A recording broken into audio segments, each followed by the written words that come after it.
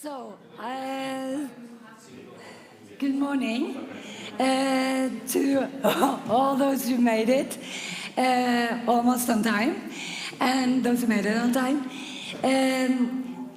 People will be coming in. I just want to say two things. So, one, the acoustics of this room are very problematic, because even though you think you might whisper, you make a lot of noise. The acoustics are terrible. So you cannot make conversations with each other, not even in the back of the room during the sessions, because then it's impossible to hear. That's the biggest challenge that we have. So if you absolutely need to talk to someone, you need to go out in the back, sort of by the elevator. So, because otherwise it's just impossible. So that's one. No, the other, and I'll be a strong teacher and say it the next break as well. If the second one is, those of you who are going to come up on stage later, you need to go and find Maria during the break to get your microphone. So, with that, I just want to welcome everyone, and I want to give the chair to Dan Brinks, who will chair the first session. Dan, the floor is yours. All for being here. I think some people are still returning from the fjord. So hopefully everybody will be here to listen to what really promises to be a great conversation around corruption, prosecutions, and democracy in Latin America. Corruption, prosecutions were something a lot of people were looking forward to for many, many years and hadn't yet seen in real life. But now that they've happened, we start to ask more questions around that, right? So I'm very pleased to introduce our keynote today, our keynote speaker, Ezequiel González Ocantos from Nuffield at the University of Oxford in the UK. I just want to say it really is a pleasure to introduce Ezequiel. He's someone from whom you always learn. So his first book, Shifting Legal Visions, is a fabulous book about transformations within courts and among judges in Latin America. And this book also promises to really change our thinking around corruption prosecutions. So without taking up any more of your time, Ezequiel. Thank you very much. Thank you, Siri, for inviting me. I've always wanted to come to these legendary exchanges, and so it's a very happy occasion for me to be here. It's also a happy occasion to have the opportunity to present this book, which I co-authored with three wonderful colleagues. One of them is actually my student, my very brilliant student, Viviana Baraybar, and it took us several years to put this together, so it's wonderful to be able to show you the finished work. This is a book about Lava Jato. Lava Jato is this mega anti-corruption investigation that started in Brazil in 2014, and it really took the political system by storm. It destabilized politics. In some ways, it contributed to the rise of Bolsonaro in 2018. And it's an investigation characterized by unprecedented levels of prosecutorial zeal. In this graph, you can see the different types, the frenzy of evidence-gathering measures that occurred in the years that the investigation lasted in Brazil, in the main jurisdictions where it unfolded, and it really was relentless. The prosecutors divided the investigation into what they called phases, which they gave these cinematographic names to sort of attract public attention and garner and gather momentum. Nessun Dorma, the Monaco connection. It looked like James Bond films. And the intention was very clear to gather public support. But the interesting thing about Lava Jato is that it did not end in Brazil, right? In 2016, American prosecutors struck a deal with a company called Odebrecht, a construction company that was at the heart of the bribery scheme in Brazil. And the company confessed that it had used the same MO, right, to bribe politicians in exchange for public works projects all over the region, also in some African countries. And this led to the proliferation of national chapters of Lava Jato in all of these other countries, and to what the BBC has called, the largest bribery case in history. I would venture that after the pandemic, Lava Jato is the biggest shock to Latin American politics in recent times. It has toppled governments, paralyzed economies, generated a lot of political instability. So in this book, we sort of ask two questions. The first question is, well, why did something like Lava Jato emerge? What explains the emergence of these anti-corruption crusades, which is the term that we put forward in the book?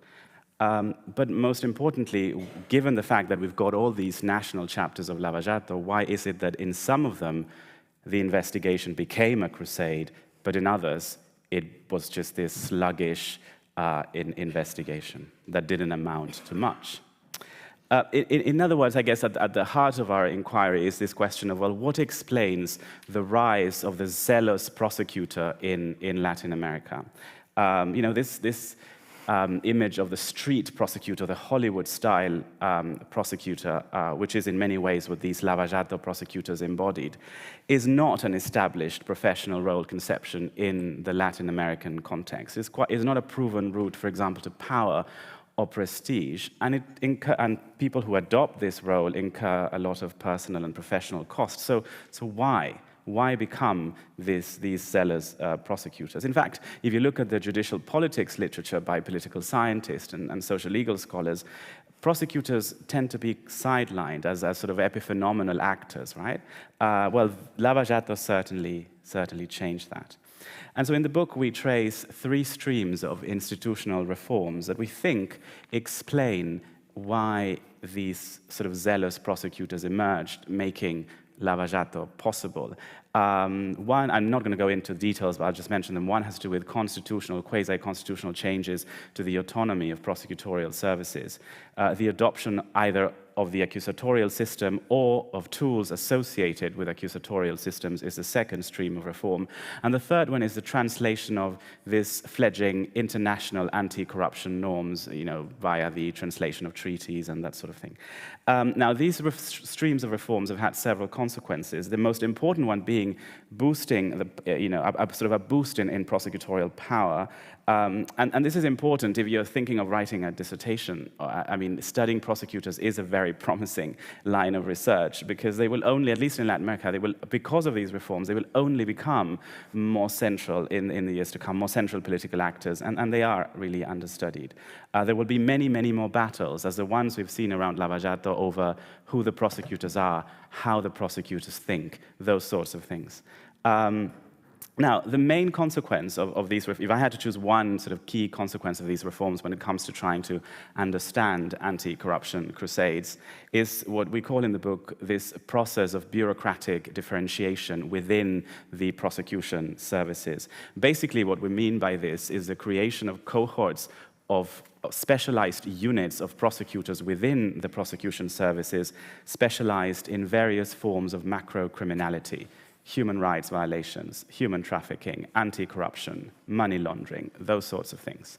And the important thing about the creation of these bureaucratic islands of proficiency is precisely that, is the development of expertise, of a professional commitment to causes like, for example, combating white-collar crime, and the ability of these units to develop defensive capabilities, to be able to insulate themselves from both the superiors within the prosecutorial hierarchy, which tend to be co-opted in many places, but also from external political actors. They become like combat cells that plow through these very hostile political landscapes, including, obviously, when investigating anti-corruption.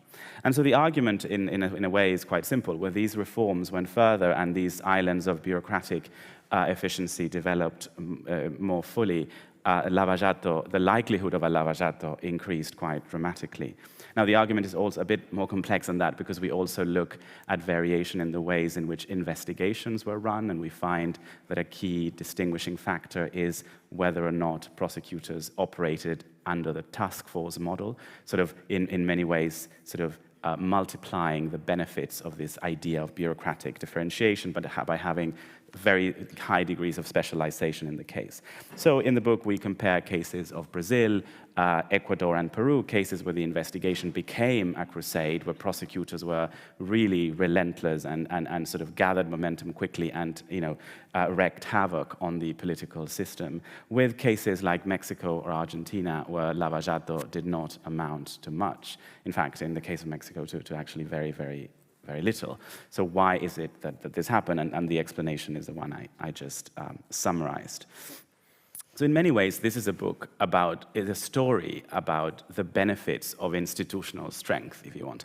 A lot of the literature on Latin American politics, and Dan is one of the people who've contributed to that, focuses on institutional weakness in Latin America and how Latin America has this perennial problems of weak institutions. Well, this book looks at institutional strength, if you want, in a way.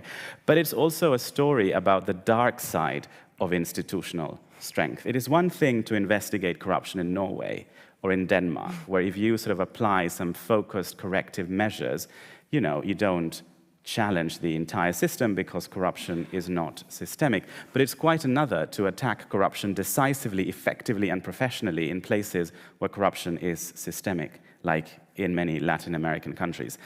Corruption, then, anti-corruption in those contexts becomes an existential threat for politicians. And crusades inevitably trigger backlash that in many ways compromise the gains in institutional strength that I just discussed. But, so that's the most obvious dark side, if you want. But there's another dark side that we explore in the second part of the book, which relates to how voters process these kinds of shocks and how voters come to think about anti-corruption. In other words, we assess the robustness of the anti-corruption coalitions that these prosecutors need in order to make progress. So prosecutors know that they need public support to do something that is incredibly difficult, not only technically, but also politically. But they operate under the naive assumption that voters who hate corruption, I mean, if you ask voters in Latin America, what is the main problem in your country, corruption comes up really high.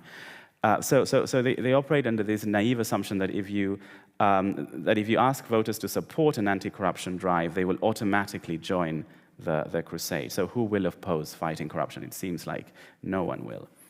But in the book, we use different methods, survey experiments, focus groups, to explore the public imaginary around Lava Jato, which we find to be much more complicated. And we try to identify the factors that sort of muddle or complicate the construction of these broad and stable anti-corruption coalitions. And this actually ultimately helps us explain why, even in those cases where Lava Jato made a lot of progress, it ultimately succumbed to political backlash and disrepute and delegitimation, right? So the argument goes something like this. So anti-corruption crusades tend to put in tension a series of values that voters hold dear. Two tensions are particularly important. One is the tension between partisan commitments, right, and your commitment to transparency. And the second tension has to do with rule of law commitments and your commitment to transparency. So the first one is pretty obvious, right? The second one is less obvious. I want to say a word or two about it. So there is a certain degree of legal unorthodoxy at its best, and a high degree of prosecutorial aggression are needed in many ways to uncover and punish complex criminal networks backed and obscured by state power. But for some in non-facetious ways, this constitutes what people have called lawfare, right? The idea of breaking the law to investigate politicians and that sort of thing. Now, others think that this is entirely necessary in order to make the law bite, because otherwise corruption goes unpunished. Not only to make the law bite, but to comply with international commitments related to the to anti-corruption. All of the crusades I know about in Latin America, in Europe, in Africa have ended up trapped in this discussion between, what De La Porta calls, the guarantors of the political system and the judicialists, right? Or between those who think these are just politically motivated forms of lawfare and just legitimate ways of innovating and making unorthodox uses of the law to fight corruption for a good cause. Now, the vulnerabilities related to these two tensions play out differently in different contexts. So there are contexts in which partisan attachments, voters' attachments to political parties, presumably those investigated for corruption, are comparatively stronger. In our case, in our book, the case we look at is Brazil. And now the result here of these tensions is polarization around the merits of anti-corruption. Anti-corruption ceases to be this thing everyone likes, to become this thing that becomes highly, highly divisive. And I could show you a graph we have in the book of how Lava Jato became this sort of massively polarized sort of thing. Here, in these contexts, this lawfare narrative, this idea of these investigations claim to enforce the rule of law by breaking it, easily finds an audience, so politicians can sort of exploit this narrative. So both partisanship and the lawfare narrative make it easier to orchestrate backlash and sort of undermine these investigations and delegitimize these investigations. Now, there are other contexts in which partisanship is actually quite weak, like in our case, Peru. Here, the lawfare narrative does not tend to catch on because voters are not particularly attached to parties, and no one therefore feels particularly victimized by seeing a politician going to jail, right? Because no one identifies with these politicians. But in these contexts, the levels of political cynicism, which in part explain the lack of partisan attachments, are very high. So the crusade, the anti-corruption drive, finds it's really, really hard to instill any sense of hope or any sense that the redemption of politics is possible via anti-corruption. So crusades end up deepening rather than combating these forms of cynicism, this deep sense of futility in the fact, the idea that politics can't change, that this is what it is and that's it. And there's several reasons for this. I want to mention three. The first one is quite obvious, which is that these crusades constitute a full frontal attack on politics and depict politics as a crass activity. And therefore, they sort of deepen this idea that politics is a lost cause. In Peru, for example, every single president elected since the return of democracy has been either indicted or put in jail or accused of being part of these bribery scheme. The second reason has to do with the fact that often these investigations, because they are these full frontal attacks, end up weeding out viable politicians. I remember a Peruvian in a focus group we did said, someone who actually hates politicians said to us, "We're running out of politicians. Who are we going to vote for?" So there's this tension, right, between hating politics but also realizing that you sort of need politics. And the third one is a more interesting, I think, reason for why cynicism deepens under these conditions. And it's the following. So these investigations often generate a dilemma for those who investigate, who need to engage in a trade-off between what one might call truth versus justice. So at the heart of these investigations is the fact that you've got criminal networks that are very hard to penetrate, right? So you need often plea bargains or some forms of cooperation in order to break the omerta that sort of holds these bandits together, right? So prosecutors need to trade, leniency for information and these sorts of things. And when they do that, they break a pact with the public. The public hates these things, and we show this in the book. And so people end up being incredibly dissatisfied with these investigations because these are complicated issues, they don't quite accept the idea that in order to punish corruption, you have to not punish corruption, right? So, not even anti-corruption can be trusted, and therefore cynicism becomes quite high. So in many ways, and with this I'll end, you're damned if you do, and you're damned if you don't. So if you do anti-corruption in this way, in places where corruption is systemic, you end up with polarization, with disenchantment, with political instability. But if you don't investigate corruption, you also have massive problems. Think you can leave a massive legitimacy void because, you end up agreeing or showing that politics or the political class is this, separate entity that can't be touched. So the question is, well, what is it to be done? And I won't go into this in detail now, but and we can discuss it if you want later. But in the book, the final chapter of the book is about, well, how do we normatively assess these investigations, and what could we do to make them to lower, if you want, the political voltage around them and make them more sustainable, less controversial, and allow them to make more consistent contributions to democratic quality. Thank you.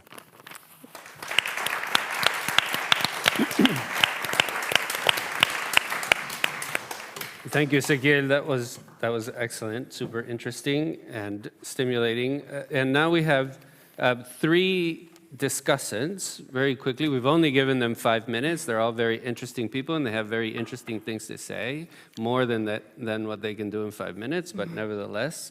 And we'll just go in the order in which they're listed. So first, Luisa Ferreira from Fundação Getúlio Vargas in Brazil. And you get to go first. Yes. So thank you so much for the invitation. I'm really happy to be here. When I found out that I was on this panel, I was worried at first because, of course, I hadn't read the book. So, yeah. And then Jonathan kindly sent me the introduction chapter, and then it was so stimulating. And, of course, it got me out of the fjord swimming thing. So, yeah, I'm Brazilian, so I was very happy for that, too. But really, I really enjoyed reading the introduction. I'm very excited to read the rest of it. I have basically one comment and one question, but before I'd like to, let you know my standpoint on this, because I now teach criminal law at FGV school in São Paulo, Brazil. I'm Brazilian, obviously. And but before my PhD, I was a criminal defense lawyer. And I represented one of the defendants, the owner of one of the construction companies. So yeah, so I have that very, very specific and biased point of view about the operation. So going on to my comment, I found it very interesting, Ezequiel, the fact that you, first of all, of course, focused on the task force and the prosecutors, and the fact that you were not satisfied with an explanation that we see very often from critics of the operation, that it's the fact that, prosecutors are manipulated by the political elites, they are just puppets from those in power, and we read that a lot in Brazil. So it was very interesting that you went deeper than that. So that's my first comment. And it was very, of course, interesting reading a description of the background and how those, specific strategies and the aggressive tactics of the prosecutors made Lava Jato what it became. And of course, it is unique, and I think it is the biggest, of course, corruption case, of course, in Brazil. So that was very interesting. And I'd love to read more about that. And my question, and of course it's very biased, as I explained before, is, and I'd like to hear from your point of view of being someone that really knows the literature, institutional literature, and knows this case really deeply, about the role of the judge, Sérgio Moro, and the courts in this unique consequence that we had. Like it's the first corruption case. Well, we had Mensalão, but it's the first corruption case that actually really worked in Brazil. So I know it's not your focus, but I'd like to hear from you, because of course, Sérgio Moro, the judge that presided the operation Lava Jato, and the courts in the beginning, they were very supportive of the task force and of prosecutors. There's even this criticism that he was actually more of a part of the task force, and then there was leakage of conversation between the judge and the prosecutors. So, well, he of course had a role in this, and the courts were very supportive of those aggressive tactics that I think that you describe in the book. So, and then this was in the beginning of Lava Jato, and then around 2017 and 18, the Supreme Court was no longer supportive of Lava Jato, and then they started taking down all these pre-trial detentions and the plea agreements, and most of those aggressive tactics were turned down by the Supreme Court after 4 or 5 years. So Yeah. I guess my question is, are the judges and the court's role an essential part of that, of what happened and the consequences of Lava Jato? Do you think that their support is just a consequence of those zealous prosecution tactics? I mean, any other judge or any other courts would have the same effect that they had, given the specifics of the prosecution strategies in this case. So, thank you. Thank you. Perfect. Under time, even. Next up, we have Jonathan Lemus, who has the great good fortune of being at the University of Texas at Austin. My PhD is on the line today. So thank you so much, Ezequiel, for this really wonderful presentation and for putting together this book in this topic that I think is one of the most important in Latin American politics today, and I'm sure in other countries around the world as well. I particularly like that you went beyond providing an empirical framework, and you also engaged in this normative conversation about how to proceed forward with the fight against corruption while avoiding that cynicism that may arise among voters regarding the whole democratic project. In these minutes, I would like to assess the empirical fitness of your framework. For the case of Guatemala, you mentioned the International Commission Against Impunity in Guatemala as one case of an anti-corruption crusade in the book as well. So I will try to analyze whether this framework that you propose fits that case. And the first thing I will say is that it actually has a lot of appropriateness for the Guatemalan case. It is true that institutions matter a lot. It is true that after this commission was created in 2007, asked by the Guatemalan authorities and implemented by United Nations, we saw the introduction of key tools that really allowed the prosecutors to be autonomous and to go after establishment figures. So we saw things like wiretapping, confidential informants, the witness protection program. There were these courts that were specialized in CICIG, that's how we call that commission, CICIG cases. There was an anti-corruption law proposed by CICIG as well. Even constitutional reforms were proposed. And most importantly, the creation of this task force within the Ministerio Público, the Attorney General Office, that we call the FESI, that unit against impunity in Guatemala. So there were critical legal tools that allowed the prosecutors to have that zeal that you highlight in your conceptualization. So I think that the framework really fits in that sense. And everything else follows, right? We saw this advocation of virtue, right? That the prosecutors become these symbols of ethics and this cleaning up of the political system. They engage in this creative interpretation of the law. We also saw the snowball effects. A case that was about smuggling that had to do with the vice president ends up in a huge case of illicit campaign funding that takes a lot of businessmen to jail and a lot of politicians in Congress as well. We saw the eventfulness with the resignation of a president in 2015, and we also saw the backlash from business and political elites that you mentioned in the book. So the case really fits well. But now I have to go on the negative side, as always. And I will say that, yes, institutions really matter for the autonomy of the prosecutors. But the timing of the anti-corruption crusade, I think, has to do more, at least in the case of Guatemala, with what's happening internationally with the United States' interests in the country. So we have to remember that huge migration crisis that took place in 2014 that drew so many news and a lot of attention. And the US launching this initiative for what they call the Northern Triangle in Central America that highlighted corruption as a big cause behind migration. So we saw the United States ambassador becoming extremely supportive of the CICIG's efforts. He was actually the one who played this coordinating role between the police, the Minister of Gobernación, judges, and the prosecutors. Without that political backing, what the CICIG did in Guatemala would have been impossible.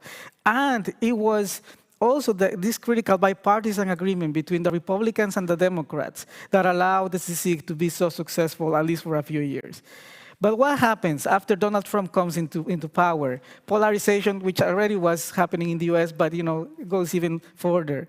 It creates this this break in this bipartisan agreement, and now Republicans oppose what the CICIG is doing in Guatemala. It's only then when we actually see that the domestic business and political elites are actually successful to drive this backlash process. Because voters, even though, yes, I agree with you that some voters are dissatisfied, in the end, voters remain supportive of CICIG. 70% of voters remain supportive of CICIG. And yet, these elite groups were able to make the CICIG exit the country in 2019. So I guess that's the challenge I want to pose to the framework today, that in my view, it was actually an elite story, not really something that had to do much with what voters were reacting or how voters were reacting to these anti-corruption crusades. But in any case, I think it really illuminates a lot on what happened also in Guatemala, even though it's not a case developed in the book. Perfect. Right on time. Yes. Okay. Next up, we have Maria Popova from McGill in Montreal, Canada. Thank you. I've read the book and I've endorsed it and I really like it. And I'll start by saying that I was working on a corruption prosecution, politics of corruption prosecution project, focusing on the Eastern European countries since about 2011. I was kind of ready to write a book about it, and then I read Ezekiel's book, and I thought, well, the book has been written already. Time to drop this and move on to something else. So what I want to bring here in the 5 minutes that I have is some comparative perspective, cross-regional from other parts of the world, because the book has such a strong and convincing theoretical framework that it really travels well, and it's possible to think about the implications of this argument for other contexts. And first, I want to start with the counterfactual, sort of what happens if countries actually are maybe aware of some of the potential pitfalls, and of pushing an anti-corruption crusade and sort of tread more gently and try to find roundabout ways of tackling corruption without entering into this frenzy that might lead to polarization. And I think this is something that would be definitely interesting to explore, because it seems that even in those cases, it is indeed, as you said, countries are between a rock and a hard place. It's really hard to avoid the negative consequences. So, for example, I would say that the US has treaded quite lightly in the last 4 years, but it hasn't really calmed down polarization. There's a lot of debate about why Garland did not move faster, right? And it is a source of irritation for the Democrats, so maybe it doesn't help polarization and cynicism about how the political system works. In Canada, there was an attempt to deal with the same type of corruption case, but deal with it through a deferred prosecution, sort of an agreement between the company that they will never engage in this corruption again, in exchange, and institute some reforms within the company, and in exchange avoid prosecution. Now that led to a massive scandal, in fact, because it led to conflict between the Prime Minister and his Justice Minister. It ended up in a really trust-eroding scandal about why the Prime Minister pressured and ultimately fired his Justice Minister in order to pressure her into offering this deferred prosecution agreement. So they didn't avoid the pitfalls. So that part is about the counterfactuals, about sort of the effects of once a crusade sort of takes place. And you have a really good set of evidence from the focus groups that you did about what are sort of the and given the timing of of what your book focuses on, about the short-term effects of this. But I think it's interesting to see maybe the longer-term effects of an anti-corruption crusade are actually positive. Maybe there is, in the beginning, sort of this shock by voters and this disillusionment and this disappointment, and it translates in the beginning in this heightened sense of disappointment with the political system. But maybe over time they think, well, this was actually quite positive, and we tackled this huge problem, and now we're going to move on. So potentially, thinking about the effects of Mani Pulite in Italy 30 years on, arguably Italy is a less corrupt country today, but again, it is possible that the long-term effects are also negative. And one effect that I wanted to add here from my own research that I've explored is that it's possible that these anti-corruption crusades give a boost to conspiratorial thinking among the population. Corruption is sort of a gateway conspiracy theory because it's a real conspiracy, right, that's being exposed, and it might have the long-term effect of sort of unmooring voters from the truth and thinking, well, if these horrible corruption activities took place behind the scenes, maybe every conspiracy that I hear about is actually true, and politicians are lizards and whatever. So I will end here. Thank you. All right, with the possibility that they're all aliens. So, all right, so now thank you all for excellent comments, some challenges and some positives. So, and now we have the dreaded microphone at the front. So if people have questions, you can queue up. Yes. So I think we can move the microphone closer to the stage. It's very difficult to take pictures of people. Here, It's okay. and then I can, I think- yeah, because then I'm just like, It's hard to Right. with this. okay, thank you. Thank you so much. I have not read the book. I will, and I'm really glad to hear all the very circled explanation that I really appreciate.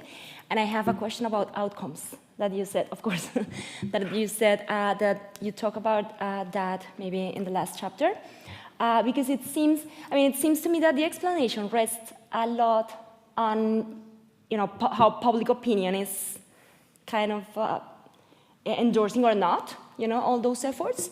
And of course, you have the institutional variation and the task forces, which means some institutional strength. But then it seems that you would have different outcomes according to the level of polarization that you have. And especially when you stop the prosecutorial phase, what happens then, or what would you expect to happen with your explanation afterwards? Once it's not about prosecution anymore. So then you go to the judgment part, because it seems that there, the public opinion factor would change, right? And also, the second question is, how does the content of the case matter in your explanation? Because sometimes, as you said at the beginning, corruption is something that people is not going to oppose to in general, right? Because it seems that it's politically neutral, but it's not, as we know. So what about when it's not Lava Jato, which, it's very easy to align to, right? But what about, think about Mexico, in which nothing happens exactly in your graph. We were laughing with Chisca. It's obvious, nothing happens. But then what about those cases in which you have a very, very content that is heavily infused with political content and also political positions and parties and blah, blah. Yeah? Thank you. Thank you all for a great panel. I haven't read the book, but I also will and look forward to it. And yeah, we were all laughing because Mexico's the basket case, and it was the basket case in your previous book as well. so my question is about Mexico, because, you know, as far as I understand the argument that you've laid out very well today, you know, is it institutional factors? Is it political, cultural factors? Is it geopolitics, as Jonathan's saying? You know, is it a mixture of all of these things and the timing? So can you explain a little the Mexico case, the outlier case, for us in terms of the explanations or the factors you've laid out? Thanks. We have 20 minutes. We decided to go 5 minutes over 11 and eat into your break a little bit. So we do have a little bit of time. But. Okay, thank you very much. On behalf of the Björksvik International Committee of the Green Party, you described very well systemic corruption. So then there is a need for systemic change somewhere. And one thing is Brazil, a very powerful, big country, but Guatemala, like you mentioned here, I wonder how could the international community be more supportive of the domestic also voters and so on who wants this change.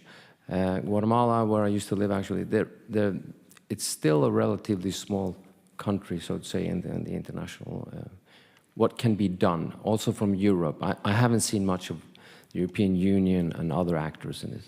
Thanks. Thank you. Thanks, this is absolutely fascinating. But one interesting, is there any evidence of the relationship between these kind of campaigns? And I was stimulated by the idea of conspiracy theories developing in the public and future public participation in electoral processes. I mean, I know Brazil has a requirement that people have to vote, but in other places where that requirement might not exist, do we see increased or decreased participation politically? Excellent, thank you. We have one more question. Yes. And then we'll take the first, and then if there's time, we can take another round. Thank you very much for the great presentation and comments. My question is, as you are lawyers and this community is more deal with law. I don't. Yes.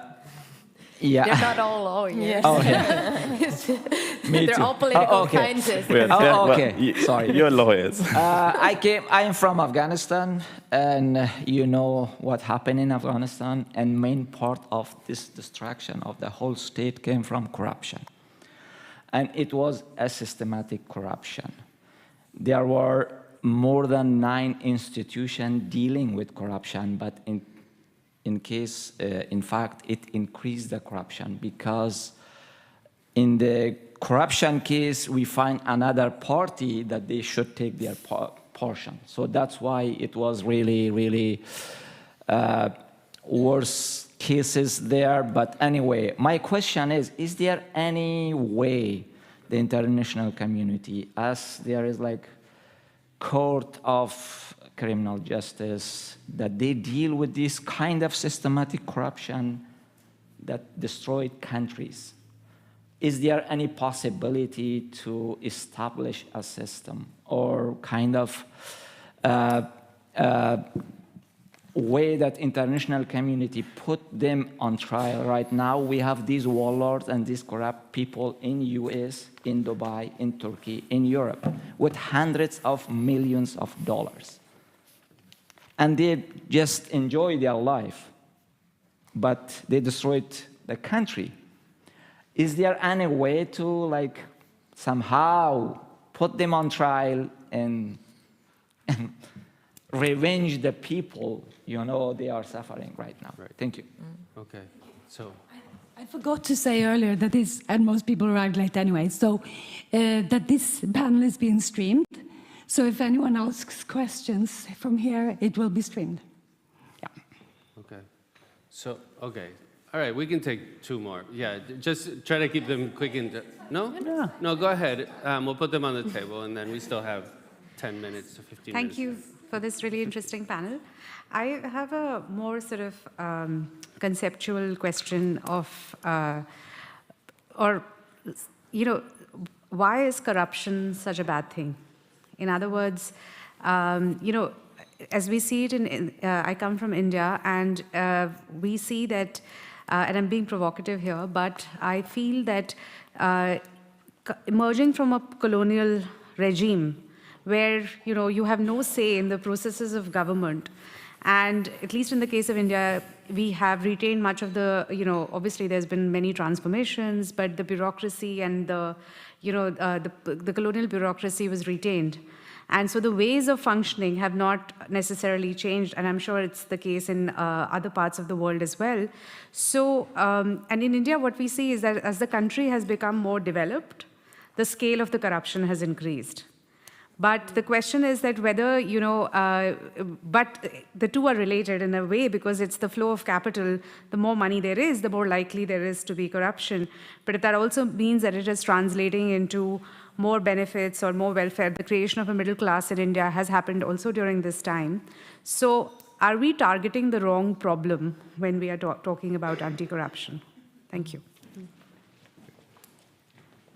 Thank you very much. It's super fast. I was arriving here and you said something that you build normative lenses how to assess correctly these cases, right? So how can you pick up these cases without causing disruption? So I'd like you just to tell us a little bit more about that, the last line that you had. Great. Excellent. Thank you. Great questions.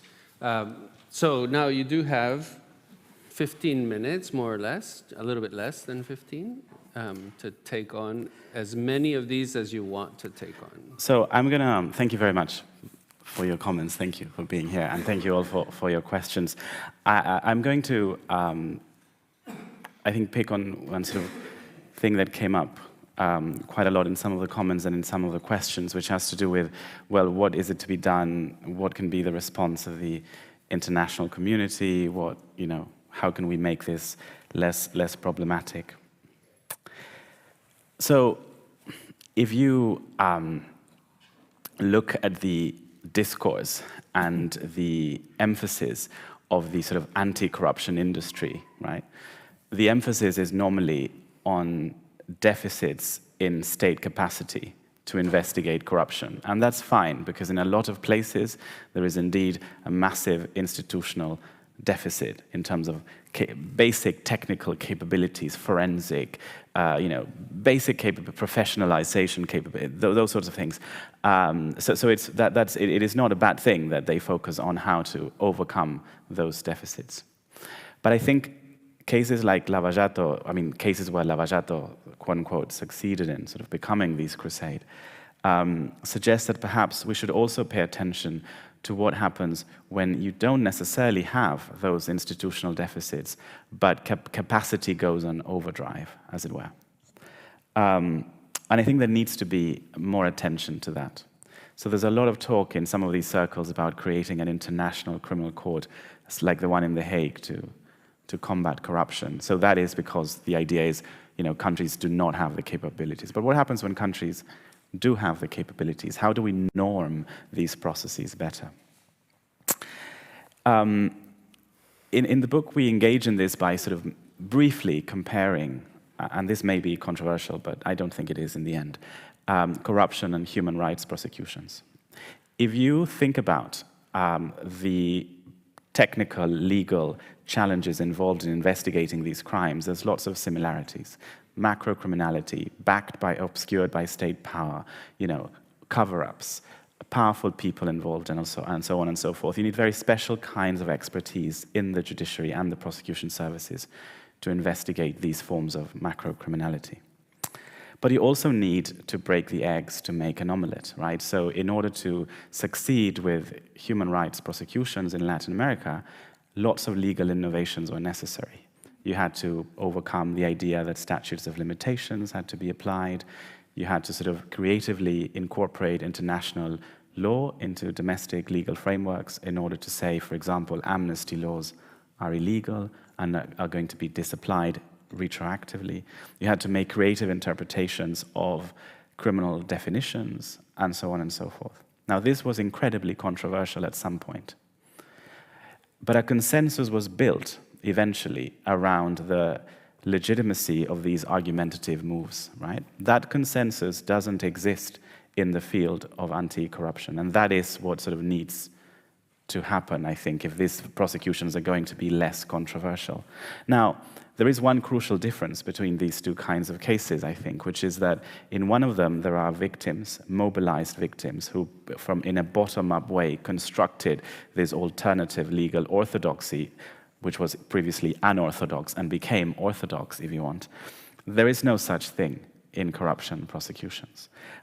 So this becomes much harder. And this is why I said earlier, this international community perhaps should focus also and take that role in terms of thinking, well, how do we norm these processes? And there's some progress being made on this front. So, for example, the Inter-American Court, the Inter-American Commission are sort of starting to think about corruption in ways they hadn't before, and trying to say, well, this is fine, you need to do this because you have an obligation to fight corruption, but you need to do it in particular ways, because otherwise you're going to be breaking the law and making, more harm than good.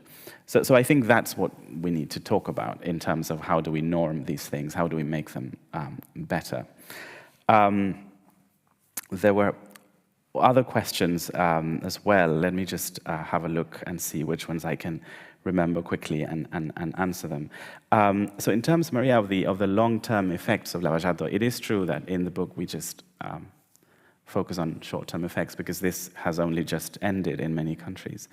And it is, a puzzle in terms of what might happen in the future. Italy might be a good case to look at.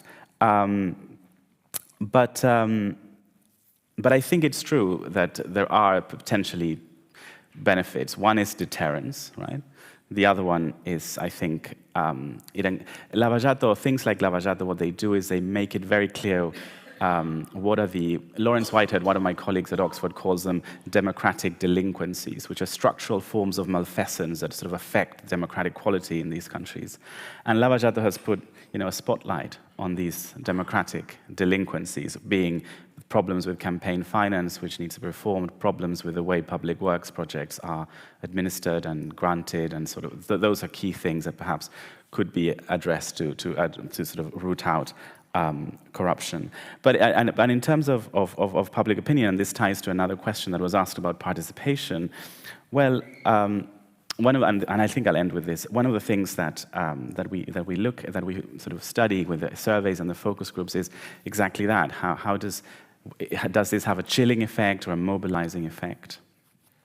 And one of the things we find is that it depends on what people see when they look at Lava-Jato. And in fact, in some of the focus groups, we ask them to tell us, well, if Lava-Jato were a person and they walked into a room, what would they look like? And in some contexts, that person would be a sort of, kind of superhero kind of feature. And those are the people who see Lava-Jato as a judicial response to the problem of corruption. And for those, it has a mobilizing effect. They want to be like the courts.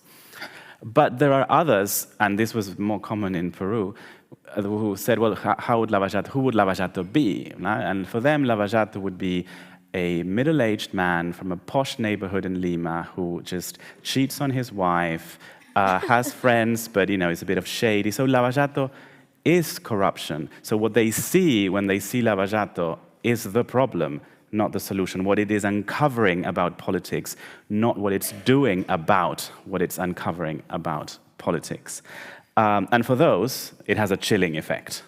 So it depends on how, and a lot of it depends on how the media frames this. Does the media focus on the solution, or does it focus on the problem? So anyway, thank you very much. Great. So actually, we have a couple more minutes, and I have a question which I can sort of exercise my chair's discretion to ask now at the end, and that is, these are systemic problems in many countries. And I'm not sure that criminal law is always the best solution to systemic problems, right? So is this just, is this a function of over-focusing on what I think is a shortcut or a quick and easy solution or pseudo-solution to the problem, right? Which is to be reactive, to come in after the things that have already happened and to criminalize them rather than doing the really hard work of setting in place the structures that would reduce incentives for corruption, expose people, expose corrupt activities much earlier in the process, and so on. And have you come across in all the things that you've looked at, either people who are focusing on that sort of preventive effect, or sort of more systemic, what I would think of as more systemic solutions that seek to prevent corruption from taking place in the first place? So I guess this is the question, right? Because if you read anything on corruption, it's really about how does one get to Denmark, right? That's the question, or Norway, just how does one get there? And there are sort of two kinds of approaches. There's the enforcement of the law kind of approach, of which lavajato is like a radical expression, and then you've got the sort of prevention approach. And I think there can be synergies between the two. It can't be just one or the other, because you can't abdicate your responsibility as a state in the case of prosecutors to prosecute crime when you find criminal activity. You just can't, because that is problematic. But of course, you can't also abdicate the responsibility to try to. But what and this relates back to what I said earlier about this democratic delinquencies that are being revealed by the process. So it gives you information, the criminal process, about where it is that you need to go if you want to prevent this, right? If you were to, you definitely need to reform the way campaigns are financed, right? Lavajato was a campaigns finance scandal. That's what it wasn't a personal enrichment what was behind this. It was trying to fund very expensive political campaigns. You need to decartelize the construction sector in Latin America, which is one of the key engines of short-term growth and those sorts of things. Well, because otherwise you end up with these massive sort of bribery problems. So these are things that Lavajato very clearly put on the table. And it also, going back to the question about, well, are we focusing on the wrong thing by attacking corruption? I mean, it is true that, and sort of many people have concluded this, that, it greases the wheels of government, so perhaps we shouldn't worry too much, because, I remember one woman in a focus group said, you know what, I used to sell sandwiches outside a construction site. That was my source of income. Lavajato paralyzed the construction sector in all of these countries because banks wouldn't lend to companies because they were all presumably implicated in this massive scandal. And she lost her livelihood, right? So what was the good of fighting corruption for that woman? And so yes, of course, it might, but I think the solution can't just be to accept that corruption is a fact of life and that we need to sort of, so prevention, looking at the root causes is also important, not just criminalization. Thank you. All right. Well, thank you very much, and thank you for listening. Thank you all. Good job.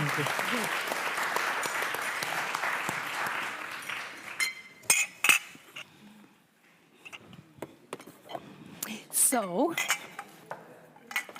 thank you so much. This was absolutely amazing. And I have a selection here, but this is our corruption cup, actually. It spreads corruption. If the rest of you want it, I'll get some more of those. You can get it tomorrow. Do you want another one? Oh, yes, I want one of these. Yes. You get one per participation. Yes. Would you like one? Or would you like one of these later? No, this is perfect. Great, thank you. So, You can get one of these tomorrow. okay, thank you. Do you want another one? I have more as well. Yes. Which one do you want? You can get one. I can show you. I actually like this one. Okay, I'll show you. Then I'll So, Thank you. I'm going. I'm going to repeat. So, after this great panel, we'll have a short break. It will be short because we started a bit late, but I want to remind you about two things that I said earlier. One is that the acoustics of this room is crazy. So even if you stay in the back and you think you whisper to the person next to you, we'll hear it here, and it's impossible to hear what's going on stage. So during the break, talk as much as you want. If you need to say something to someone afterwards, you need to go out to the elevator. The second is that if you're going to be on stage in the next panel or later, go and get your microphone, okay?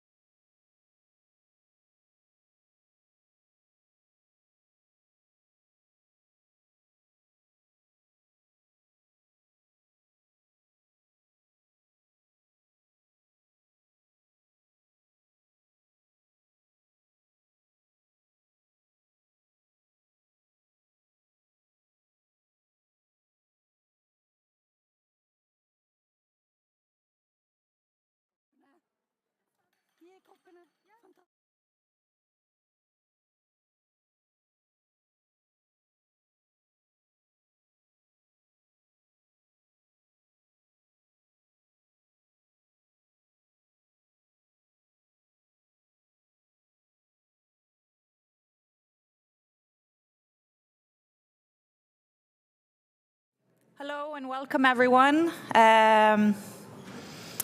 Finding your seats. I'm loving the herding, the pastoral care that's being granted us with the bells. Welcome so much to this panel where we'll be discussing intersectional barriers for Sudanese refugees. My name is Marie Norbach. I work at the CMI, and I'm very, very honored to be allowed to moderate this panel that's very important to me and obviously my colleagues. Currently, 3 to 4 million Sudanese refugees are fleeing the war in their home country since the eruption of violence in April of this year. Many of them have been trying to cross into neighboring states, but are met with an array of barriers. And in part, these are connected to definitions and perceptions of what a refugee is. As refugees make up a very diverse population, we want to highlight today how the experiences of refugees and migrants are shaped by the multiple aspects of their identities, such as gender, race, national origin, class, age, disability, and sexual orientation. So refugees are those, as we have been covering through several conversations this week already, are those who are fleeing persecution and are outside of their country of origin, unable to return. But in the neighborhood that Sudan finds itself in, the recognition of refugee status is not a given, neither is it further afar. So in many instances, there is an intentional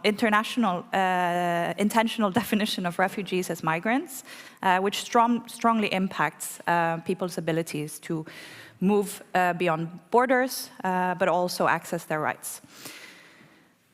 So today we'll try in a very short time to sketch the diversity of the Sudanese currently fleeing the war and how they're being received.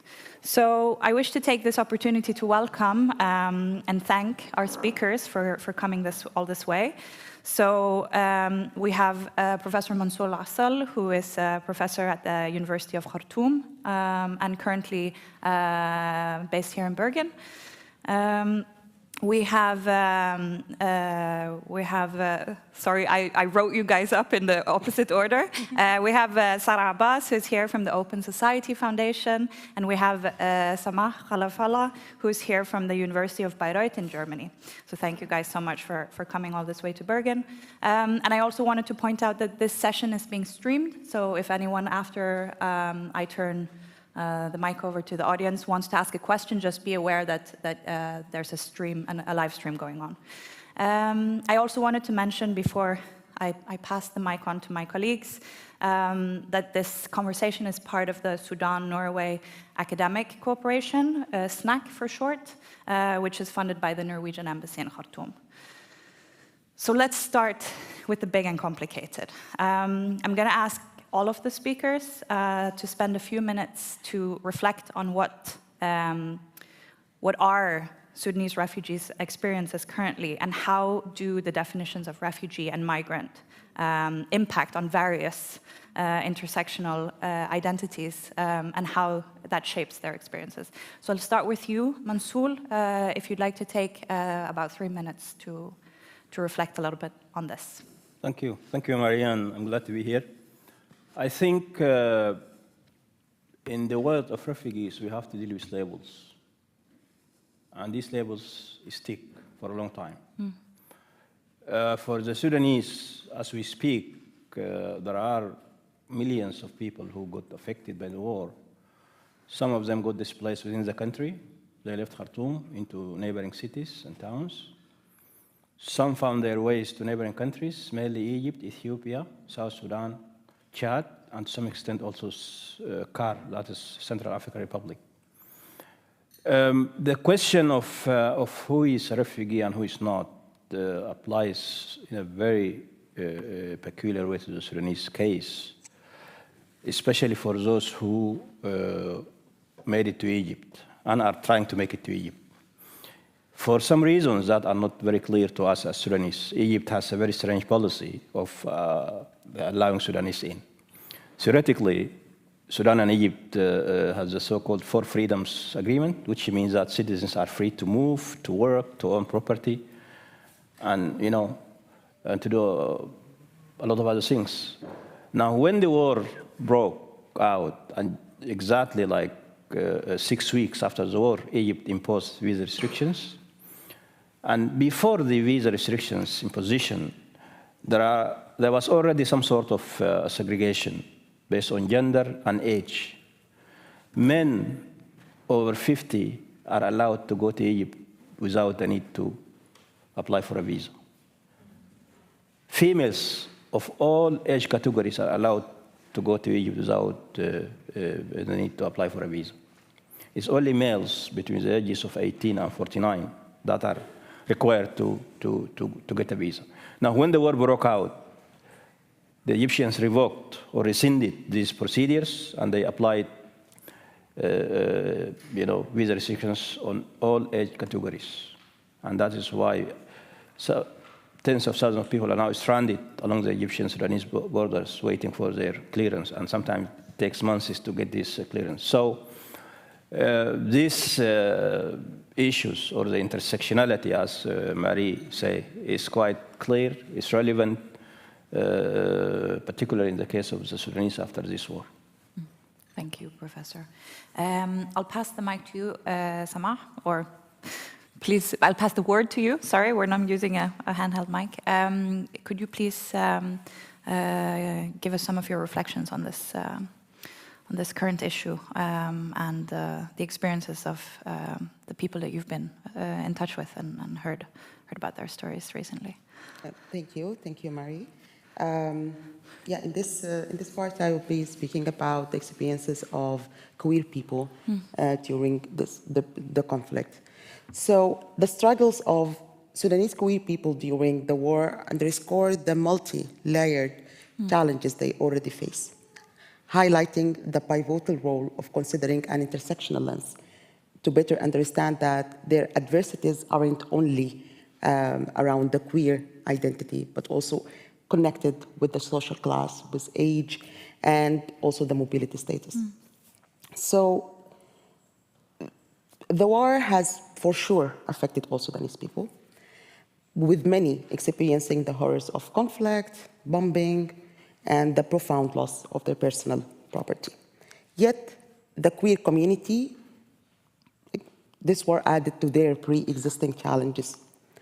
Historically, they have been targets of systems of oppression, and the war, therefore, wasn't an isolated event. The lawless face of the war and the absence of protection and support systems made the queer community more minoritized and vulnerable. So, in examining the dynamics of Sudan during these times of conflict, particularly the experiences of queer people, there are three main points that demand attention. Number one is, firstly, the role of the family. The role of the family cannot be understated. For many queer persons in Sudan, the war made them confined with their families, echoing, of course, the COVID-19 time. So in civil societies, the family is more than just a biological and social unit. It often acts as an agent, an applicant of social, cultural hegemonies. So many queer people, as documented, as so many cases have been documented, faced not only emotional but physical abuse from their families during this time. When a queer individual is confined with their family, one of the first actions that the family takes is to seize their phone. For numerous queer people, social media is a crucial source of community support and validation. By denying them this, families reinforce feelings of isolation, particularly during times when solidarity is the most needed. Secondly, is the religious rhetoric in Sudan. So in the backdrop of the conflict has been distressing accusatory narratives suggesting that queer people were blamed for the war as a form of divine retribution. Further highlight the extent of embodied homophobic sentiment, reflecting how deeply social constructivism has been used to demonize non-normative identities. Disturbingly, young feminists advocating for gender equality and rights are grouped together with queers and are similarly accused. My last point is when talking about the challenges faced by the queer people is heartbreaking incidents I think I should talk about is the loss of a queer person from Durman. He got shot while he was trying to help an injured person and to get him to a nearby hospital. So although often marginalized and denied acknowledgement, queer individuals are a very integral part of the Sudanese society. They are in the heart of the social fabric. So discussions about acknowledging their sacrifices and contributions evoke strong emotions as it underscores the double invisibility they grapple with in life and even in death. So during the war, several stories, especially of the marginalized, go unnoticed. But the bravery of this person in specific demonstrates the human empathy and support aren't confined to any sexual orientation or gender identity. So this raises an important question. While many in society may perceive and label the queer community as a foreign or as the other, will they also recognize the contributions and sacrifices these individuals make? My second question is, will the history remember and acknowledge this queer person? I will stop here. Thank you. Thank you, Sama. I'm passing the word to you, Sarah. Could you also sort of share, from your perspectives and sort of your analytical background, what you're seeing and also hearing of the experiences of your Sudanese friends and family and contacts currently? Yeah, I mean, I think it's really important in the beginning to say that if we're talking about refugees, there's of course Sudanese refugees, but there's also refugees who are in Sudan, who, you know, Sudan has always been, for a very long time, has been one of the countries that host the largest numbers of refugees in the world. And that has a lot to do with the neighborhood that it's in, the multiple conflicts around it and within it. And so I think one of the very neglected aspects of looking at the experiences of women is the experiences of people who are facing multiple displacements, both within Sudan, but also women from Eritrea and Ethiopia, which is one of the longest standing refugee communities in the country. Longest standing because people have come from as far back as the 1970s, but also more recently through the Tigray conflict and other conflicts in those countries. But also the South Sudanese, who are in a very strange situation because, of course, until 2011, South Sudan and Sudan were one country. And 2 years following the independence of South Sudan, war broke out in South Sudan, and it led to a lot of South Sudanese coming back. Some had never left North Sudan, but had become overnight, refugees. This is the largest, actually, community of refugees in Sudan, of course, with a much more complicated relationship of both being an insider and an outsider, often in the country itself. You also have more recent refugee arrivals from Syria in the last years as well. It's a small community, but it is also there, and others as well. But in terms of my own family, I mean, it was interesting to see, my family is from both sides, 3 generations from Khartoum, so it was interesting because Khartoum was always where you went, often from the rural areas to seek opportunity.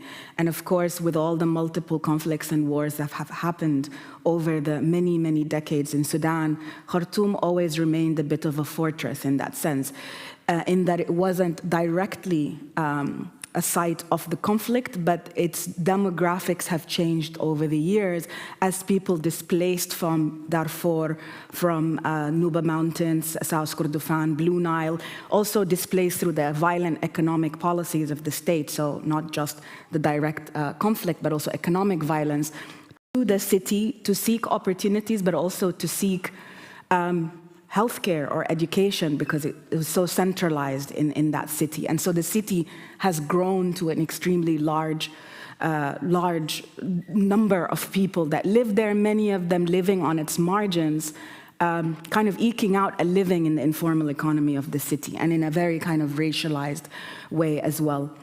So I want to say that within my own family, the first way that you saw the impact of these intersecting kinds of privileges and oppressions is who was able to leave from the city. That's the most immediate way in which you felt these intersections. So the people that were better off were able to leave in the first weeks. The prices of buses to leave the city really increased, and those who could not afford to do that couldn't leave. So that was one way in which it was very clear.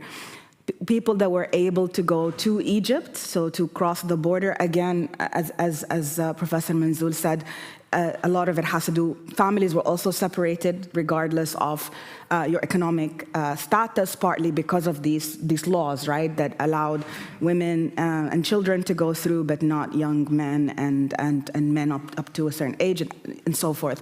But essentially, that was another thing. Another aspect of it, one of the last people to be able to leave the city was my aunt, because in that family, there's real mobility issues. There's a lot of multiple disabilities within the family, so it was much more complicated for them to leave.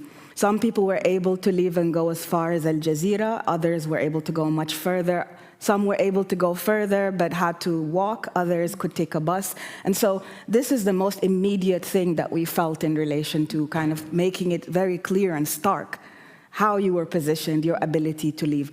But of course, it affected everything. It affects everything in relation to your access to having a passport or having an ID that allows you, for example, to either cross a border or access certain kinds of aid, to the ability to get access to water or food. It all relates to this kind of history.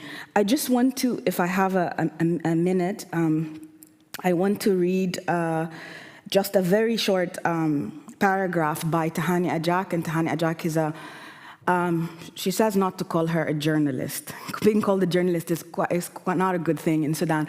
She is a writer who lives, South Sudanese woman who lives in one of the camps in White Nile. White Nile is a state that has a border with South Sudan and has had multiple existing camps for the South Sudanese.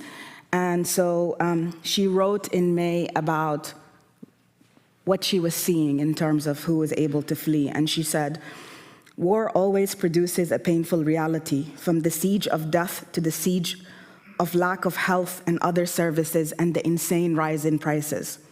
The value of groceries has doubled and supplies are running low as many shops have closed or their wares have been looted by bandits. The value of travel tickets has also increased exponentially. The checkpoints on the roads pose a threat to life. The suffering of many refugee families living in Khartoum, refugee families from South Sudan, is all the worse as they mainly depend on daily work as a source of income. Not being able to pay the cost of a bus ticket, they prefer to walk with their children, the elderly and the disabled, and carry essentials on the way to the refugee camps in White Nile State or towards the borders with South Sudan. Others crowded the train stations hoping to reach a haven away from the hell of Khartoum." Yeah. Thank you, Sarah. That's really, yeah, it's a very heavy quote. Thank you for sharing. Just a very brief comment as well is that Sarah's been collecting also voice notes from women who are experiencing displacement or redisplacement. And as part of the SNAC project, we are working on finding a way to make those available for the public. So thank you. Mansour, I'll turn to you again. You mentioned how people are being received by particularly Egypt, and also how sort of unfolding changes to policy has impacted on refugees' experiences. But I'm also wondering about what has been the reception for Sudanese fleeing Sudan also further afar. Obviously, there's old diasporic communities across the globe, and I'm wondering if you have any reflections on that. Well, I think this again relates to the question of labeling and categorization, and also the intersectionalities.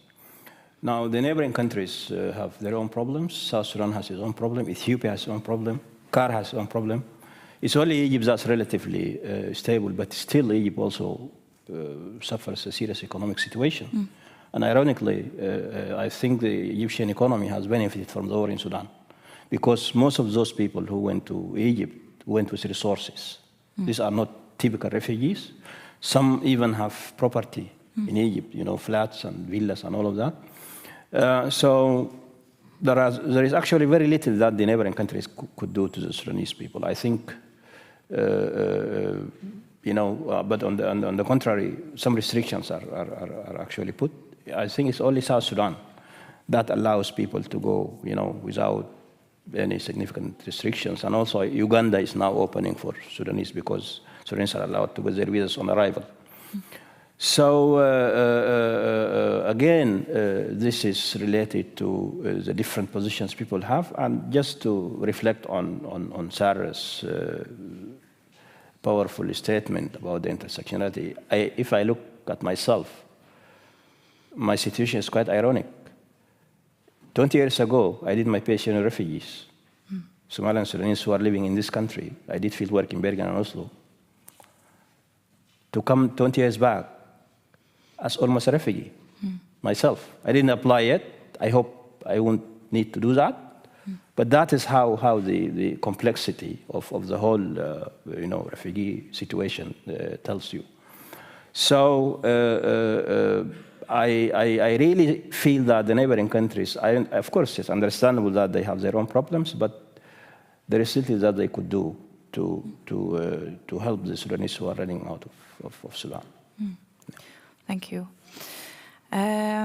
Sarah, I wanted to sort of go back to this point of the intersections and also ask you, is there sort of a degree to which the ways that refugees are being treated and met that are also working along sort of racialized lines? Because as we mentioned, you know, Sudan is a huge country, very diverse population, very sort of dense history of the demographics. And you also mentioned having been a receiving country for very diverse refugee populations. So if you have some thoughts on how these things are also racialized.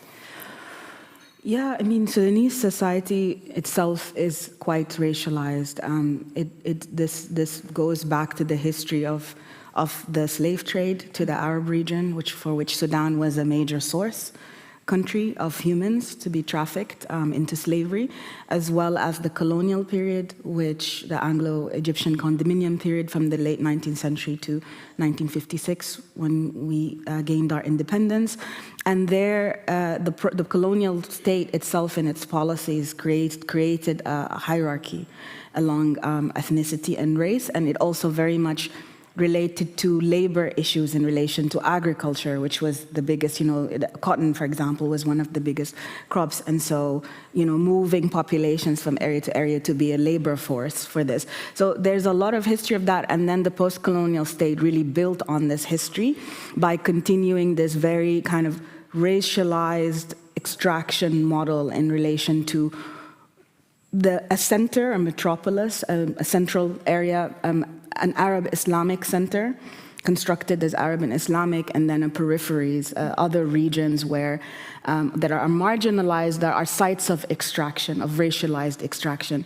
And so this, of course, creates a lot of compounded vulnerabilities and histories of dispossession that in a moment like this very much impact and determine your chances of survival and the extent of suffering that you face as well.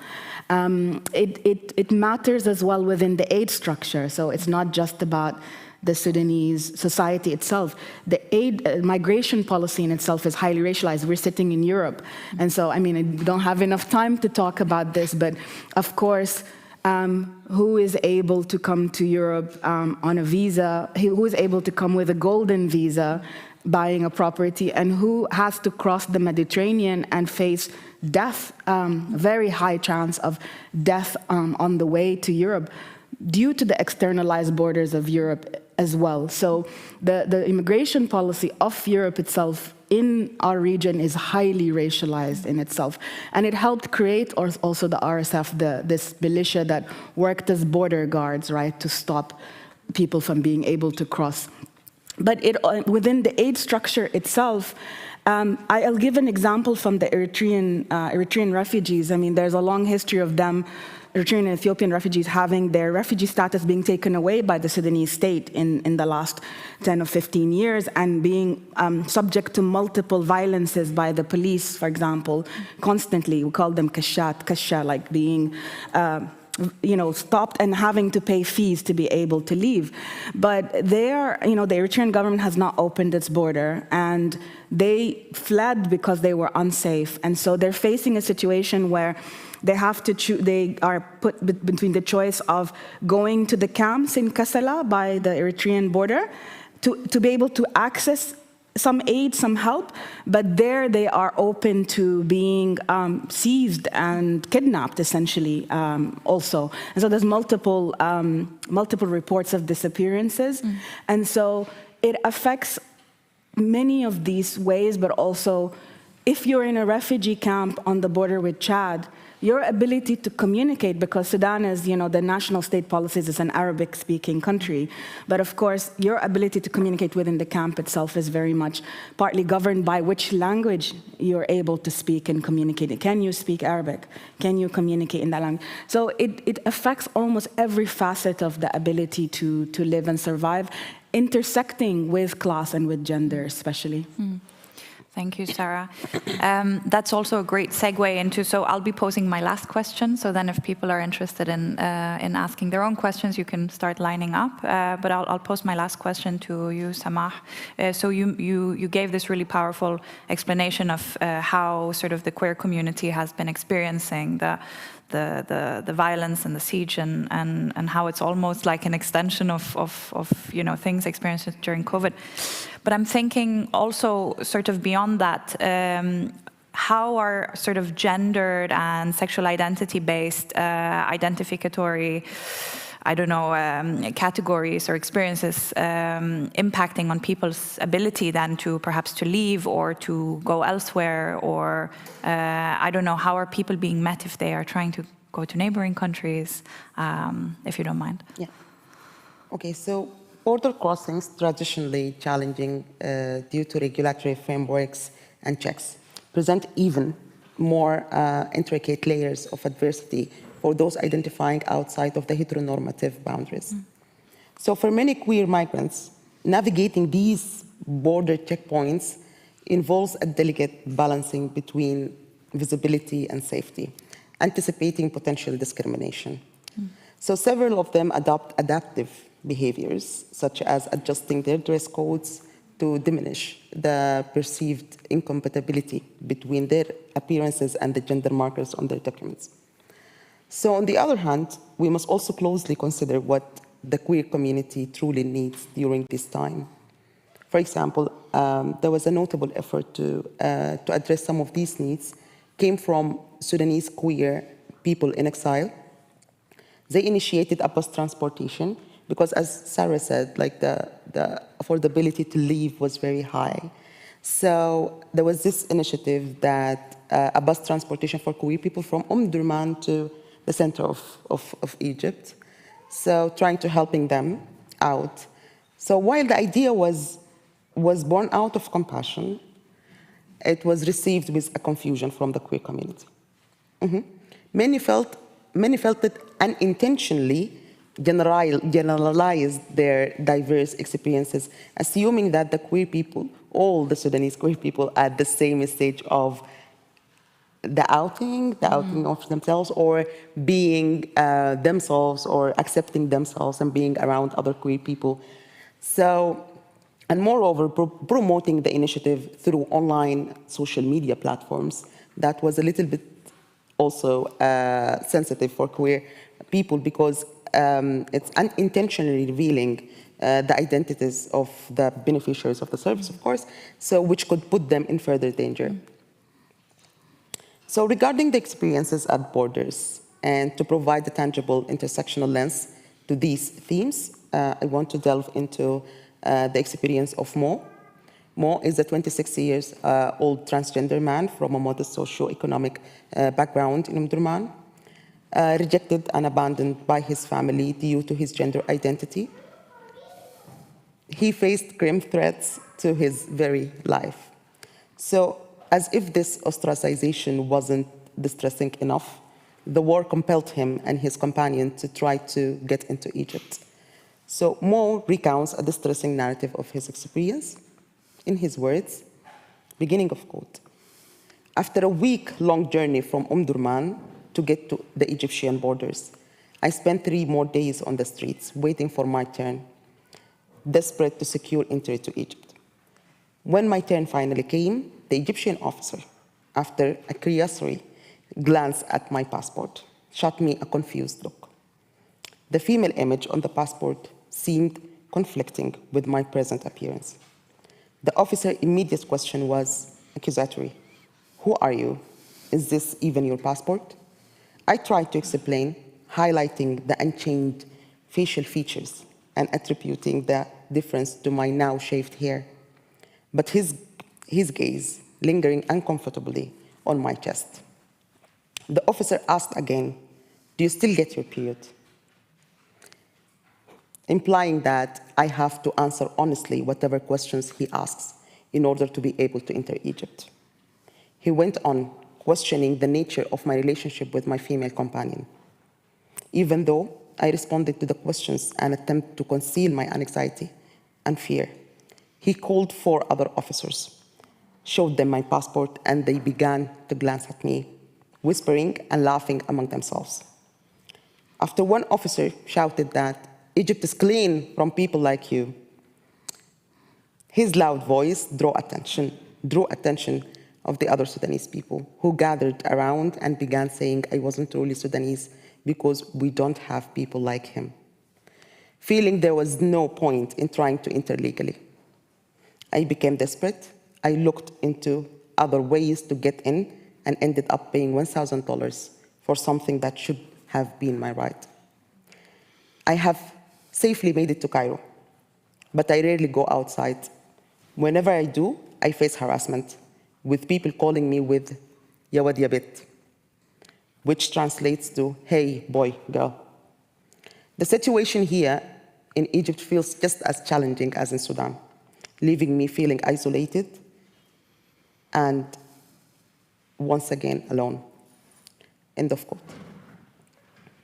So Mo's experience at the Egyptian border provides a clear picture of the deeply rooted sociocultural, political, and gender-related challenges often faced by queer people and transgender people in specific, navigating international borders, trying to find their place in new cultures. So Mo's encounter with the Egyptian officer illuminates the difficulties that transgender people face during identity verification process. So the officer's confusion over the constructing female image on the passport and his current appearance, and the insensitive line of questioning about the menstrual cycle was not just an intrusion into the personal life. It mirrors a broader societal ignorance and lack of awareness surrounding transgender issues. So further compounding this issue by making Mo's gender identity a public spectacle, the officer left him vulnerable to further alienation and no needed confrontations. So most desperate attempt to secure legitimate entry into Egypt by paying a significant amount of money, and the recourse is the lenses to which marginalized individuals often go to escape preconception, only to face similar biases elsewhere. In Cairo, despite escaping the immediate challenges of his homeland, Mo finds himself navigating a familiar culture of discrimination and harassment. The derogatory term Yawad Yabit and the consistent harassment he faces are stark reminders that societal biases are pervasive, often transcending national borders. Moreover, most persistent feelings of isolation in both Sudan and Egypt highlight a universal sentiment felt by many queer migrants across the globe.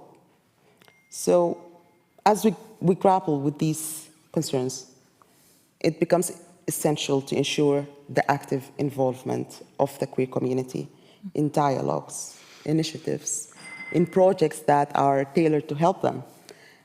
Only by doing so, we can hope to address and understand their unique challenges, ultimately paving the way for more inclusive and empathic migration framework.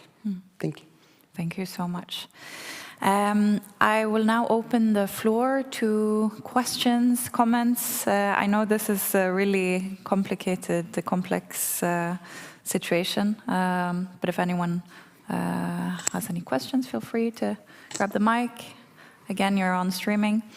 While we're waiting for our colleagues to get their voices back, I was wondering, because we've touched upon it so many, sort of, in every conversation, because, you know, a lot of this comes down to then economic possibility and the ways in which that intersects with these various other identity markers. I was wondering if maybe really briefly each of you could reflect shortly on how economic opportunity interfaces with some of these identity categories. Professor, you started off talking about, you know, who can go and who can go where. Do you have any further thoughts on that? Yeah, well, I think just to emphasize what you've already said, that the different socioeconomic strata has different experiences when it comes to dealing with war.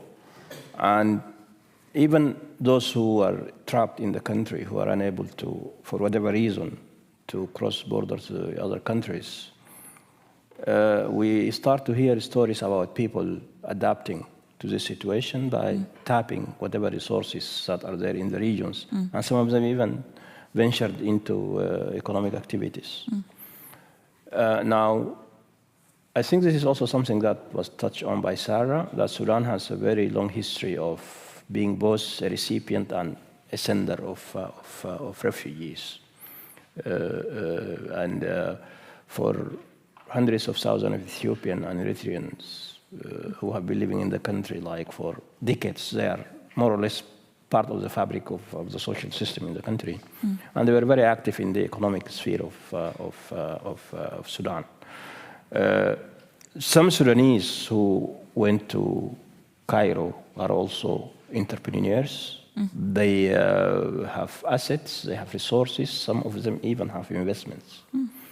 And so you see the differentials of the situation. And of course, at the same time, you also have people downtrodden who really have nothing. They are unable even to walk, you know, from the capital to relatively safer areas. So you have all these things coming together to paint this very complex reality that now are facing in the country. Yeah. I think we'll gather a few questions and then I'll give you the word back. Liv, if you want to kick us off. Thank you so much for this wonderful panel. My name is Liv Tønnesen, Law Transform CMI, for those of you who don't know that yet. My question is, I mean, or it's a question or comment, but I mean, the Sudanese people are the most generous, hospitable people that I have ever met in my life, and that's probably why I fell in love with the country when I first visited it about 20 years ago. And I'm just wondering, Sudan has a long history of hosting refugees from neighboring countries, quite liberal policies in terms of refugees, even though the police are not always treating those refugees in a good way. And I'm just wondering, now in a situation of war and closed borders and restrictions all around, what does this sort of do to the Sudanese spirit? This sort of like unwelcoming environment and atmosphere that Sudanese now are meeting. Thank you. Thank you. Please. Thank you. My question or comment is if you could comment or say more on if any what the African Union is doing, if there has been anything, and then the Western humanitarian agencies, has there been any contribution? I know the situation in Khartoum was on the news during the first 2 weeks we spoke last week, but these days you don't even hear about what is going on the news. So what is that shadow? Why is it not so visible, and why the international Western agencies are not really doing anything about it? And what can Ethiopians or Africans in diaspora could do? Is there anything we can do? We'd be happy to support. Thank you. Thank you, and thank you for this wonderful panel and organizing this. My name is Joska. I'm from Malmö University in Sweden. I have a question about the local resistance committees that were active in the revolution, in the Sudanese revolution, who are, of course, now at risk of becoming refugees themselves, I mean, most of them. What is the situation once they become refugees? Is there any kind of regrouping? Because they have this experience of, of working together in a very sort of effective way. So that's one question. And the other question is specifically about the queer community in Egypt, whether there is any connection or communication with queer activists in Egyptian queer activists. Like, I mean, we all know about, of course, the Sarah Hijazi case, and so there is a Egyptian queer community, activist community. Is there any contact between the queer refugees, Sudanese refugees in Egypt? That's it. Thank you. Thank you. Please. Hello, everyone. So I will specifically be speaking to, I believe, Sama. My name is Lisa Khosiku. I'm from CSVR in South Africa. You spoke about themes of like isolation, and I think there's a tension in the fact that also there's a lot of conversation about movement, but there's a specific isolation of queer individuals in this, I guess, crisis, you could say. Do you think it's a social strategy or political strategy in the sense of, I mean, there is like forced almost impoverishment as well, and the idea of having to pay for your rights. So do you think even the idea of citizenship, social political activities also being isolated and wanting to kind of put queer people back in the dark, like, that sort of thing? So yeah, please speak to that. Thank you. Thank you. Hi, everyone, and thank you so much for these are always so high, for the great panel. I think my question is similar to the Mr. Sir that came before, but on just international instruments, right, and protocols. International instruments and also regional protocols. I just really wanted to ask if you guys think that they're actually doing enough in the African context. because I work around transitional justice, and I mean, we have something called the AUTJP, right? And it's always coined as so progressive, especially when it addresses gender. But when you actually really investigate the policy, it really very much almost erases queer individuals, right? But I wanted to then sort of ask a question in terms of, is that then that complicit nature, right, of like actually raising sexual minorities, then also contributing to very severe implications in terms of like, I mean, this transnational movement and migration of queer individuals within the African continent as well? Thank you. Oh, and I'm Smobina Makachini from CSVR. Thanks. Thank you. We are running really short on time and we have to be precise, so I'll give you each 30 seconds to respond. And then we will treat this as a conversation starter, not a conversation ender. Yes. Very quickly to leave. Yes, I think I share with you the frustration that the neighboring countries are not really doing enough to, support people who are running from war. But that is also relates to the issues that are there and relates to Mukannan's question about what the African Union or the IGAD can do.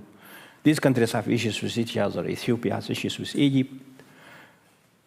Sudan has issues with Kenya. Eritrea has issues with almost everybody. So, and that affects how they respond to these issues. With regard to the resistance committees, these committees have been doing a great job before the war and during the war also. They are trying to reach out to people who are in need, food supplies, medicines, but unfortunately they are targeted by both the warring parties, by the rebel support forces and by the army. Some of them have been arrested, so their capacity is really being reduced. Politically speaking, I think there is a lot that I cannot talk about here, and the time wouldn't allow. But for now, they are themselves becoming very vulnerable. Yeah. Thank you. Samah?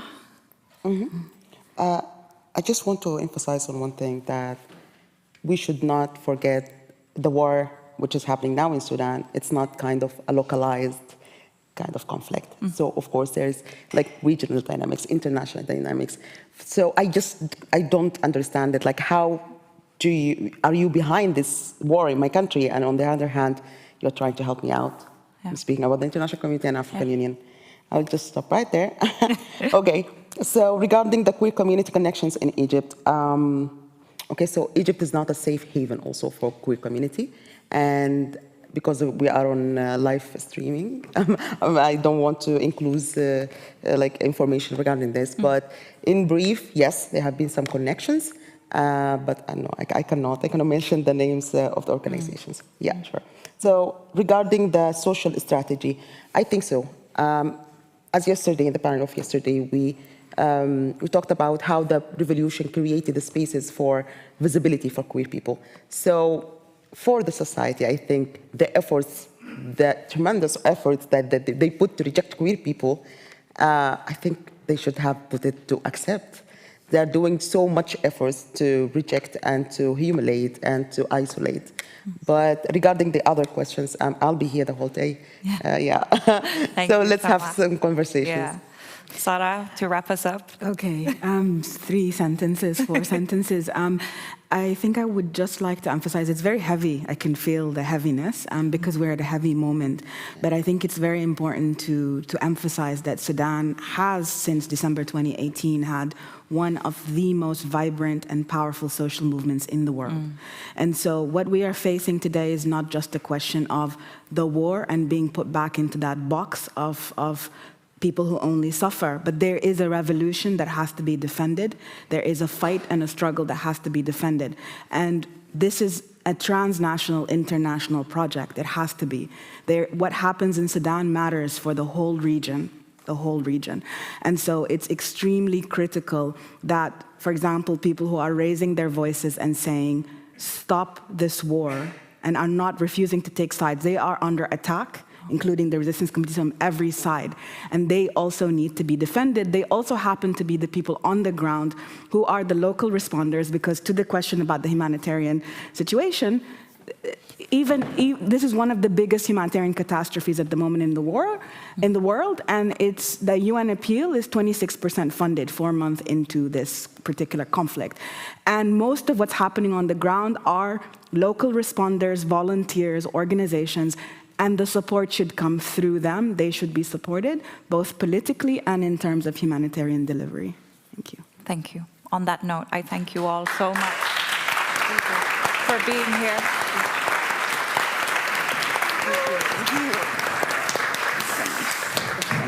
I have a cup. Thank you.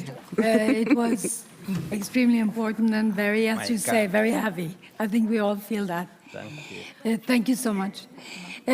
I must admit I made a mistake. As you probably all noticed, there is no break. And that can't happen. So I'm going to allow a short break and steal it from lunch. So, yes, you still will. But it will be easier to stand between them and lunch because they can now get something to eat. Når dere er klare, ja, 10 minutter kanskje. Jeg ringer. Nei, dere mister ikke folk. Ja. Vinn eller tape.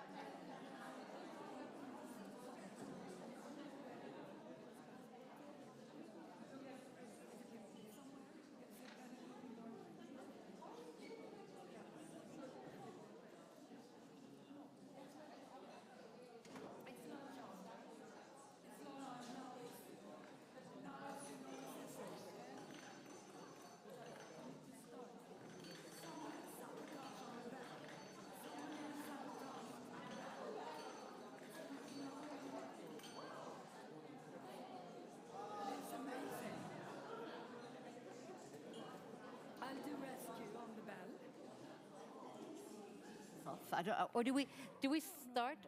Or do we wait for Siri? No, you just start. Wait for Siri. Yeah, okay. No, you start. Just start. Okay, so do we start? I was saying, do we start or do we wait for Siri? In this room, nobody does. We're depending on Siri now. Seal of approval. Anyway, folks, thank you for being here, and it's me and my good friends and colleagues keeping you from your lunch. So we're going to get straight to it. And thank you very, very much for giving us a platform to discuss our research and some incredibly pressing topic in the vicinity of this wonderful Bergen Exchanges. Today, we are continuing the discussion from the wonderful keynote lecture on decolonizing sufferings yesterday. And we're taking it into a kind of, we're taking it close, in a sense, more real directly into our lives as academics working, transcending the global north and the global south. And the debate about decolonizing epistemologies has been ongoing since independence in former African colonies. Colonial governments established universities in most of its colonies, and once independence was achieved, these university sites were expected to take on a very prominent role in the development of the countries and the new independent countries. However, half a century of formal independence, I think it's fair to say that African universities are still firmly embedded in the European, northern, if you want, university tradition. Administration, organization of disciplines, curriculum, teaching, and the shaping of the whole academic profession are all modeled on colonial administrations. So, current debates, the ones that were so brilliantly displayed yesterday, are addressing exactly this, how to decolonize and how local and indigenous knowledge can be developed either to support a liberation from European or colonial ties.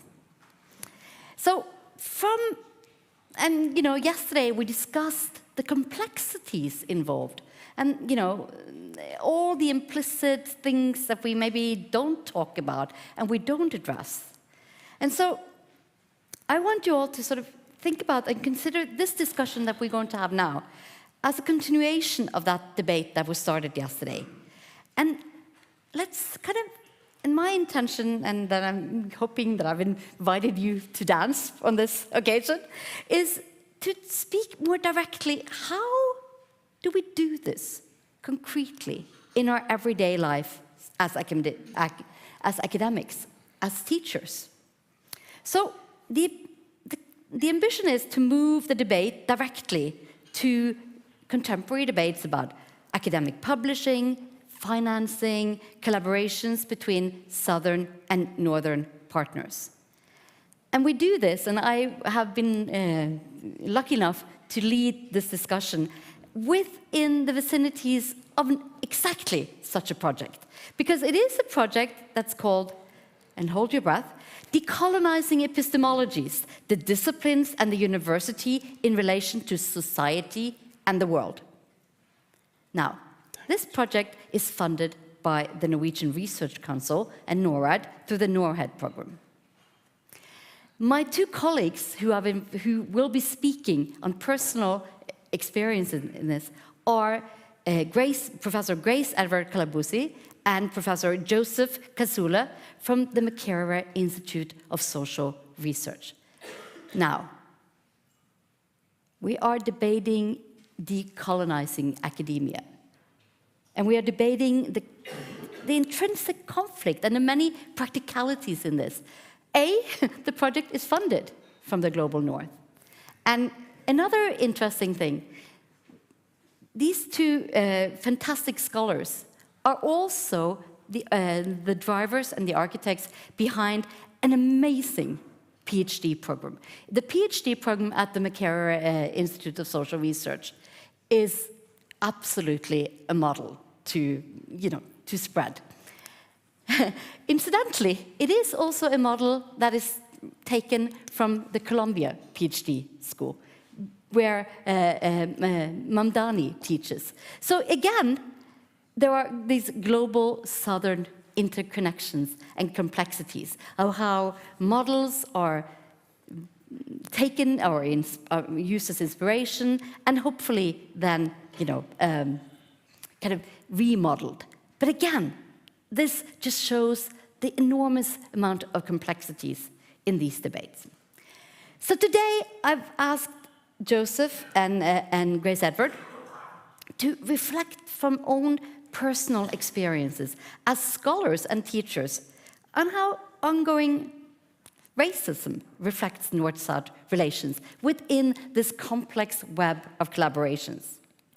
And secondly, how this continued dependence on financial transfers from the global north, how should we deal with this? This is a situation that's here. But there are wrong ways of doing it, and there are better ways of doing this in terms of not risking scholars from the South being sort of junior partners collecting data and the theorizing happening in the North. But what are the challenges we're facing? So basically, two fantastic, brilliant colleagues asked to reflect concretely and practically on the big and more sort of epistemological, bigger debates that we had yesterday. So we'll start there. The aim is I would like there to be questions from the audience. So we'll start there, and then we'll bring in questions, and you know the drill, and then there is lunch. Grace Edward, I don't know if it's age before beauty, but you are next to me, so we're doing age before beauty. Grace Edward Calabusi, I'll give you the word first. What's wrong with age and beauty? Absolutely nothing. Looking at you, it looks fantastic.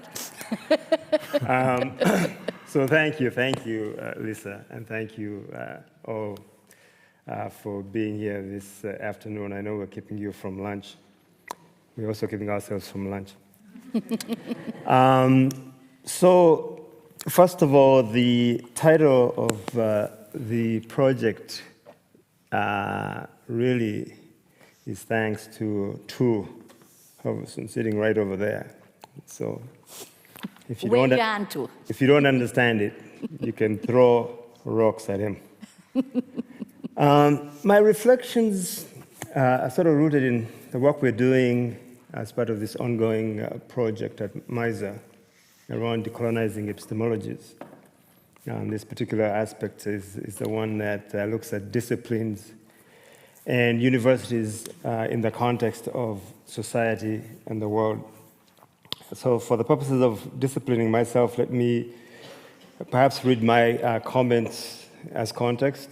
I prefer that you know what we're doing and why from me, and not just simply assume the context from your estimation of what the project might be. And I'm certainly happy to have a discussion about the what we say. I should also say that in the spirit of decoloniality, I have asked myself a somewhat different question from the one that Lisa asked, because I wanted to broaden the context. I'm going to start with a Pierre Bourdieu quote. It is only when the dominated have the material and symbolic means of rejecting the definition of the real that is imposed on them that the arbitrary principles of the prevailing classification can appear as such. And I think it's worth starting with some kind of a definition of what we're talking about in terms of epistemic colonization. And here, what I'm working with is thinking about the subjugation of systems of knowledge, culture, tradition, and languages of the colonized peoples through processes of domination, oppression, marginalization, exclusion, erasure, and obliteration. So, as Lisa said, many decades into the project of decolonization on the African context, we are aware that if one wants to transform the Eurocentric way of life, it is not enough to address its imported political institutions and structures. Kwame Nkrumah notwithstanding. We must contend with the realm of ideas. And because one of the foundational institutions of this colonial Eurocentric system is the university, one that run by systems and agents ingrained in and subjected to Western beliefs and effects of universalizing, totalizing of knowledge, as Mignolo has suggested, it has to be a central site of contestation and struggle, because the transformation of a coloniality necessarily requires a focus on epidemiological decolonization for the Western Academy. If it means for the Western Academy to be helpful in this endeavor, or to act in solidarity, it means that it has to start by looking at the log in its own eye, to use a Christian metaphor. But this is not really just about the Western Academy, because the project for us is about the African Academy as much as it is about the Western Academy. It is true that the African Academy, and particularly the African University, is a creature of the Western Academy and emerges in a colonial context with clear purpose in terms of supporting the colonial enterprise in all its implications, the incorporations of societies into capitalist relations, as brilliantly elaborated by Rosa Luxemburg, the colonial plunder, pillage, and disposition and domination that it took to insert the tentacles of capitalist accumulation into Africa and other global South landscapes. There's limited continuity in the African Academy to antiquity. Even the academy that Cheikh Anta Diop documents in his work about places such as Timbuktu, for us to relate that to the modern African Academy. So the focus on the African Academy speaks to our understanding of the conscious effort to ensure that epistemic dimensions of the colonial project are addressed. We understand that the university and its knowledge production mobilization role came justified in Europe and the transatlantic as part of a civilizing mission to impart already worked out knowledges that had universal application on a people framed as lacking knowledge, or in some cases as unknowing. And we have Hego to thank for that assertion. You can look at the work of people like Mudimbe or Fanon and others who elaborate this matter. The role of the African Academy was to be an unquestioning conduit for this Western wisdom, which sought to create disciples of Western epistemologies that in turn legitimized the colonial project and the capitalist order. The con was to insist on the benefits of colonization and colonialism, and later coloniality for African people. The con was to divorce knowledge and knowledge production from local contexts and experiences. The con was insisting on universalizing knowledges of a particular place and time to historical and transglobal contexts. How? By promising emancipation for all and erasing all the contradictions that were embodied in the project. So Clement has observed that the idea of emancipation that underpins much of the claims of this civilizational mission is rooted in a modernist tradition of enlightenment. And Immanuel Kant's essay answering the question, what is enlightenment, speaks of 5 major areas of emancipation: liberty, progress, equality, reason, and dignity. So for Kant, knowledge was the only way to escape the condition of ignorance, or what he referred to as the state of minority, and to enter into the age of reason. The innovative aspect of this enlightenment was the expectation that reason would bring universal emancipation and social benefits to the whole of humanity. However, this did not happen for most African peoples and most indigenous peoples. They did not receive liberty, progress, equality, reason, and dignity. And of course, there's an obvious question, why?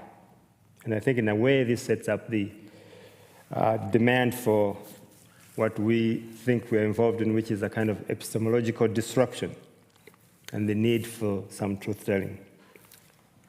Kant's assertion is contradicted by our colonial past and present. We think he was mistaken in arguing for the universally emancipatory nature of modern knowledge.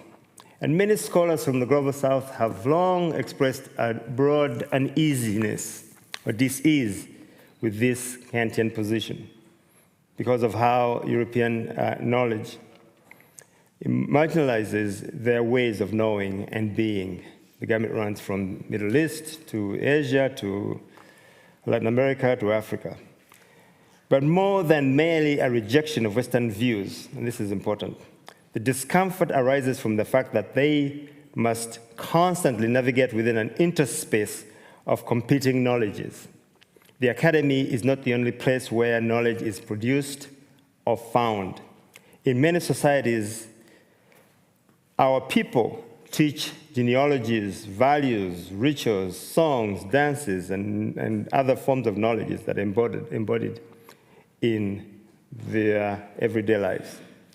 Indigenous scholar Sarah Hunt has said, and I quote, "My work entails moving from rural communities to the university classrooms, from conferences such as the one that she was speaking at, to sacred sites of ceremony, as well as spaces that are simultaneously ceremonial and educational."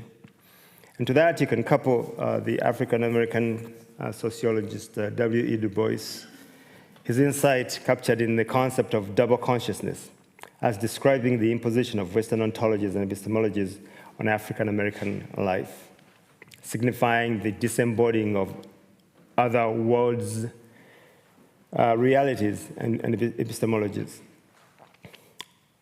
So in any case, there's long-standing scholarship addressing these questions, whether it is acknowledged or not. The post-colonial and subaltern scholarship deeply engages these questions. The work of people like Edward Said and his argument around the sort of positional superiority in the production and diffusion of knowledge. The work of people like Ngugi wa Thiong'o, the Kenyan writer, who argued that colonialism did not just appropriate lands, but it also also had the effect of dominating the mental universe of the colonized through language. The work of people like Linda Tohiwai Smith, also arguing in her work on decolonizing methodologies that we needed to adopt a critical approach towards the Western concept of research. People like Bengali historian Dipesh Chakrabarti, who argues for the need to provincialize Europe and European knowledge. Chris Edward, can I ask you to? Yeah. For thinkers like Sarah Radcliffe, decolonizing approach switches away from this notion of provincializing Western knowledge that we find in post-colonial work to rethinking the world from indigenous places and from the marginalized academy, both in the global north and in the global south. She's essentially arguing for engaging the epistemological struggle to diversify knowledge production, dominant canons, archives, and ontologies. And I mean, I obviously won't have enough time to say all that I need to say about this, but I think it's important to acknowledge the epistemic domination of indigenous non-Western knowledge that we are talking about today as part of that condition of coloniality that the Latin Americans have spoken to. Creating space for non-Western knowledges requires struggle against all manner of obstacles that we find in the academy. I want to say something about Western scholarship. No question that Western scholarship in general and the humanities and social sciences in particular, can and do have global significance. So it is not a rejection, it's not a full-sum rejection of Western scholarship. But for that significance to be positive, rather than simply to be an extension of colonialism, the Western Academy needs to be more than simply acknowledge the sins of colonial and imperial past. It requires a meaningful engagement with the deep and expanding scholarship on the ways that the Western Academy in general and the humanities and social sciences in particular represent, and I quote here, a specifically American or Western modern secular version of human being and human flourishing. One does not have to agree with that scholarship, and there's much to be debated in that regard, and some of us come to this stage with humility. But any comprehensive discussion of the realities of humanities and social sciences should take into account and perhaps even embrace that scholarship. This is something about what we're doing in Makerere, and then we're going to have to wrap up, and then because we don't have a lot of time, and I really want the audience to be able to pose questions, and I've promised Joseph some. So sorry about that, but So let me just say something about what we're doing at Makerere. We are approaching this from the point of view of acknowledging this concept of multiple worldviews and worlds, not seeking out or seeking to synthesize a particular best, quote-unquote, worldview. Not African, not Norwegian, not American. To that end, there's an acknowledgement of multiple resources within the Western canon that we draw on, including feminist, critical race theory, and other critical traditions that help challenge this dominant ontology. But so is avoiding colonial archival sources and seeking to ground ourselves in alternative archives created by memories, spoken words, images, and photographs, so as to look at the themes of politics, economics, culture, nation, poetics, magic, myth, metaphor differently. We seek to use diverse and novel methods to access an African way of knowing, such as asking questions from an African standpoint, seeking to understand Africa and the world from that standpoint. This also provides an alternative way of theorizing globality from an African standpoint. And in so doing, the approach allows us to explore different ways that a society understands and presents itself, including convergence of private and public, current and historical data, and Kasule will speak to this, and to provide a comprehensive understanding of the society as well as public consciousness and cultural integrity. So important ways the project at MISA is to train African researchers to investigate, interrogate, and produce knowledge that seeks to understand their local and international realities from their vantage point so that we can ask and answer questions most relevant to our people as part of an emancipatory task, and to explain the world to them and to ourselves and to our students with integrity and dignity. Thank you. Thank you.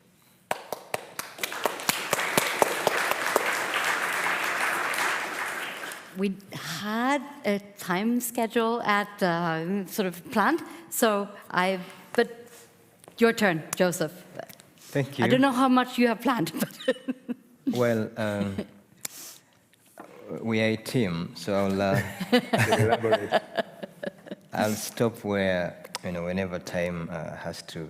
But thank you for opening this up. If we want to decolonize the academy as a way to establish knowledge justice, I think that we need to begin with fundamental questions. Whatever content we come up with has to be based on what kind of questions we're asking.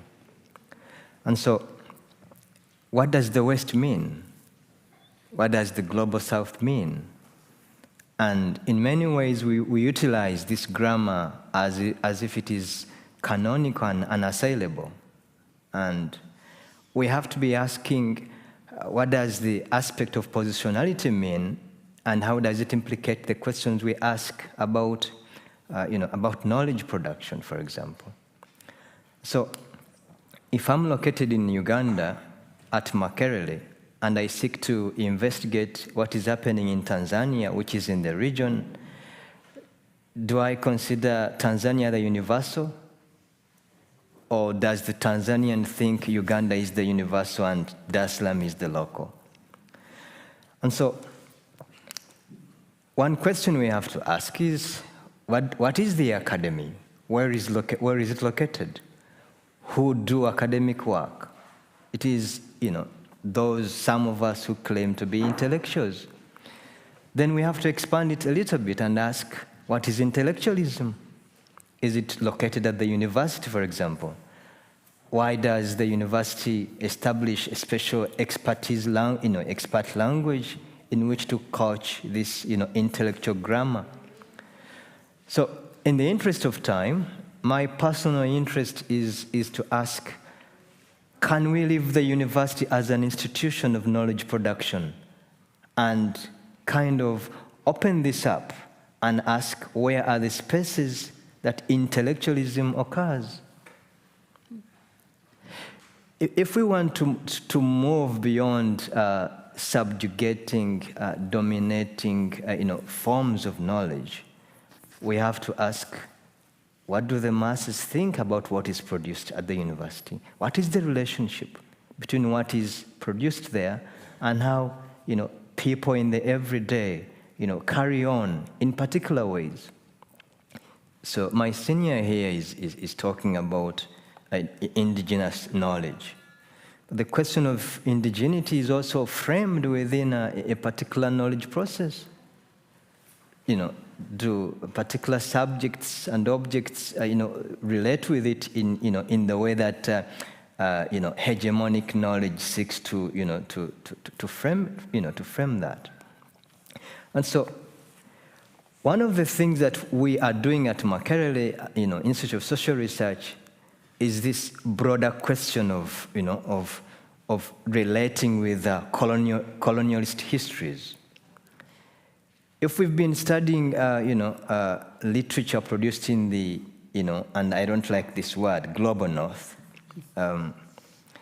is it not relevant to Uganda because we seek to establish ourselves as unique and particular vis-a-vis the so-called global north? That debate arose, and the way in which our, former professors like Mamdani, they said, no, we cannot be interested in engaging with the others, and as our first stance is to declare, oh, whatever they have produced is irrelevant. We can't begin like that. We have to be asking, let's read them. Can we read them and synthesize what kind of principles they espouse, how kind of ways do they seek to apply those principles, and then ask, where is the resonance with us? How does, their intellect relate to us? So this consciousness that is processual, that is, that in particular ways practical, and sometimes not, it's maybe normative only, but in any end, people have to ask, do those ideas matter to us? And you have to give them the opportunity to, relate with that knowledge. And so, which comes, brings me to the question of delinking that you talked about. And this is a so-called radical posture, a radical posture that, may not, can only, help those who have framed it as their political choice to say, oh, this is good for me, this is not good for me. But for many of us who are dealing with this knowledge, we can't posture ourselves as claiming, oh, as our first instance is, no, whatever is white and Western will not work with it. I think that is a radical posture. Our question is, what are the questions being framed there, and are they relevant to our context? So, in the interest of time, I want to stop at that. Well, thank you so much. So, I really would like, so I think instead of us, me posing more questions, I really would like to invite you, we have another 15 minutes for questions. So just line up, and I see Siri, maybe you were first. Just line up behind Siri, and then Yes. we'll go in the reverse order. You'll answer the questions as they come. Yes. Thank you so much for 2 great presentations. Yeah, so I want to note that you will be streamed if you ask questions. And then I have a question. So first I want to say that for those of us who were here last year, this also reflects the discussion in the annual lecture that Silvia Tabale gave in a really, really nice way. So I really appreciate having this continuation of these debates in the Ugandan context.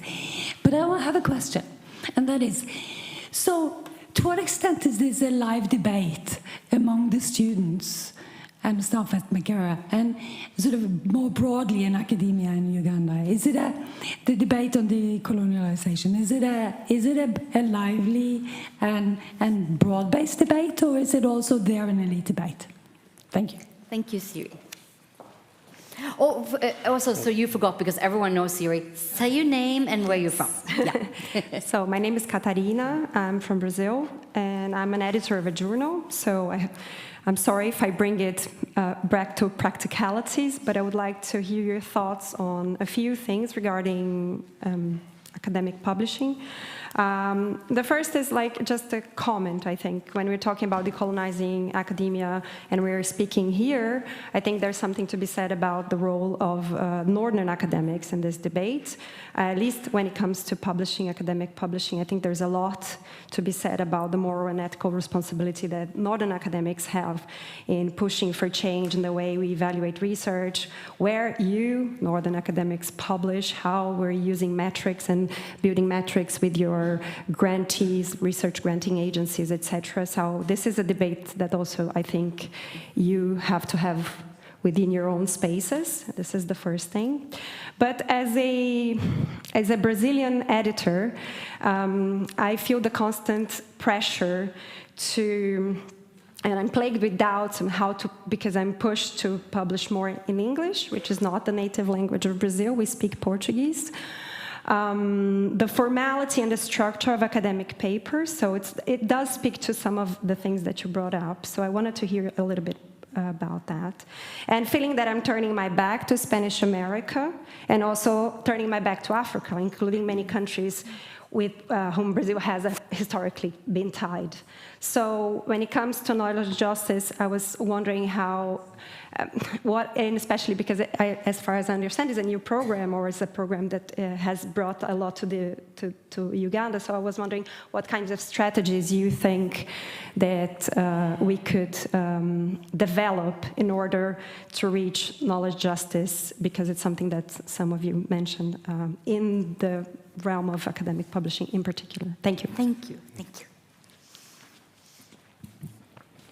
Hi, I'd like to thank you all for the panel. It was great. My name is Bianca. I'm also from Brazil.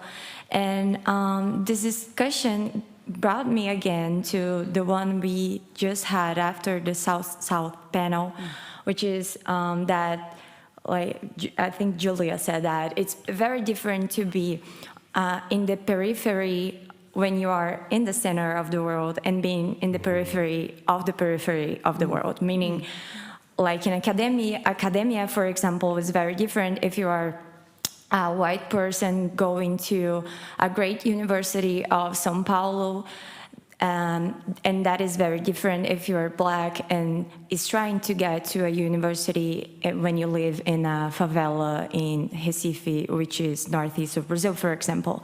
So thinking about the debate of decolonizing academia and what you brought, I was wondering if you could comment on the specificities of how the challenges concerning the periphery of the periphery and how to decolonize that, considering also challenges regarding gender and class as well, and brought all this together within the debate. Thank you. Thank you. My name is Adrian. I'm from Uganda. So I'm happy to see you. And the fact that you are here presenting also is part of decolonization, which is a good thing. So more Ugandans, more Africans on such panels, the better things get. But yesterday we had a little conversation around us being global South scholars. global North scholars in the global South. Like the knowledge we produce, the things we do are basically global North things. I know we don't like using that word, but we are seeking to decolonize, but in a way we are using the tools of colonialism to decolonize academia and everything else. Makerere University, where I come from, is a colonial institution which serves colonial ends. And we're doing your research for Makerere, continue to present at universities like Makerere. Something I also wonder about, and also the funding. Hey, the funding is also Norwegian and all that. How are you really going to decolonize with colonial money, colonial findings, colonial tools? Think about that a little bit more, but also who is benefiting from this decolonial agenda? The Ugandans I know right now, beyond university, even those at university, seem to want colonialism much more than anything else. We are as Christian as we are more Christian than the Christians. We are more, we are more colonized than the colonizers. We are more English than the English. Who are you serving with this decolonialization agenda? We want colonialism. That's what I seem to see in my own country. Thank you. Hi, my name is Yumba from University of Pretoria. I appreciate your comment about the limited link to antiquity, and as a result, we have to reassemble history, culture, and language through fractured memory, imagination, and aspiration. My question is, how do we ensure that the quest for decolonization does not become essentializing and reductive, and encompasses the diversity that colonialism sought to destroy? Thank you. These are great questions. And I mean, as Faith, there's one more. Namita, you gotta run. I was wondering what happened to Namita. Thank you.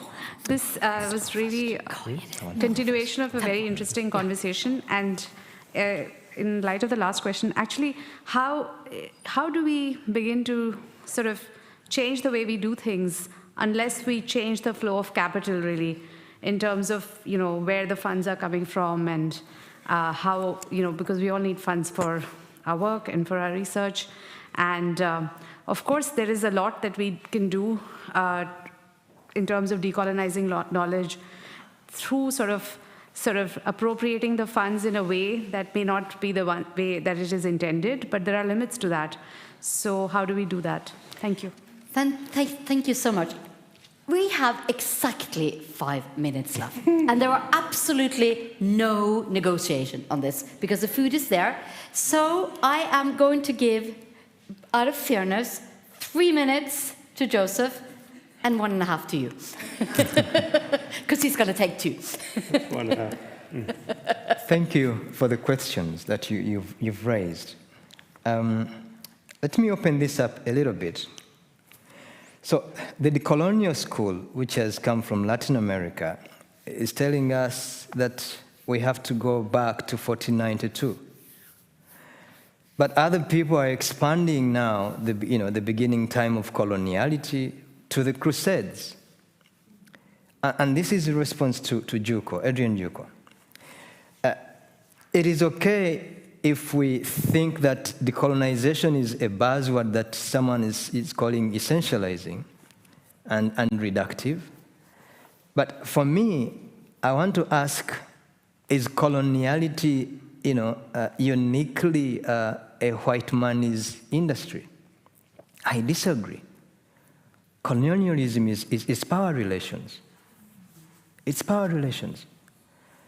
So what would be the difference of a white colonialist coming from Liverpool, with Museveni down in Uganda next, to my farm? And so Makerere could be, an institution founded by the colonial system to advance its extractive ethos. But next door, I have another man thinking to colonize me probably much more exploitatively than the Liverpudlian did.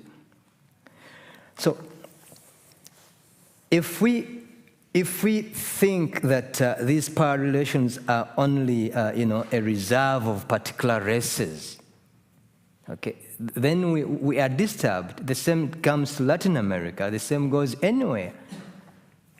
If you go, I'm writing a book on the colonialist logic of the NRM state in Uganda. And what I want to do is, to break free, not to suspend it. I don't want to suspend European colonialism of Africa. It happened.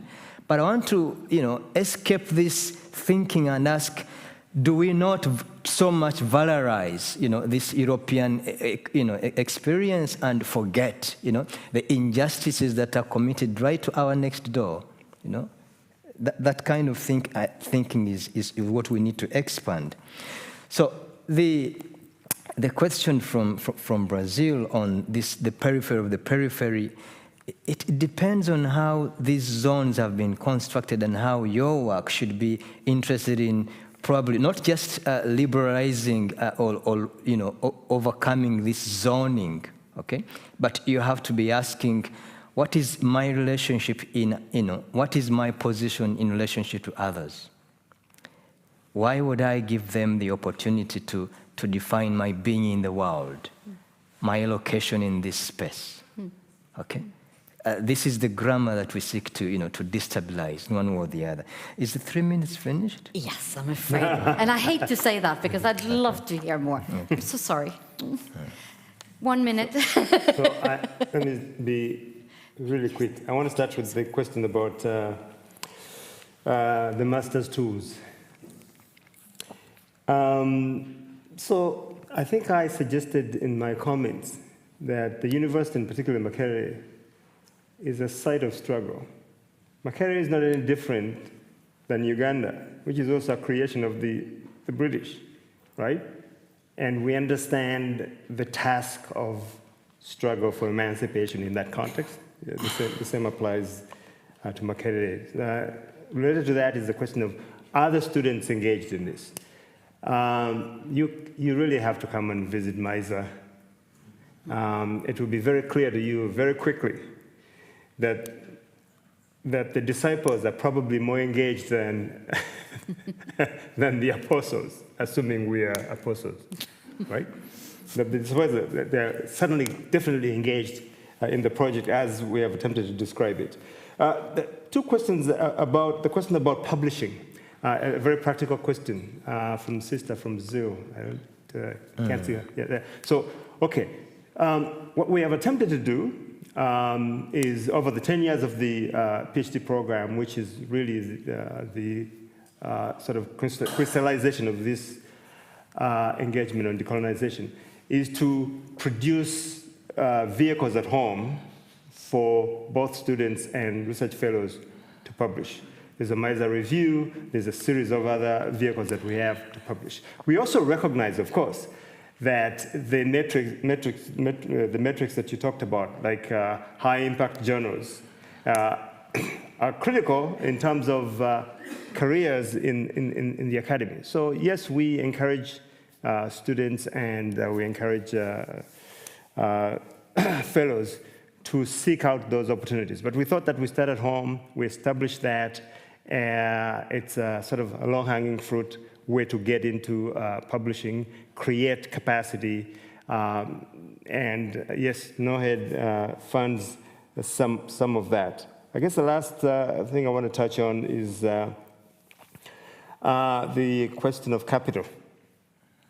And with that, you have 10 seconds. Yeah. And that's the question of capital, the entire project really is not just epistemologies for the sake of epistemologies, but understanding epistemologies as in the service of capital, right? So we clearly understand that the flows of capital from the north to the south both reinscribe coloniality, but we are receiving the money and contesting that coloniality along with it. Yeah.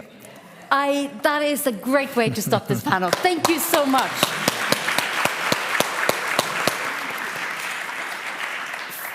During the lunch break, ask more. We have two PhD students from this brilliant PhD school, Joseph and Jonathan and Jacob. Wave your hands. Everyone go and talk to them. Thank you so much.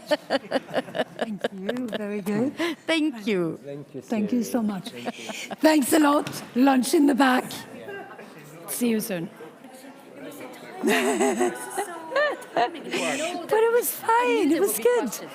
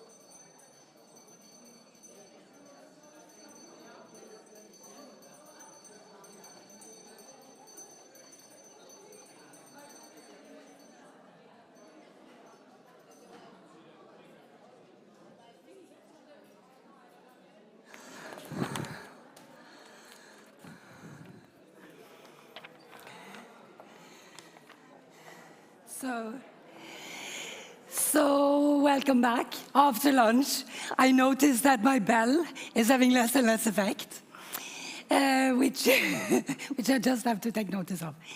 But welcome, and welcome to this session that is addressing one of the great challenges that we're facing globally at the moment, and we're going to face it for a long time. And it's a really, really severe challenge. The title of this next session is How to Build Fair and Robust Health Systems in an unequal and climate-challenged world. So how do we meet the challenges of inequality and climate change with health systems that are more suited to the task than what we've been able to build so far?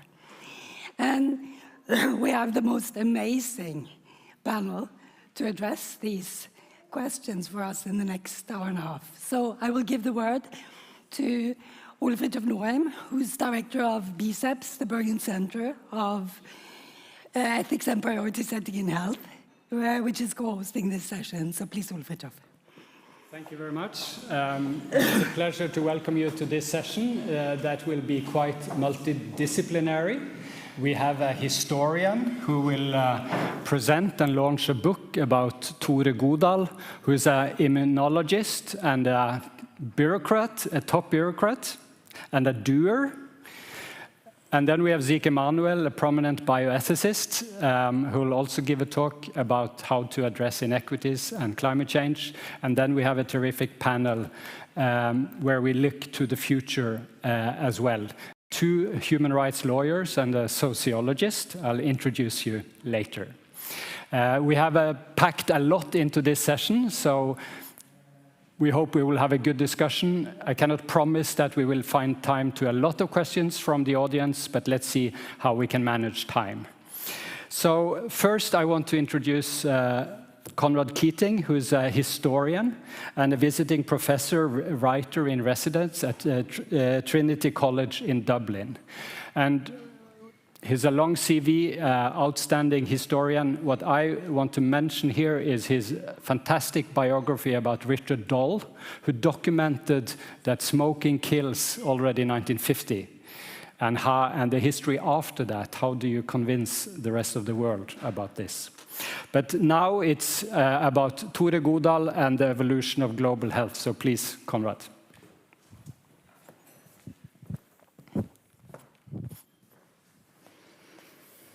Thank you so much, and thank you all for coming here today. And I'm delighted that the University of Bergen has been able to host myself and Tore today. I'm going to begin my talk by telling you why I wrote this book.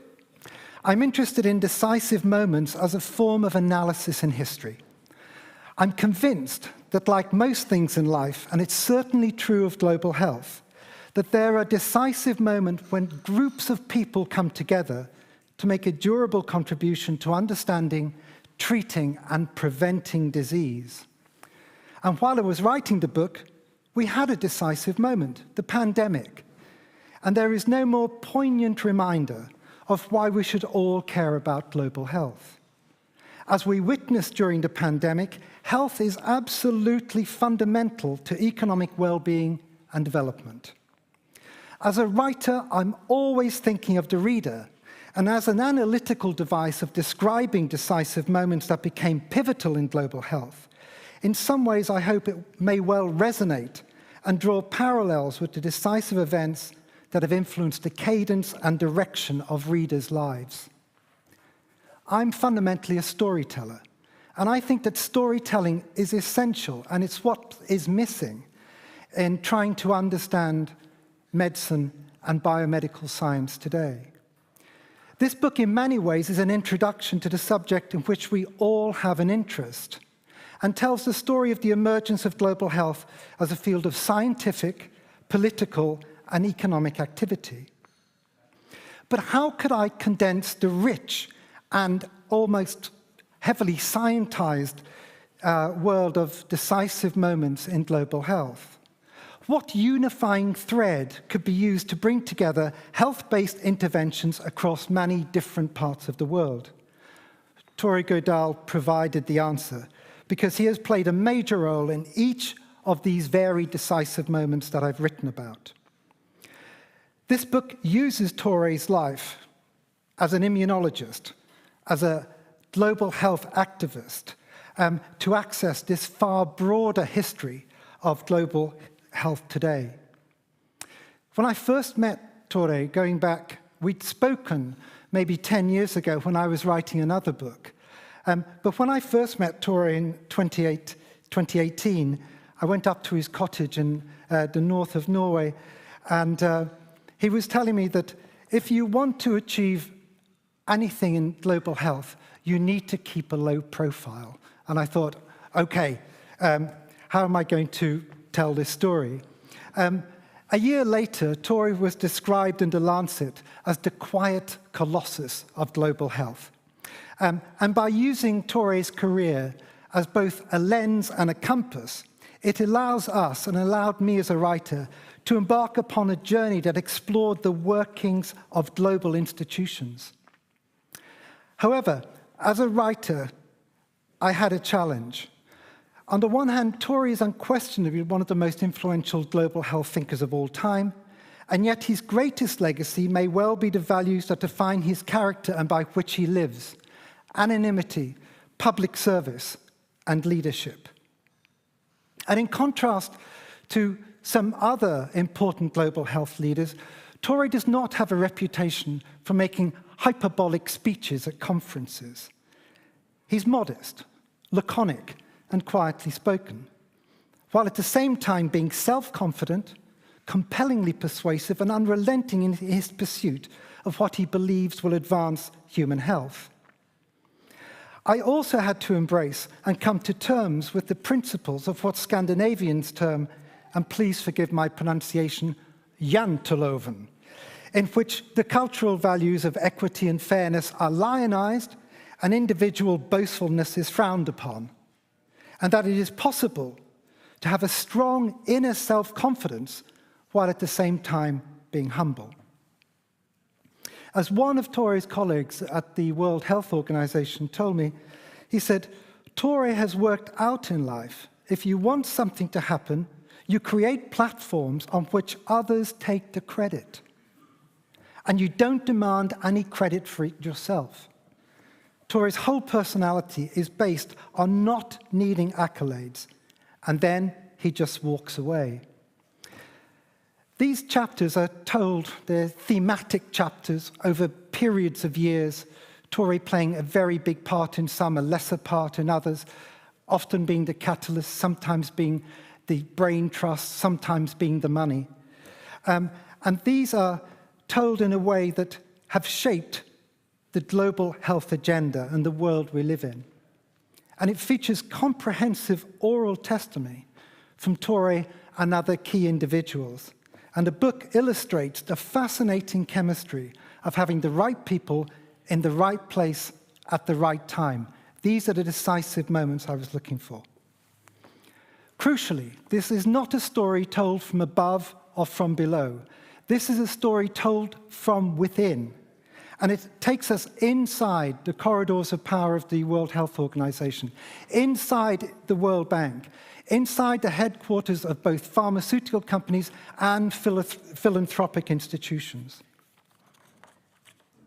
giving insights into the vibrant world of global health, one that has transformed and continues to transform the lives of millions of people.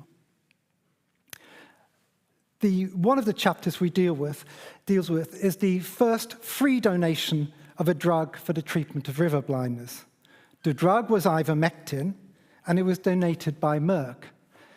Later, other drug companies followed Merck's example. For example, Pfizer donated a drug, also an anti-blindness drug. And this process of philanthropic actions by big pharmaceutical companies reached a crescendo in the 2012 London Declaration, when 10 pharmaceutical companies said they would give drugs free against 10 neglected tropical diseases. Another chapter describes the entry of the Bill and Melinda Gates Foundation into global health. And this was with a £750 million startup grant to establish Gavi, the Global Vaccine Alliance. Bill Gates has called Gavi his best investment ever. Now, you could say before Gavi, the Gates Foundation was practicing kitchen table philanthropy. Very small organization run by Bill Gates Sr. But Gavi brought the Bill and Melinda Gates largesse into global health. And Torre was the first CEO of Gavi in 1999-2000. And in 2019, I went to New York to see Gavi receiving the Lasker Prize, which is like the US Nobel Prize for Science, for immunizing 750 million children and saving the lives of many millions more. Also examined in my study is the emergence of insecticide-treated bed nets as the cornerstone of malaria control. I've written a lot about malaria in my life, and this is not one of the high-tech answers, but the breakthrough of protecting children from being bitten incessantly by mosquitoes. These insecticide bed nets have become a cornerstone of malaria control, and it's been evaluated at about 70% of the lives saved in malaria control programs are from these insecticide-treated bed nets. Torre began his career in global health in the early 1970s when he was the director of the Arma Hansen Research Institute in Addis Ababa, Ethiopia, where he was working on the immunology of leprosy. By 1986, Torre had become director of the UN Center for Research and Training in Tropical Diseases in Geneva. And when Torre first received the protocols for this randomized controlled trial that was going to take place in the Gambia, the smallest country in Africa, of insecticide-treated bed nets, he looked at it and he thought this might be the answer. But at the time, he didn't have a great budget, and he decided he'd take a risk and use all of the field budget to finance this randomized controlled trial in 1989. And when it came back showing a 63% reduction in mortality, he knew he was onto something good, and he financed 4 more randomized controlled trials in different areas of Africa, just to persuade himself that he really did have the right answer. And one of Torre's jobs as TDR director was to find a science base to try and advance the treatment of infectious diseases. The book also explains the rise of maternal and child health in the global political agenda. At the turn of this century, the United Nations announced 8 Millennium Development Goals. But Millennium Goal 4, reducing child mortality, and Millennium Development Goal 5, to improve maternal health, were being ignored. And that was until Jens Stoltenberg, the Prime Minister of Norway, under Torre's influence, decided that he was going to make these 2 Millennium Development Goals a cornerstone of his foreign policy. When I interviewed Jens Stoltenberg a couple of years ago in Brussels, he told me, Torre Godal is the most expensive Norwegian in history because he persuaded me and the people of Norway to spend billions of dollars on maternal and child health, and the money has been very well spent. In 2010, Ban Ki-moon, the UN Secretary General, he started his own action, again under Torre's influence, called Every Woman, Every Child. So from being neglected in 2001, 2, 3, it became the top of the political agenda by 2010. Finally, I reflect on the connection between the Ebola outbreak in West Africa in 2013 and the creation of the Coalition for Epidemic Preparedness Innovations, CEPI, in 2017. And the advantage of my decisive moments approach, in contrast to meticulously studying say, one monolithic subject, like the eradication of smallpox or the discovery of penicillin, is that it's possible to gradually identify and expose the often hidden invisible architectures, sometimes human, sometimes intellectual, and sometimes financial, in global health. In turn, this begins to give added dimensions, and not least by revealing how one problem in global health and how it's solved can seep into the bedrock of another problem that is being looked at. And this is exactly what we discovered when we looked at the outbreak of Ebola in 2013 and the creation of CEPI.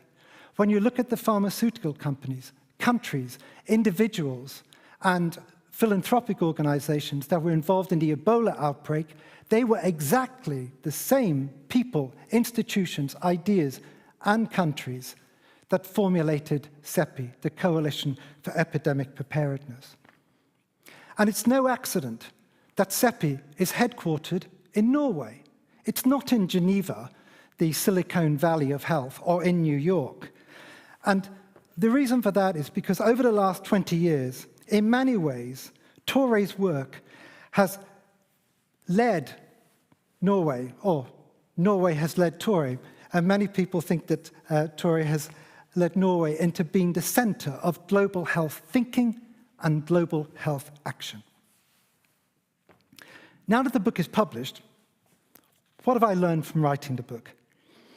I've learned that the devastation caused by the COVID pandemic marked an inflection point and made everyone aware of the concept and fragility of global health. I've learned that Tore's skill is that he builds networks of trust. And in biomedical science, trust is everything. It's becoming more and more difficult to build that nexus of trust between science and society. And of course, trust, it's hard to win and easy to lose. Tore's first ambition in medicine was to become a district officer for his native valley around the village of Rowland. That early dream would later transcend national boundaries, and over the decades, through his work as a doctor, scientist, field worker, he's become the closest thing we have to the world's district medical officer. Moreover, half of the chapters in the book cover the events and achievements of Tore's life since his first and enforced retirement in 1999. So for the last 25 years, he's had this extraordinary Indian summer of productive work, where he's been the CEO of Gavi. He's been the political advisor to the Prime Minister of Norway and indeed other politicians. He's invented a new financing stream at the World Bank and much more besides. In closing, it has been a true pleasure to work with Tore, and I feel that my book, I wish I had it in my hands, I feel that my book won't be the last word on Tore's contribution to global health. Thank you.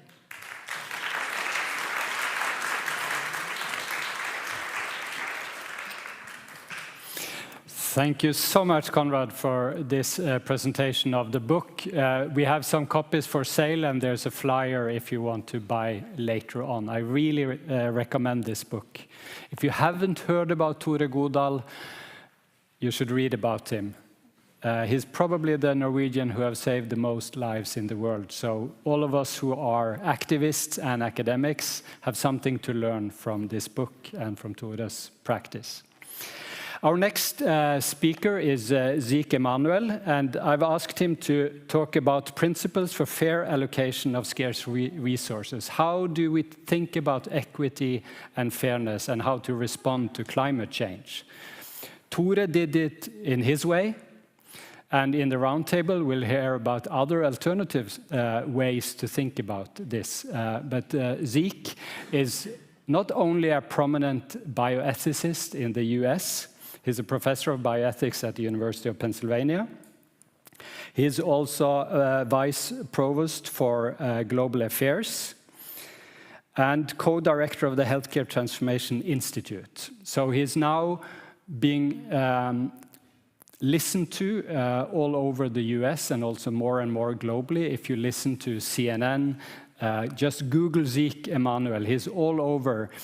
During the COVID pandemic, he was really engaged about the inequitable distribution of vaccines. In 2009 to 2011, he worked in the West Wing of the White House under Obama, and he was instrumental in drafting the Obama Affordable Care Act. So welcome to Zeke, and we look forward to hear your talk. Thank you, Ole. Let me just say a word or two. I'm here in large measure because of Tore. When I was in the White House, I had responsibility for budgets, and one of the budgets I got responsibility for was the global health budget. I was trying to shift our emphasis from around 90% going to HIV to having it more evenly distributed, including a heavy emphasis on mothers and children and strengthening health systems. And one day, I got an email from a man named Tore Godal, and trying to ask how we could work together because this was a top priority for him. And I was eager to have his assistance and his wisdom, really, on how to maneuver the United States to emphasize women and children more, health systems more.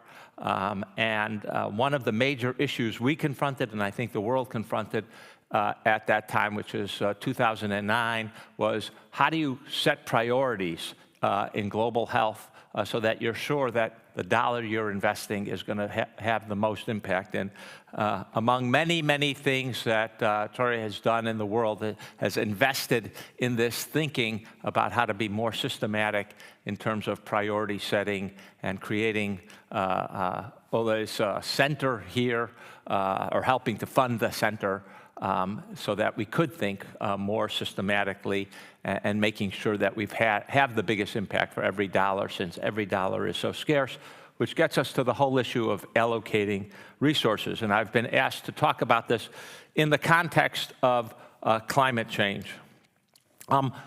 Climate change is obviously going to be critical to global health. I think the medical community has been a little slow, a lot slow, in actually emphasizing this, whether it's heat or air quality, severe weather, flooding, and other natural disasters that are all coming from climate change.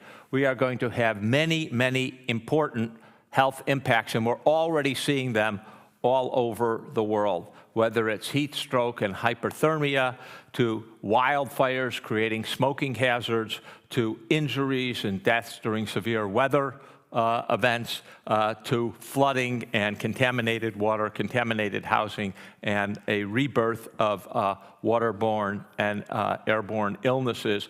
Global health will be a major consequence, adverse global health impacts, a major consequence of climate change. And like almost all impacts of health, they fall unequally on those who are disadvantaged, whether they're disadvantaged because of low income. This slide is from America, but the same situation is going to be true worldwide. Low-income Americans will experience more death, whether it's from extreme heat or flooding or other things. Minorities who are also overlap heavily with low income will have worse outcomes. They tend to live in areas that are more subject to the adverse effects of climate change. And people who are less educated, all of these groups overlap, but are distinct. They will all adversely experience or experience the adverse effects of global climate change more than people who are well off and can protect themselves. This is true not at the individual level, only at the individual level and only within countries. It's also true between countries. Rising temperatures actually make things better in the global north, and the global south, which is much more dependent upon agriculture and natural resources, their GDPs are going to be much more adversely affected. They tend to be closer to the equator for a whole variety of reasons and more adversely affected. This is an analysis done by some economists at Stanford, and it isolates the delta, the change in GDP, from climate change only, taking all the other factors, COVID, population growth, industrialization out. And you can see that poorer countries, Sudan, India, Nigeria, Indonesia, actually have their GDPs adversely affected because of climate change, whereas northern countries do much better in their GDPs because of climate change. So economically, it's going to affect different countries differently, and in general, poorer countries are going to suffer much, much more. We're going to need a lot of resources to affect global climate change, whether it's medications for chronic conditions, costs associated with acute conditions, storm damage, flooding, etc., and then preventative care, which often gets pushed aside during acute emergencies. And so one of the questions that a person interested in ethics and global health would ask is, how are we going to allocate the resources that are going to be devoted to climate change and health equitably to ensure that those who are disadvantaged are not left behind? We've just had a exercise in that to learn what we should do in the future. And that's really about allocation during COVID.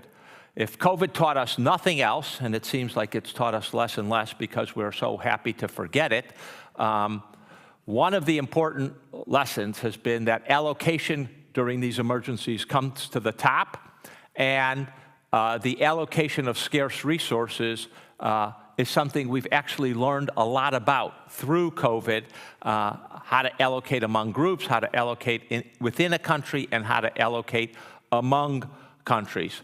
And I will say, this is one area where we've made progress, and I don't think the progress is going to be forgotten or lost. To figure out how to ethically allocate resources, you need a three-step process. The first step is elucidate the fundamental ethical values in an ethical framework. Using the values, delineate who gets top priority and how the priority tiers are established. And then implement those priority tiers with fidelity to the values to make sure the values actually come through. This three-step process is true inside a country, it's true between countries. And there are really, this is one of the lessons of COVID, is we have settled on these values, and I think settled a lot on how they should be used to help tier. And so I think we can make progress on step one so we don't have to repeat it and rapidly go to 2 and 3. There are 4 fundamental values. One is utility, commonly known as to how to maximize benefits and minimize harms. One is priority, giving priority to the least well-off, to the most vulnerable, and how to make sure that those disparities, so that the least well-off are not made even worse off and are not left behind. We believe in equality and equal moral concern to all people. And this, I think, is one of the more interesting places that we've learned a lot through COVID. Equal moral concern does not mean treating every person exactly the same. It means treating people on the basis of their risk for a bad outcome and their risk for, say, COVID infection. And therefore, equal moral concern will require differential treatment, giving more to some and less to others. And finally, we have to recognize social contribution, those people who help try to prevent the adverse outcomes, and those people who in the future will also help us prevent the adverse outcome. If you think about those 4 values, and you don't have a lot of time to think now, but I will just help you, they actually rule out 2 very commonly used principles in allocation. One is first come, first serve. Let's line people up, and the first person in the line gets it. Often this is thought to be a way of equality. Everyone can get in line, and you can just let the first person in line go first. That actually turns out to be a terrible principle for allocating anything, because who wins first come, first serve? The rich always win that race. They have already figured out how to be first in line, and they will get to the line first. And this violates the principle of equality. It also violates the principle of priority for the least advantage. So we should never use first come, first serve in allocation, except to break ties sometime. Another principle, often commonly used in healthcare, we treat the sickest first. You know, any of you who've ever been to an emergency room or worked in an emergency room know it's the sickest first who goes to the top of the line. Less sick people can wait 4, 6, 8 hours in an emergency room. We often use this also in organ transplantation. The sickest person needing a liver gets to the top of the line.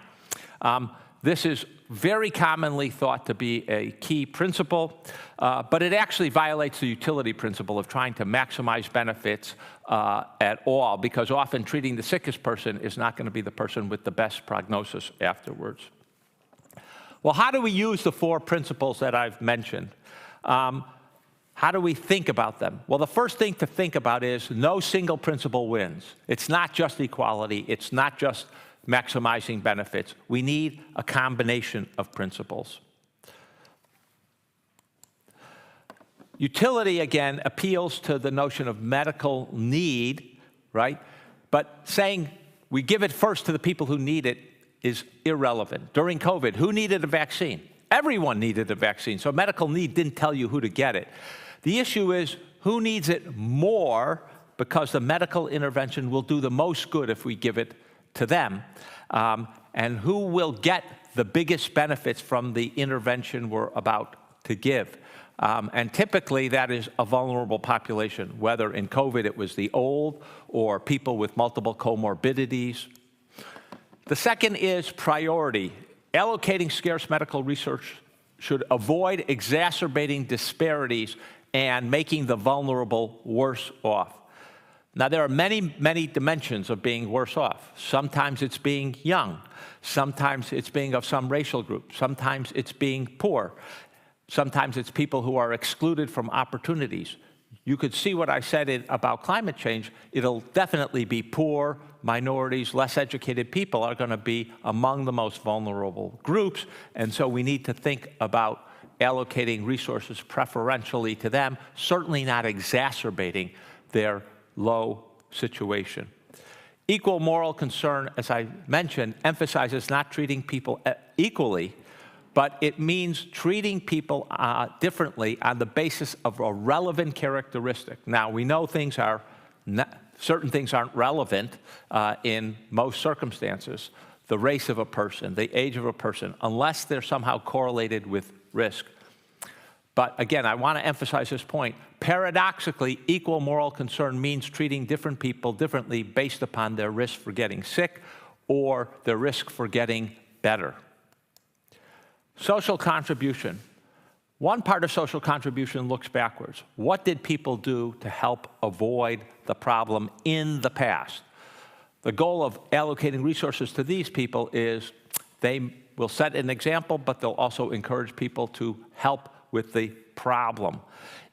It's not a very strong principle, and it's generally only used to break ties among tiers. On the other hand, instrumental value looks at who can help in the future to avoid the problems of either a pandemic or the adverse outcomes of climate change. During COVID, we prioritized vaccinating healthcare workers, not because they're special people, not because that medical degree somehow makes them more important, but because by saving them, we could save many other people, prevent the health system from collapsing, vaccinate more people, so they rose to get priority. Too often, and certainly this was the case early in COVID, policymakers, administrators, politicians think they need to start from scratch in terms of allocating fairly allocating resources. And early in the pandemic, you heard world leaders say, we need a fair and equitable allocation of vaccine, but they never said what fair and equitable would look like. They just said, we need a fair and equitable, and then they said, someone else will figure out what fair and equitable is. But I don't think we have to have that situation ever again. We know what fair and equitable looks like. It means realizing these values. And as a matter of fact, we also know something about which values are more important at the start. We know that two values, prioritizing people who are going to help in the future, like healthcare workers, like first responders, and maximizing benefits and minimizing harms, are the two most important of those principles. In addition, we cannot maximize benefits and exacerbate inequalities, so we have to minimize disparities in our allocation. We can build upon these principles for deciding how to create priority tiers. During COVID, we understood priority tiers are healthcare workers and the most vulnerable, especially the aged and people with severe comorbidities. When we look at climate change, right, we can take the same framework and apply it to who is going to be the most vulnerable to the adverse health impacts from climate change, and then we can prioritize interventions for those groups. That will allow us to establish priorities much more rapidly at the start of any severe crisis like COVID, but I think increasingly like those adverse events from climate change. I want to thank you very much, and thank you for your attention.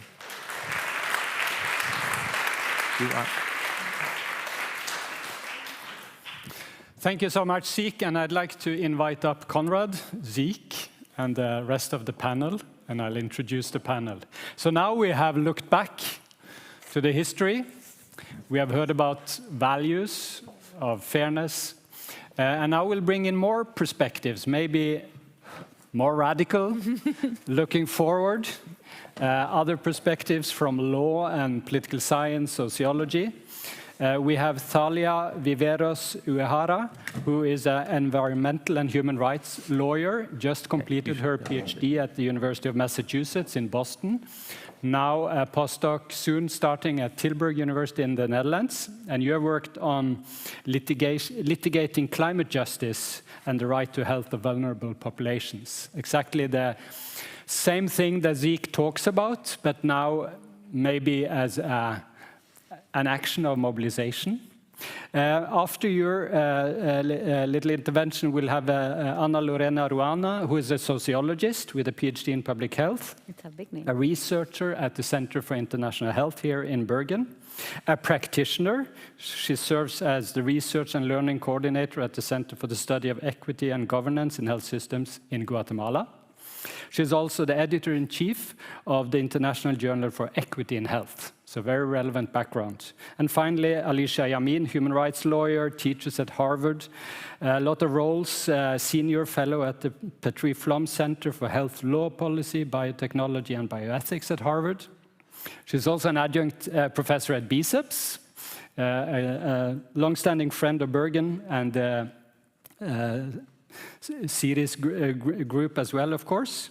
And I'll recommend her latest book, When Misfortune Becomes Injustice, so highly relevant as well. So let's start with Thalia. Tell us more about health litigation and other issues you are concerned about as a response to inequities in health and climate change. Thank you very much, Ole, and please let me begin by extending my heartfelt gratitude to Siri, to the Law Transforms family for this very generous invitation. I cannot believe I'm just sitting here and sharing this stage with the work of many, many scholars that have so greatly inspired me. So this is a turning point for me. So thank you very much. I'm really appreciative.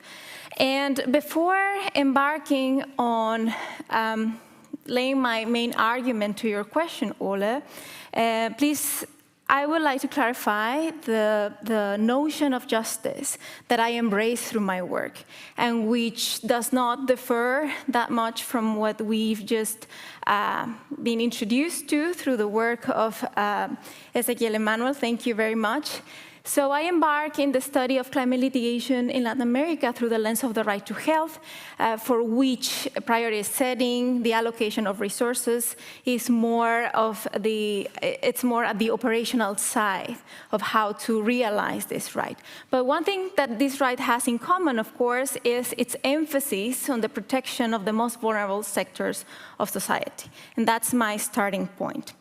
So with that context in mind, through my doctoral research, I explored the 77 cases, climate litigation cases that have been filed through 2022, especially in Latin American jurisdictions, and also conducted interviews with national judges, advocates as well, and experts, to see the extent to which these litigation can be a wave on which health inequalities can be tackled, and through which climate health inequalities can be tackled. And why is this important for the Latin American context? So let me set myself up in context.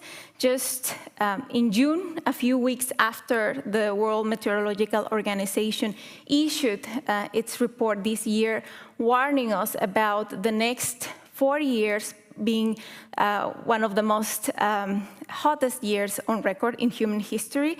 I was in Jalapa, in my native hometown in Mexico, where suddenly several injustices that had remained hidden until then just began to be made ever more visible. So Scarlett, for example, a 15-year-old girl with disabilities, suffered a severe heat stroke due to unusually high temperatures. And despite her mother's desperate attempts to get an ambulance, the help arrived too late. And this was the same case for Herman, a fisherman who also suffered a stroke because he was exposed to direct sun rays. Nobody warned him about exposure, heavy exposure to sun rays, and he didn't have any registration to Social Security, so he was not entitled to any type of medical attention. So what I want to highlight out of these stories, who are preventable, is that health crises in some regions are two sides of the same coin. Inequality and climate change are sweeping across the region. And there is what Conrad mentioned to be the hidden architectures of global health.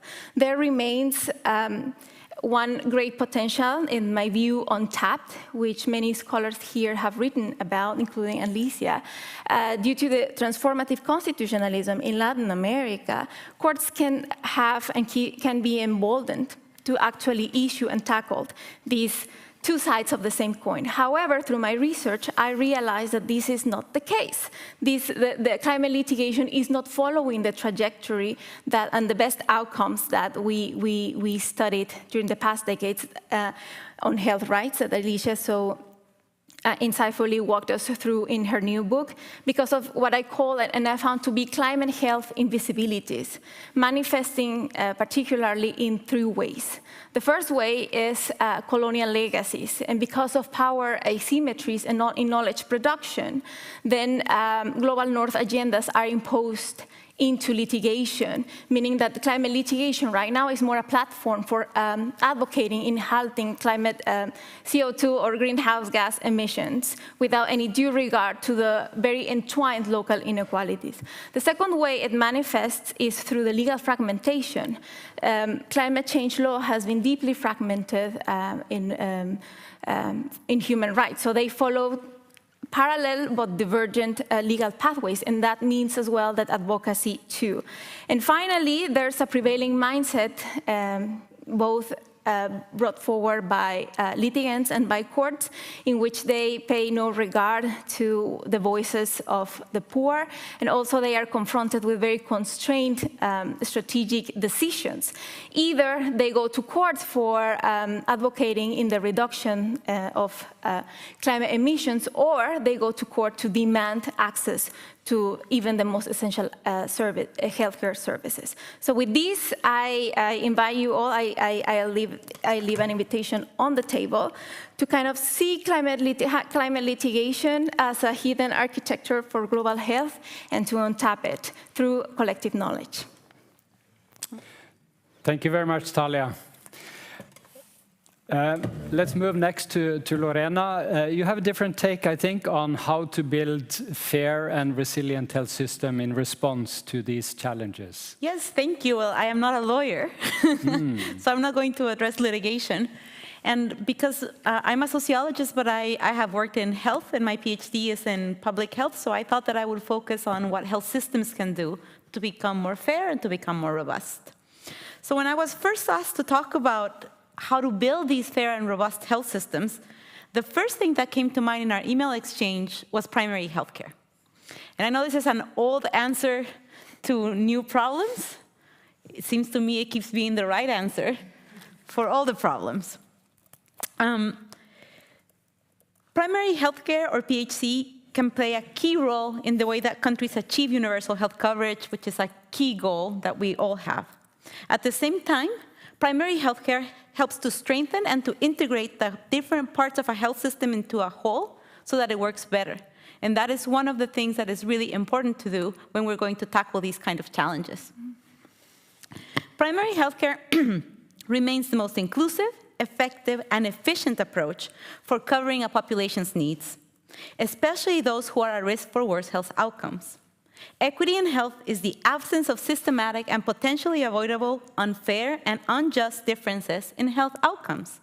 Fair and robust health systems take equity seriously and enshrine it as a core goal.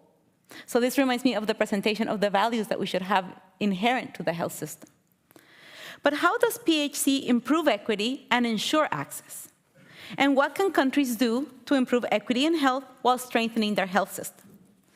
The most important component is the development of a strategy.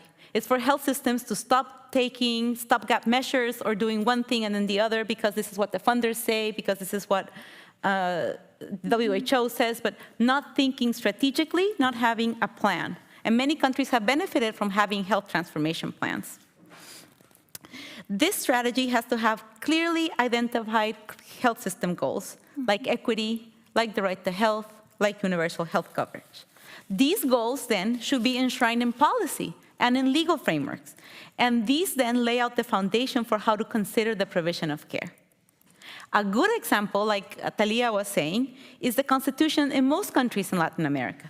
We have the right to health enshrined in Guatemala, and we have it in Bolivia, and we have it in Mexico, and we have it in most of the countries in the region. But this is not enough.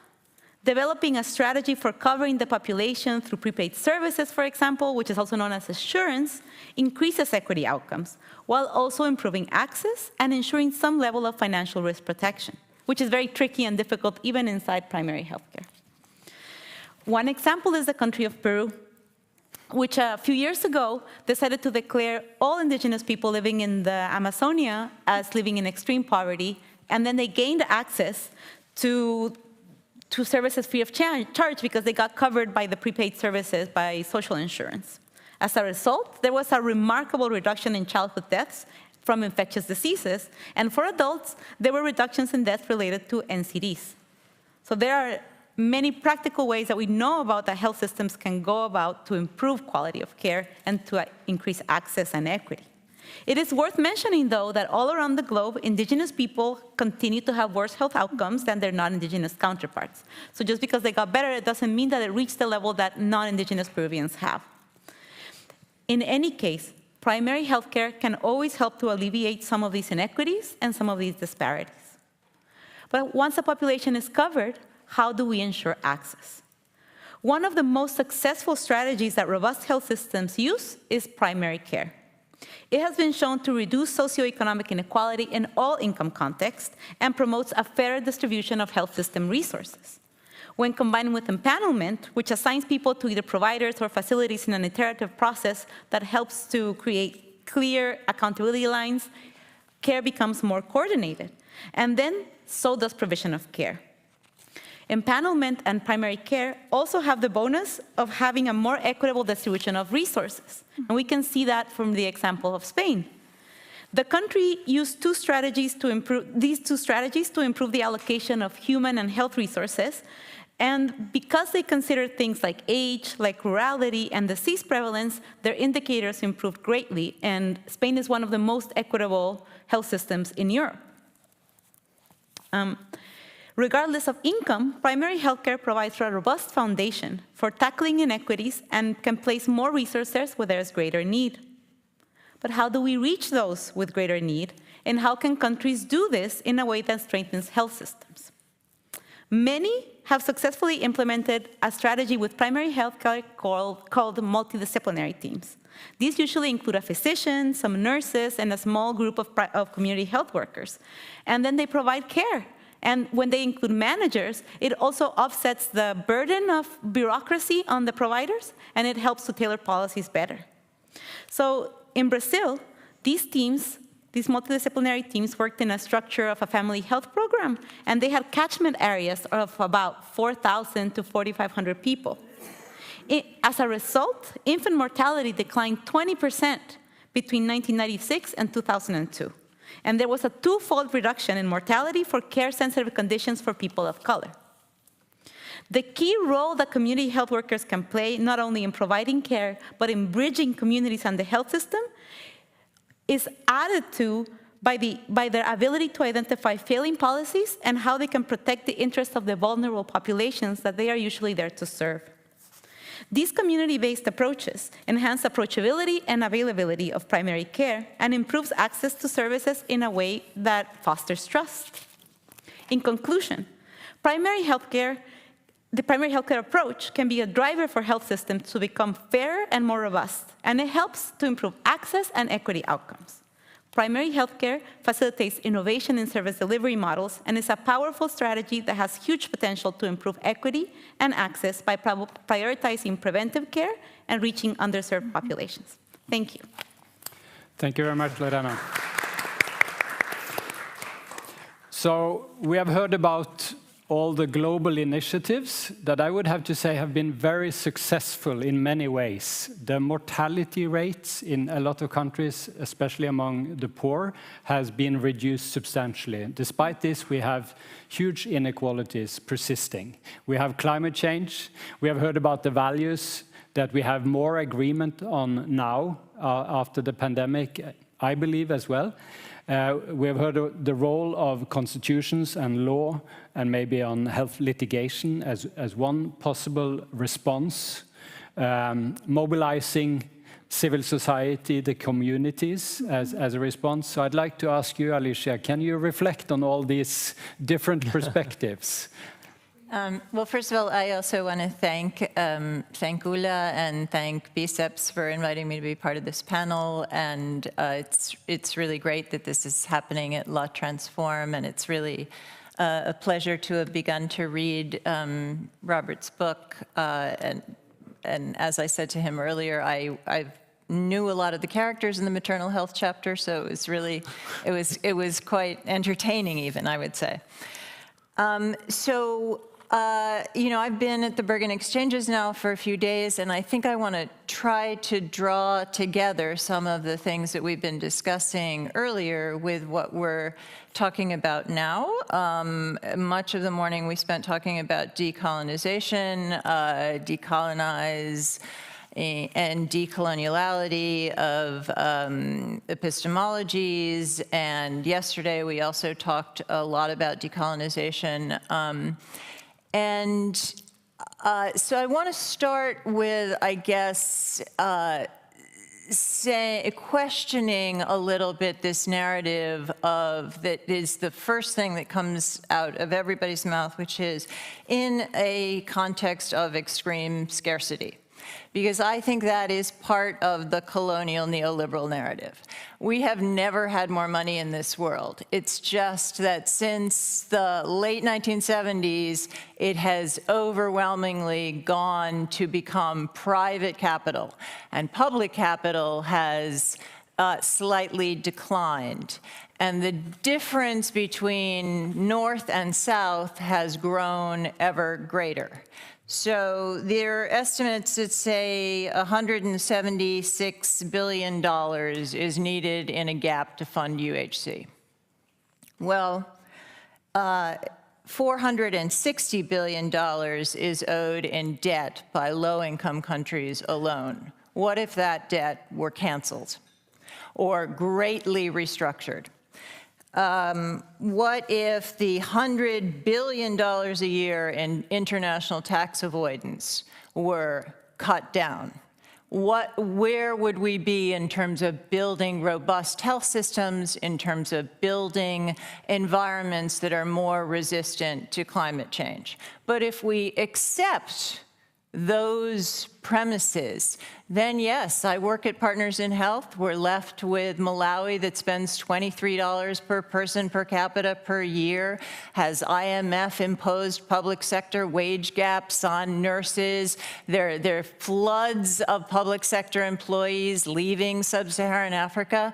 Like, you can do all the priority setting you want, but you're not going to get fair health systems, right, in any meaningful sense of the word. Nothing that we in Norway or we in the United States would accept as fair or equitable.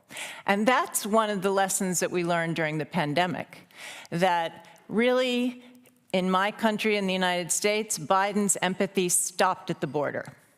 There was a total debacle of international cooperation. Yes, CEPI worked, global coordination to come up with a vaccine, but as Shea Abimbola says, that's what characterizes global health, the difference between innovation and delivery.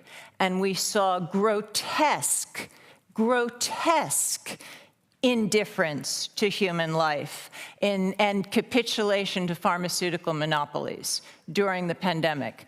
Is that a lesson we're learning? Apparently not, because the same debates are happening now in the pandemic accord, the revisions of the international health regulations. And intellectual property, by the way, is also a massive transfer of wealth from south to north, because many countries in the global south just don't have the capacity to manufacture these vaccines, and in some cases, some of the medicines, so they have to buy them, right? And that immediately absorbs all of their health budgets plus more. So I would say that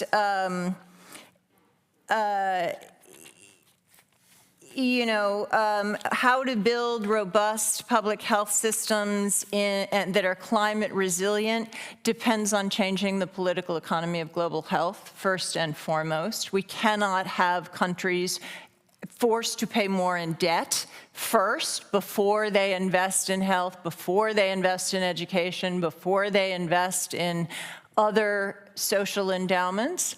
And then, as opposed to Zeke's presentation, I think, as one of the things I learned from studying and working for many years with Norman Daniels is that it's very easy to set out the criteria and the principles, but how they are put into effect in specific contexts varies very much. And it matters that people whose lives are affected actually have a voice and a say in what the priorities are. And that may differ. It may be that in an indigenous community, elders are given more priority that would not be in accord with the way another community would think of utility. But in that community, it follows their values. Mm-hmm. And so I think, I don't like bevies of platonic guardians in courts, as Learned Hand used to say, deciding everything for us, nor do I want bevies of platonic guardians in international institutions or health bureaucracies behind closed doors deciding that. And I'm going to stop now. Thank you. I hope that was provocative enough.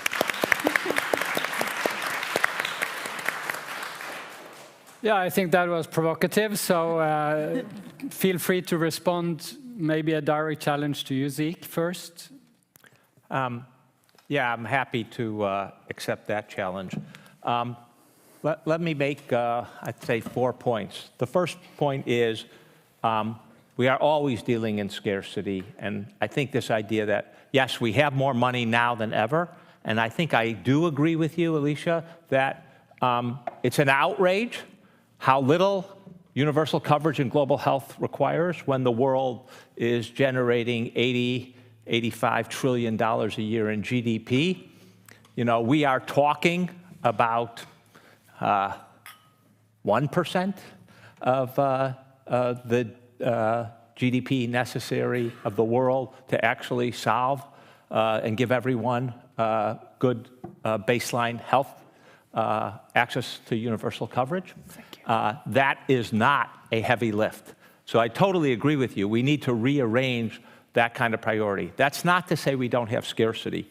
Again, I think if COVID proved anything to us, it should prove, look, on day one, you're not going to have everyone in the world getting a vaccine. That's 8 billion people, just not going to happen, and you have to prioritize things. Turned out, luckily, during COVID, we had to prioritize for less than 12 months. By the end of 2021, we had a surfeit of vaccines and too few takers.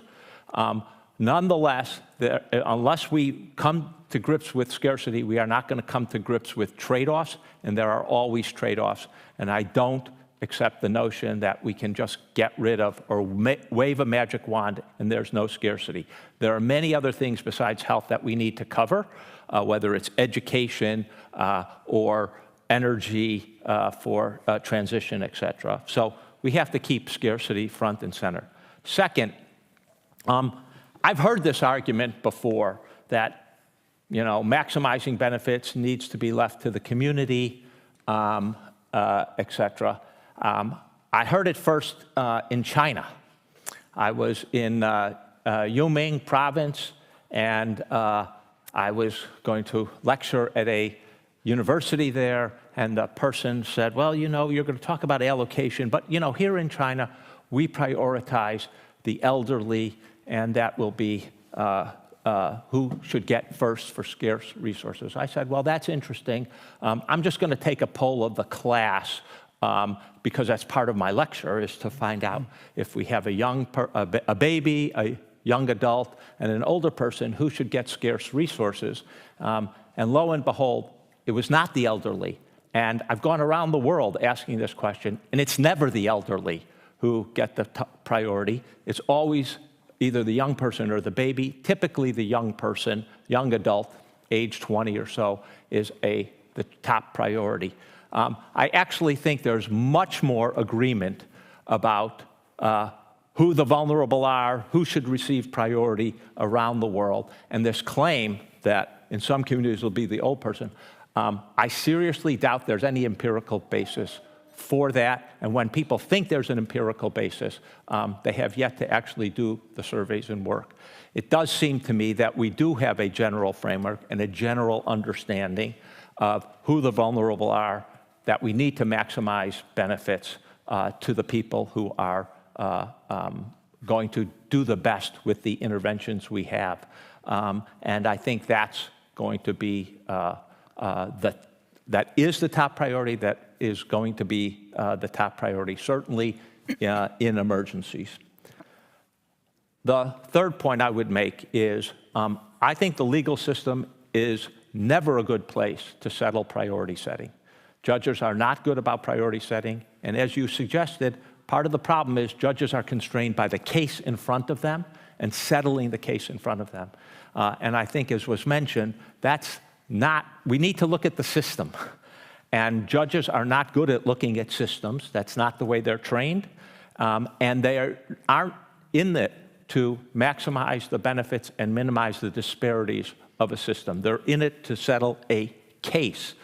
And settling a case will not necessarily get you the right realize the right ethical values at all. And I think actually that mechanism in Latin America, it's grown up there, it's in the Constitution, but it's not the best way to get equitable health. As a matter of fact, because it enshrines access to courts, and the court's the main mechanism, it's almost going to guarantee that those people who have resources to get to the courts, whether it's education or connections, are going to win out rather than the whole system.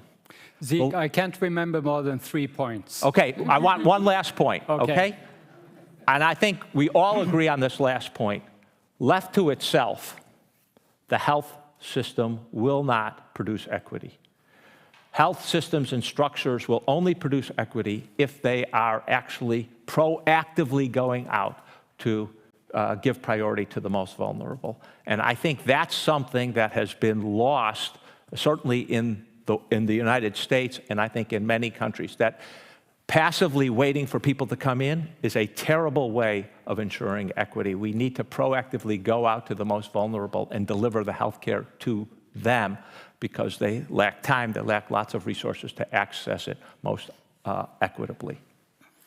Thank you. So I think there was a challenge back, maybe starting with you, Talia. Thank you for the provocations, and thank you for all your insights.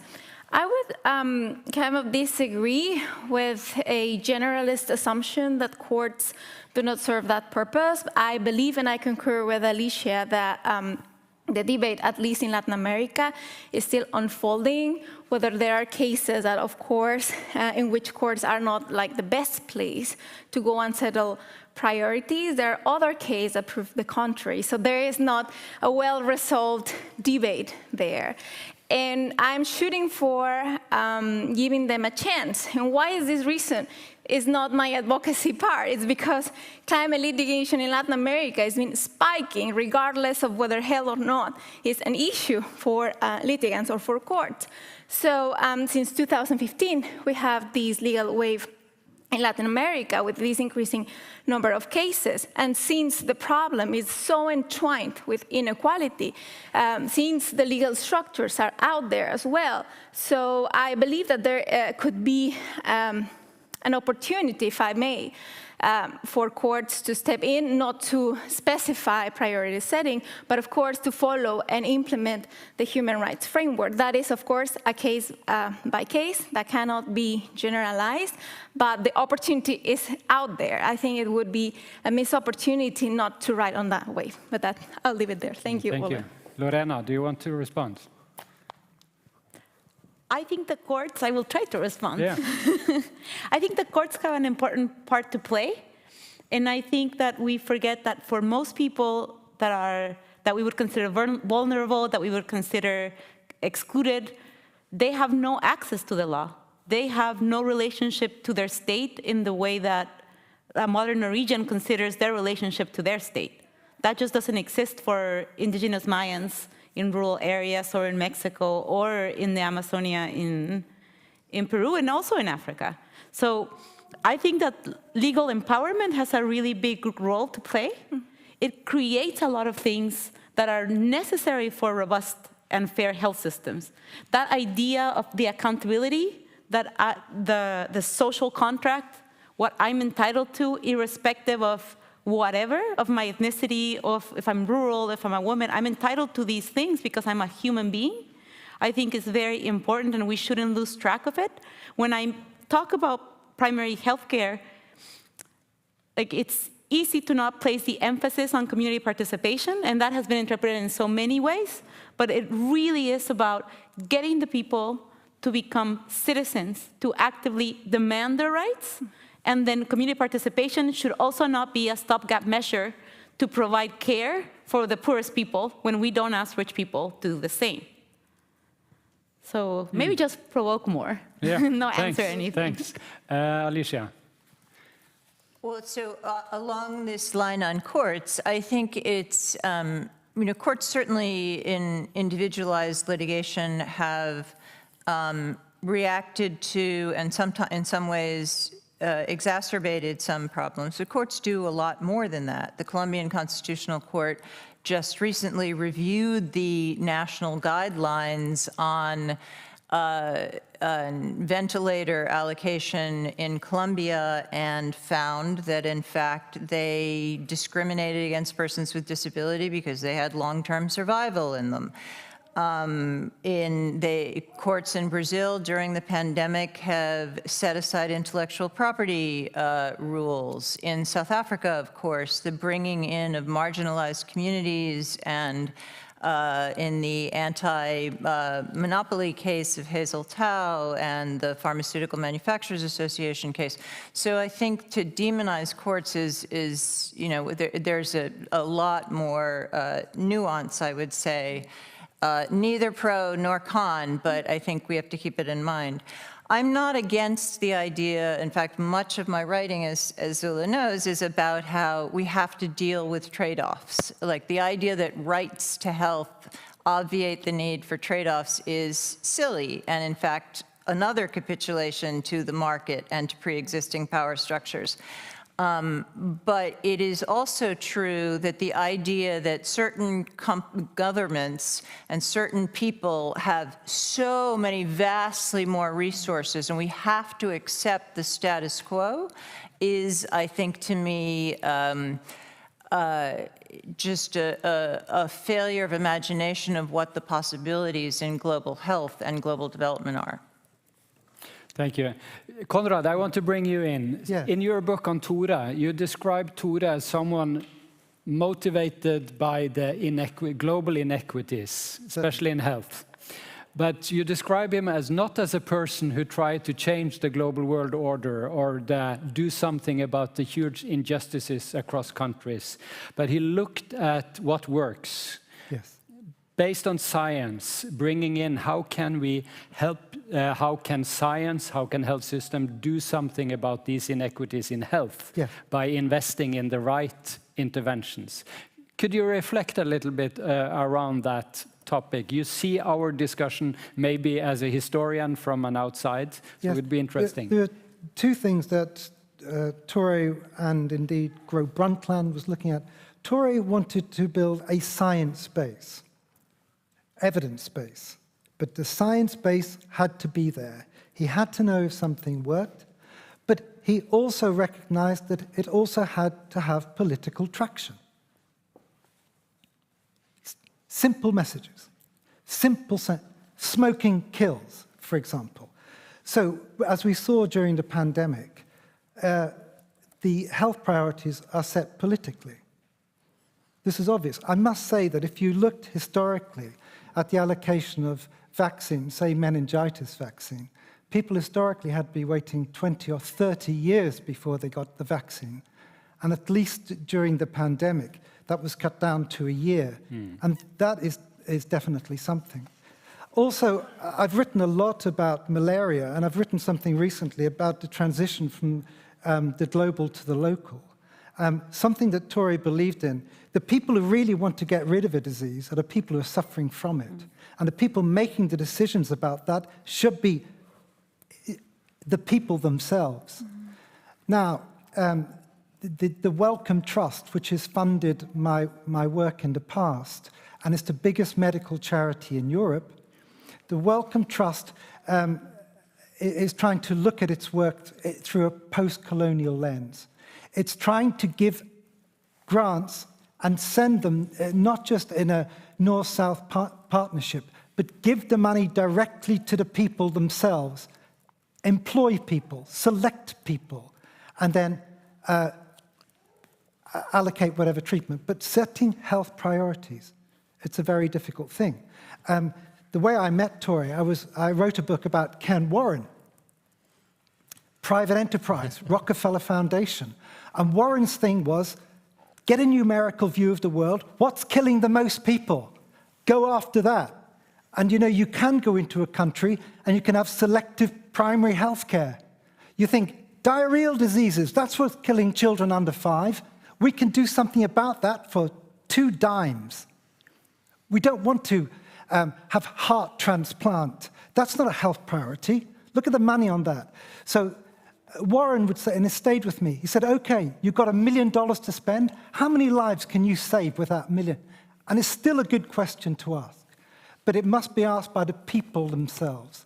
And I think that there may be a movement there, but certainly you've got to have the political traction. And I've just read, the Lancet is going to be 200 years old this year, and I've written a piece about evidence-based medicine. Does it influence policy? Well, not always. You know, and it can take decades. Richard Doll's work on smoking. He used to say to me, Konrad, science will always win out in the end. But you know, it needs pushing. And it needs storytellers out there pushing these stories. It took 25 years before people stopped smoking in the UK. So it's not always about evidence-based. It's how you present it to people. And the people who should be making those decisions are the people in the countries themselves. So I think that's true. Maybe there's going to be a change, but as Gro Brundtland said, we live in a 90-10 metric. 90% of disease burden is suffered by people who have 10% of the assets to address it, and they don't do it. Also, I must say, behavior change, it hasn't really worked. If we look at... It's the hardest thing to do. It's the hardest thing to do. So if we try to say people, move more, eat less. Now, that is something that Tory would say. It's a simple sentence. Everybody can remember it. The Prime Minister can say it to the people. Not working. It seems as if the pharmaceutical industry might be coming up with something about obesity. But obesity is a huge problem, and it's taking more lives than actually smoking in some places. Now, in the UK, I'm Irish, but I lived in the UK for many years. The English started getting fat about 1975 in England, not Wales or Scotland. And that's not that long ago. Something happened. And so this is a big thing. And just a final one, which I think is true, getting on to climate change. I do think, there are lots of dengue. Now, dengue could become a disease of the middle classes. It could be in terms of climate change. It could be in Delhi, it could be in Sao Paulo, it could be in these huge mega cities. Now, if it's not just affecting poor people, which is what we're really saying, the poor people aren't worth saving, then that might have a change as well. And that could expedite political decisions in that particular way. But in the past, it's been, that's been the argument, that the poor aren't worth saving. We have time for one question, if someone is burning with a question. And I saw Lorena first, just a quick comment. Yes, please. Lorena first, quickly. So I just really quickly want to say that selective primary healthcare does not build strong health systems. It does the opposite. It destroys health systems. And it may cost 2 cents to prevent that disease. As soon as you take away those 2 cents, the kids get sick just the same, or even worse, because now the system has no capacity. So I think because the topic of this panel is building fair and robust health systems, we should really talk about the things that don't, like this, or the idea that technocratic solutions are the only solutions, because health is political and will remain political always. And RCTs are not the solution to every social issue, and are not the solution to poverty, and are not the solution to exclusion. There. Thank you. Please. Hi. Oh, it's not working. Hello? Hello? Oh, hi. My name is Larissa. I'm from Brazil. So I think one of the things I was expecting to hear a bit, and I'm a bit shocked I wasn't talked about, is about private health system. So I'm from Brazil, and Brazil has, in a way, a reference public health system. And so we have people from many countries in the world, including the US, going to Brazil to seek free medical care. And yet we have a huge disparity in access to health care because we also have a private health system. And even though our public health system is super important, it has been constantly fought by companies and by the government because private health systems make a lot of money and they have a huge political influence. And during the pandemic, this was really highlighted, and especially I feel like I've heard so many stories and so many terrible stories, especially in the US, in which there's no public health system, and people say that there's no real talk about building a health system. And even in Europe, as a Latin American person, we suffer a lot coming to Europe because the idea of access to health system in here is completely different to what we have in Brazil and in most Latin American countries, in which people can just go to the hospital whenever they need and they will be attended.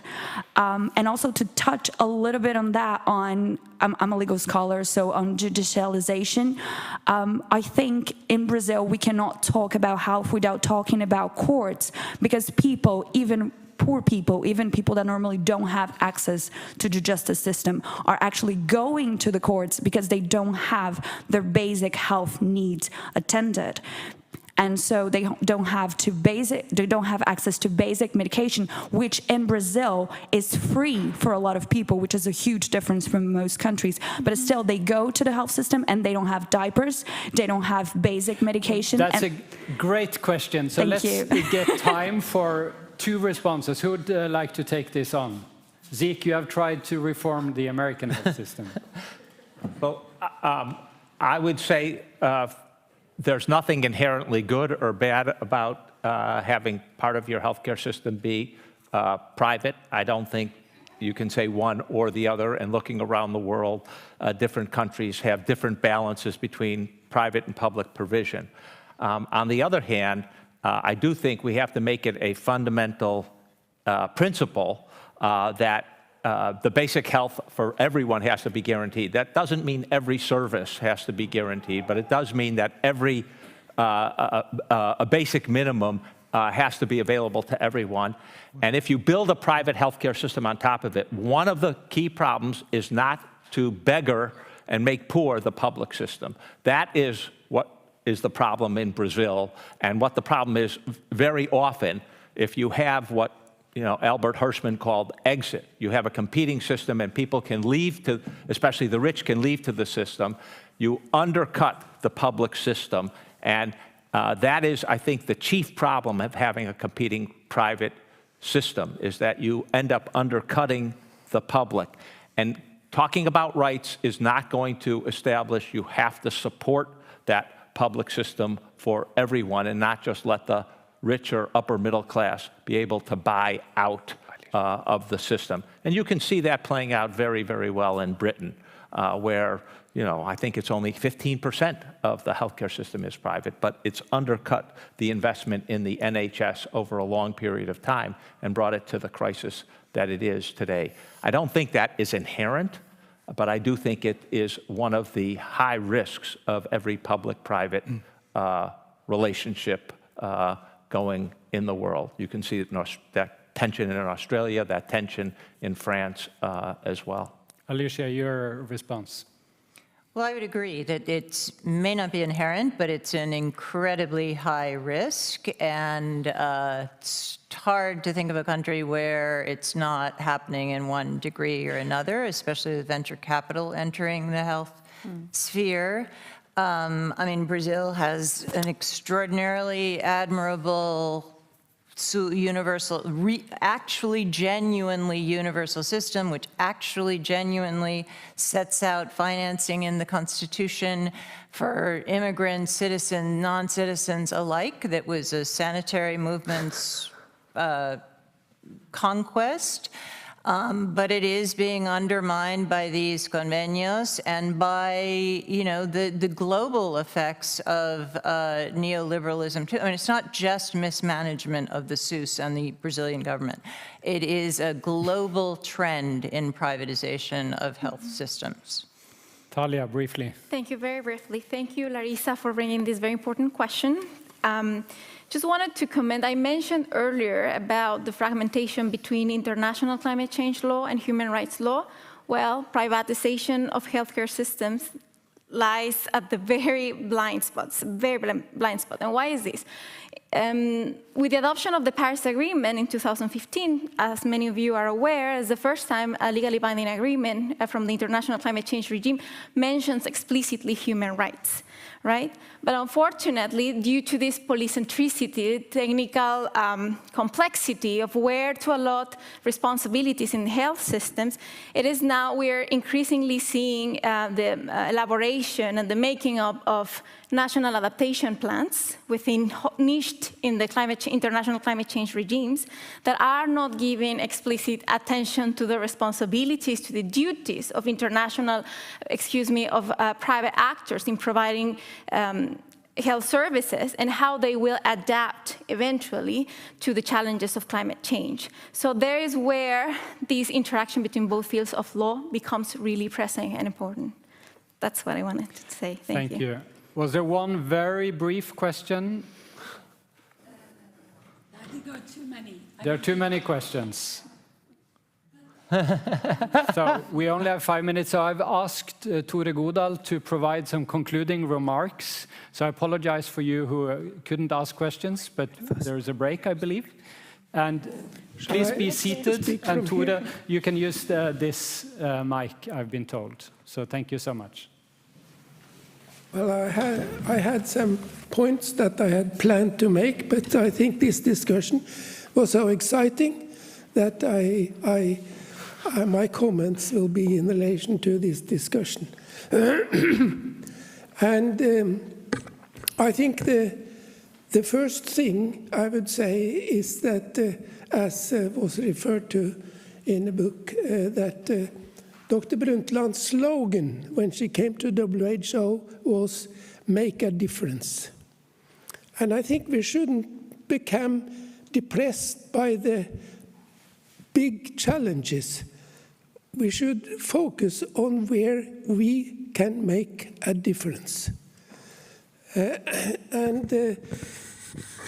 Also, it is good to know where we want to end up, but we are always starting from somewhere. And in my experience, to show that there is progress is a very, very important accelerator for moving forward. And I think that there are many good practical examples in relation to primary health care that we have talked about for now 30 years or so. And I think the point here I would take from my second home country, Ethiopia, and Ole's birth country. And here the leadership was determined about doing something in relation to providing health, basic health to the people. And what they did, they decided they wanted to develop a cadre of primary health care workers that had 1 year of training, the health extension worker, and they calculated that in order to cover the country, they needed to have 35,000 of them, and in order to serve a population of 5,000. So that made a big difference. In fact, Ethiopia reached the Sustainable Development Goals in relation to child health. So I think there are many good examples where you have made a big difference. And then one raised the question of changing behavior. And my experience is that actually incentives is very important. I mean, after all, my father was a priest. And so, you know, religion is actually full of incentives for good behavior, usually. So I would give some examples. I don't remember the specific names, but in Latin America, in Mexico, and in Brazil, in the previous term of the present president, what they did was actually to give money to mothers if they came and entered school and had vaccinated their children and they were well fed. And that made a huge difference. And similarly, in India, their USAID had workshops in India about how children should be better fed because they were getting the leftover from the fathers, and they spent several million on workshops for mothers, how to do it.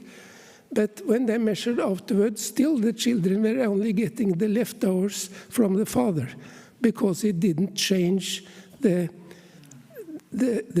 power game inside families. In India, what they did was that actually they decided to pay for the women for getting to hospitals, but they paid when they came to the hospital. And when I went there with Prime Minister Stoltenberg, he had a group of them sitting in front of him on the grass, and he asked whether this payment had anything, was of any value to them. And then they said, oh yes, for the first time we have a negotiating card with our mother-in-law. Because the husband will go and ask the mother about whether he should spend money on bringing the pregnant mother to the hospital. And of course, the mother-in-law said, no, no, my son, you were born at home. You are a wonderful boy. So incentives can really have a big influence in relation to then behavior change and power structures in the society. So I think I'm very glad that then Konrad's book were presented in this environment, since it has been such a enlightening discussion on very, very important subjects. And I would just say that I'm a chronic optimist, and I blame my mother because she told me fairy tales when I was sitting there in the darkness in front of the fireplace under the Second World War. And you know how wonderful fairy tales. The odds are all against you, but in the end, you will get there. Can I use 1 minute more? So when Sika and I were collaborating, he referred to it. President Obama was coming to Norway to get the Nobel Prize. I think it was in 2009. And then there was a question from the US of what priorities Norway had for the Prime Minister to discuss with President Obama. And of course, Sika and I, we had agreed that health was very important. It should be one of the points, but you can imagine when President of United States to Norway, there must be a lot of more important subjects to discuss. So in the ministry then, I was then actually in the ministry, Foreign Affairs, I was completely overrun by more important arguments. So I didn't achieve to get it on the agenda. But then they sent over the list then from the US. Sika had done his job. So from the US said, we want to have health on the agenda. And then, of course, had to accept that. But then the meeting took place between the Prime Minister and President Obama. And I asked those that attended, did they talk about health? And then, no, they didn't. They talked about a lot of other things, but they didn't. Oh, I thought it was very depressing. And then there was a press conference afterwards. And then President Obama said, you know, and we have agreed on these 4 points. And then the fourth was global health, maternal and child health in particular in this case. So what seemed to be completely hopeless, actually it happened with good collaboration across the Atlantic. Yeah. So thank you very much. Thank you for a very enlightening, very important meeting. I remember you can all make a difference.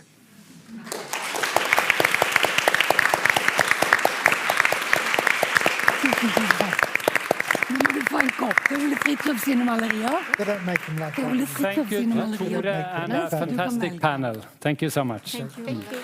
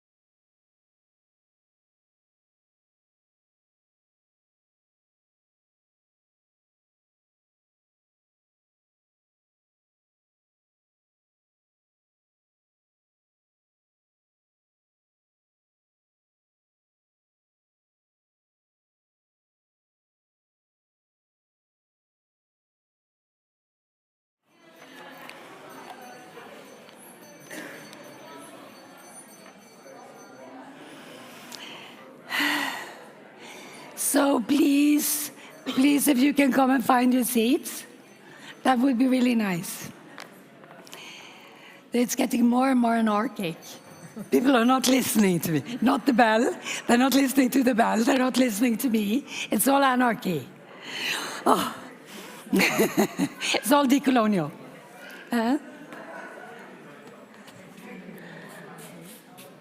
Haltima.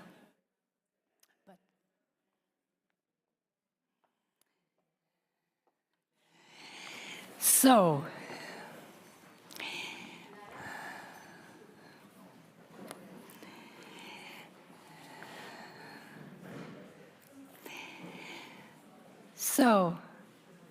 it's such a great pleasure and honor for me to be able to introduce this year's annual lecture on law and social transformation. It's the highlight every year. It's our most sort of prominent event that we always look forward to during the Bergen Exchanges.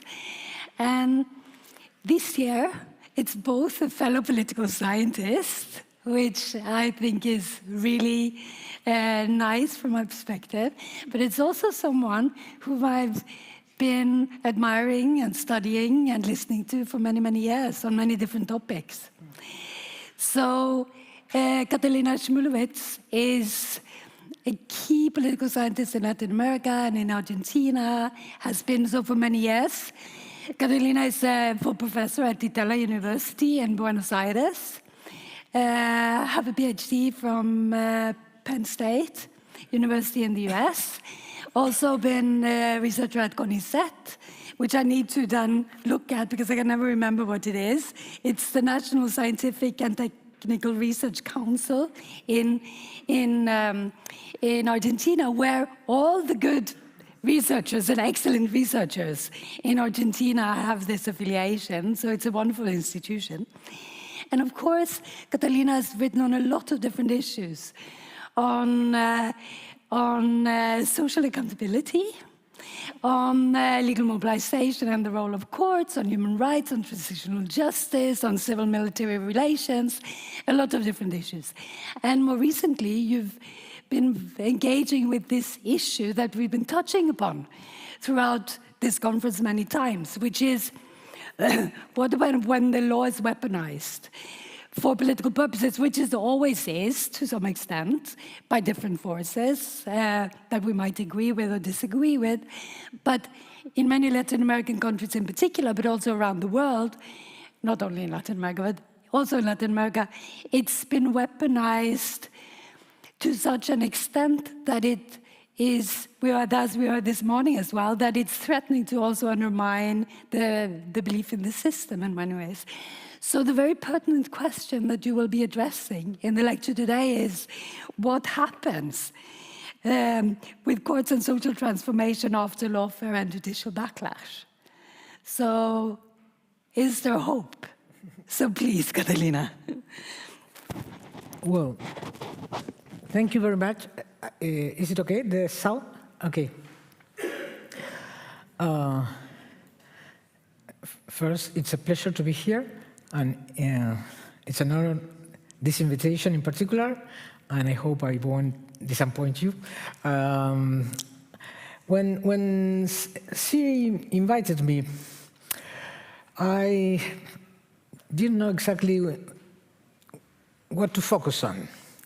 Last year, I had been in the exchange event that took place in Brazil, and at that time, I presented something on lawfare, or the way Latin Americans call the weaponization of law. And I didn't want to repeat myself, but at the same time, I do think it's an extremely relevant problem. And at the same time, what I also saw was some books that you saw, you were able to discuss one of the books today, and there are some other books about the limits of judicialization. And since I've been working on issues related to judicialization and how the discovery of the law appear as a political tool, not only in Latin America, but also in many other areas of the world, I thought that perhaps a good topic is to discuss, well, are we really watching the limits of judicialization? What does it mean? And that would be, in a way, the topic and what I'm going to try to do. Just to anticipate my conclusions, and after this you can leave. My main argument is we are not watching the limits of judicialization. We are watching success rather than retraction. And the consequence of this may be the revenge of politics. Okay? And so, in a way, these two big titles encompass what I'm going to say. Okay, and the roadmap for my presentation will be this, and I think I will fix this slide for a while so that you can see where I'm hidden. Okay, so let me start with a real thing then. The discovery of law as an instrument for demanding social policies and the establishment of the judicial arena as a space for resolving social and political conflicts are two of the big novelties that came with transitions to democracy in Latin America. Although there had been before that some uses of the law for demanding policies, it was in the 80s with the transitions to democracy that the discovery of the law, the use of the law, became part of the kit for doing politics for most social actors. And that's the reason why most of us start this process in the 80s, even though there have been important precedents, even at the very beginning of the 20th century. In general, the literature regarding judicialization of politics used to be relatively positive about its consequence for the politics in the area. There were very early also some criticisms, some warnings, but in general the evaluation was that we were witnessing a very positive event.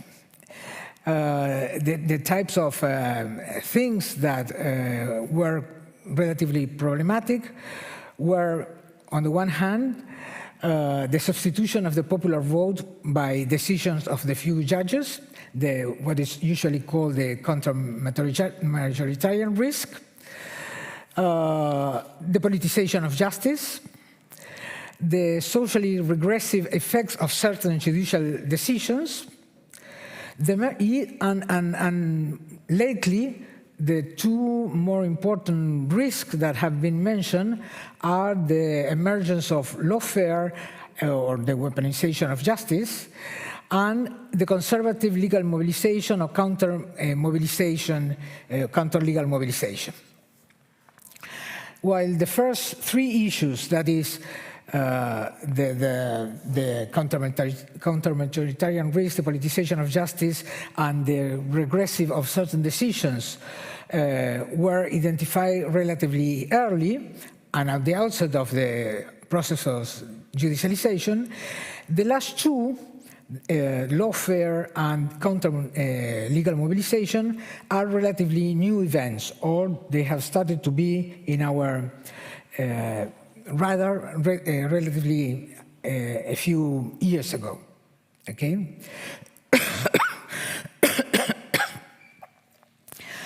And particularly these last two, the lawfare and the counter-legal mobilization, are the ones that have led to this other assessment about the limits of judicialization. And examples of these are, for example, in terms of lawfare. Okay, lawfare in the Latin American arena is usually understood as the use of legal procedures to politically pursue political leaders. And in general, it is used to. It is considered that it's a. Thank you.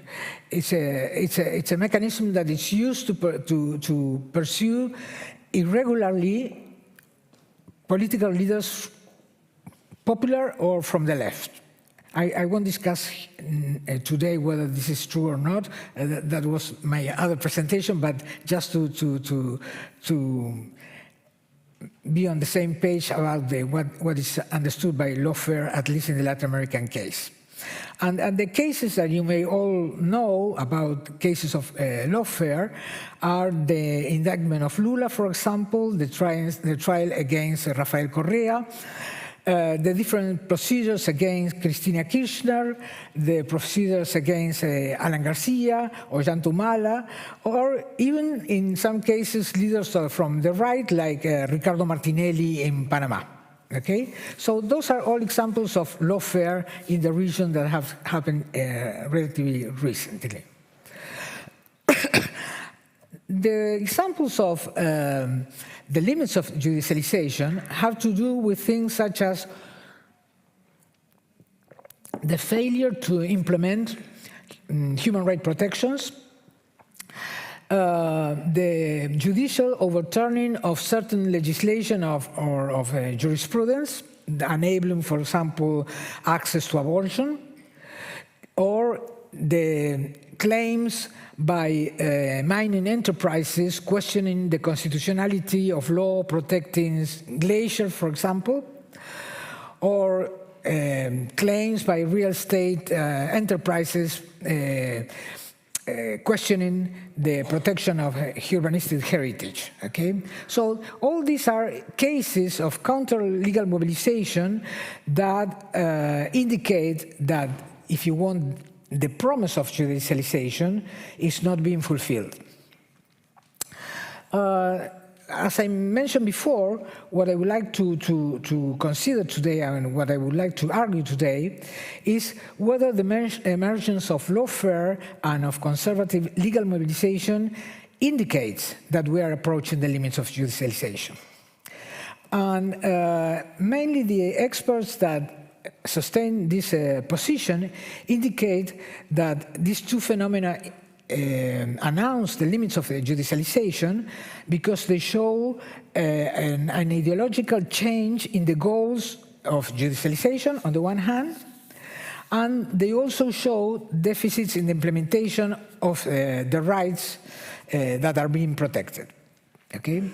In other words, lawfare and backlash signal the limits of judicialization because they show that in judicialization, instead of advancing the promotion of social equality, of the political integration of marginalized actors, or the expansion of rights, are advancing claims that reverse those goals or attempt to curtail previous jurisprudential achievements.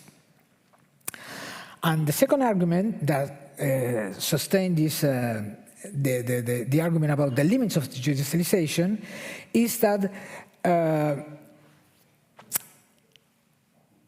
what we are witnessing the limits of judicialization because the intended outcomes of judicialization have not been achieved. They have not translated into tangible policies, or they have not been implemented. Okay? In a nutshell, and just to quote the subtitle of Daniel's and Ezequiel's book, what we are witnessing is a transit from progress to backlash. And this in itself indicates the limits of judicialization. As can be inferred from this discussion about the limits of judicialization, this discussion is centered on the inability of the judicial procedures to realize specific ideological goals. It's an assessment that does not assess how and whether procedures or the meme works, is an assessment that concentrates on the goals. It implies that judicialization implies a specific orientation in terms of the goals it supports. So it's a discussion that does not consider how the process works or how often it is used.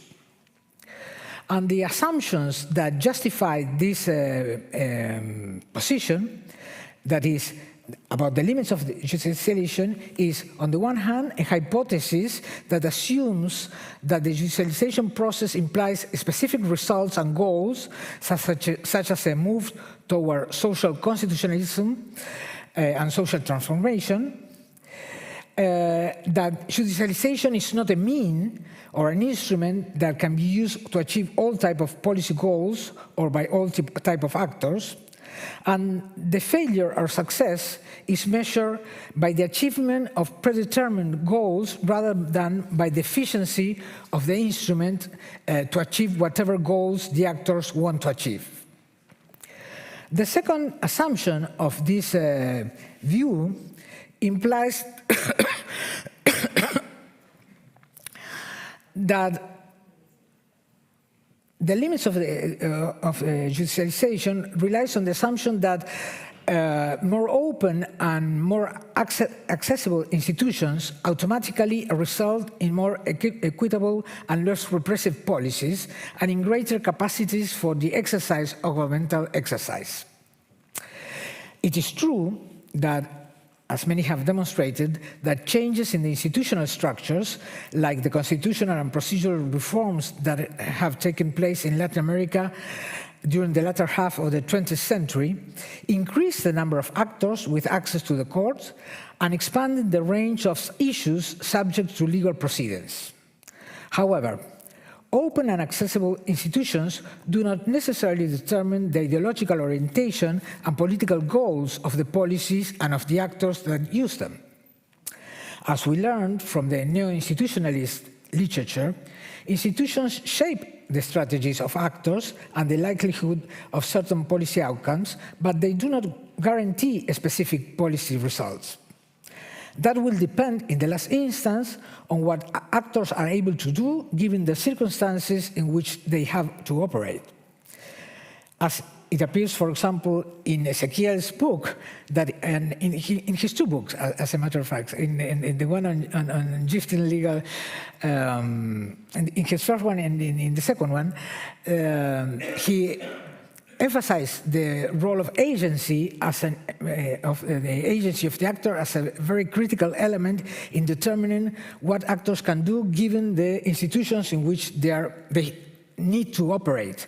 So this is, in a way, is an assumption that is sometimes considers the limits of institutions to do certain things, but it seems that the assumption or the criticism about the limits forgets the role of agency in how actors use the specific institutions in which they have to operate.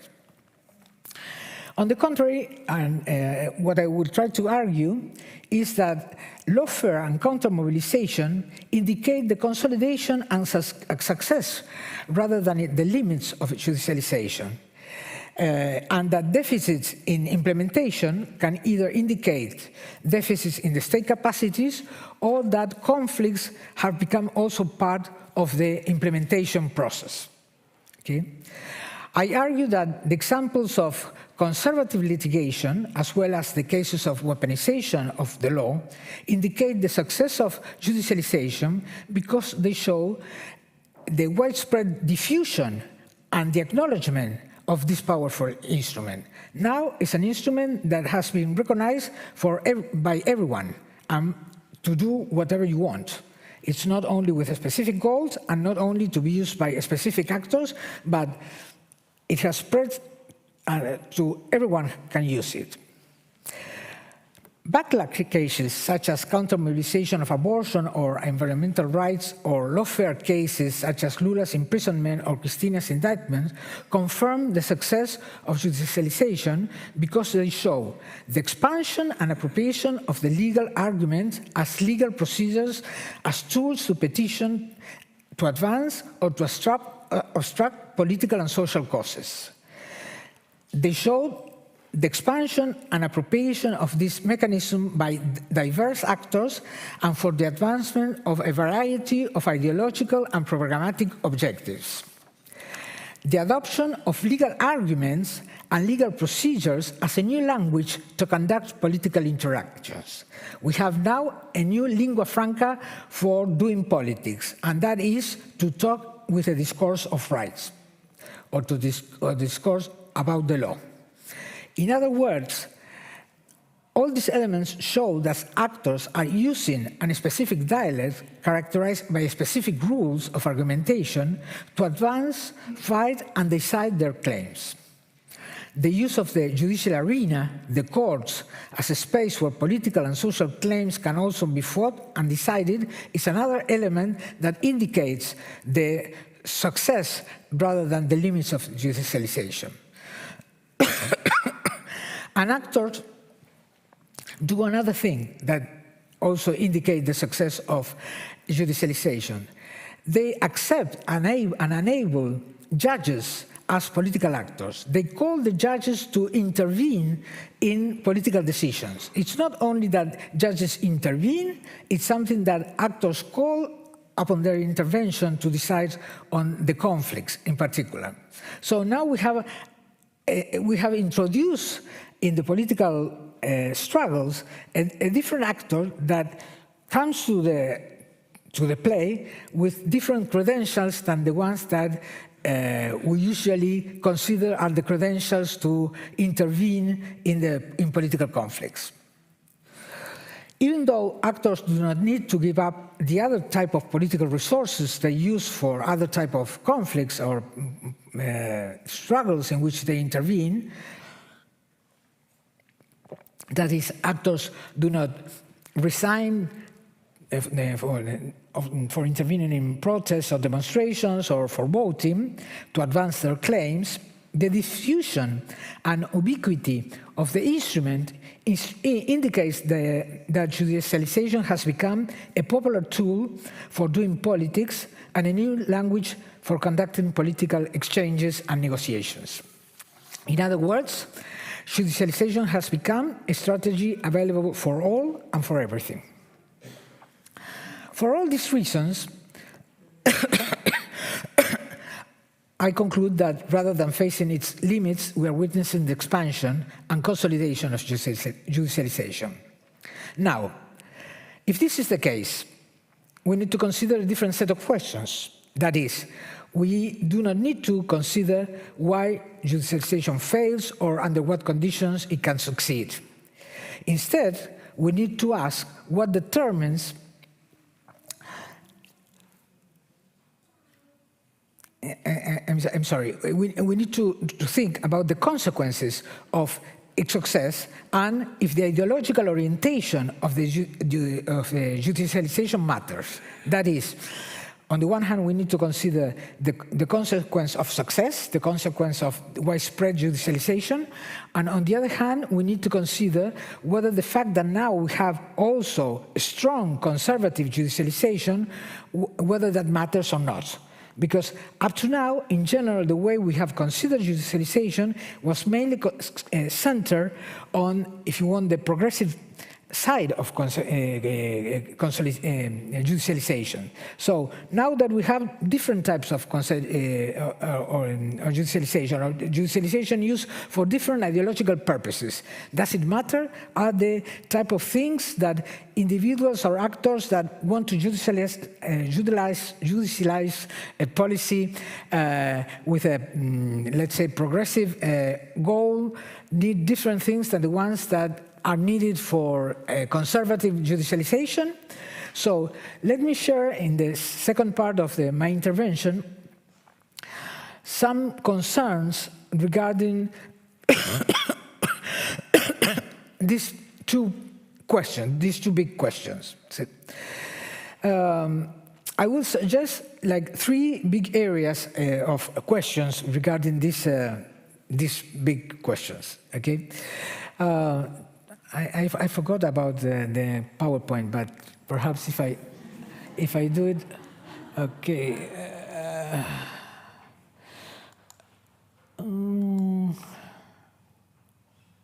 Okay, so these are the specific questions. This is just to show that I did my homework, and I did the I did the PowerPoint, but I forgot to use it. Okay,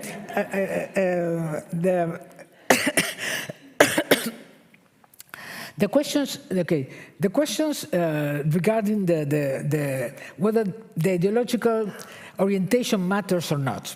Okay. I do think that the first question is why we have this conservative judicialization now, why it didn't appear before, or why it wasn't as strong before as it appears to be now. Okay, so that opens a whole set of new questions, and if you want a different research agenda about how judicialization has transformed itself. Then we have some questions regarding the conditions for the success of conservative judicialization. Are the same or not that the type of conditions that we usually consider for progressive judicialization?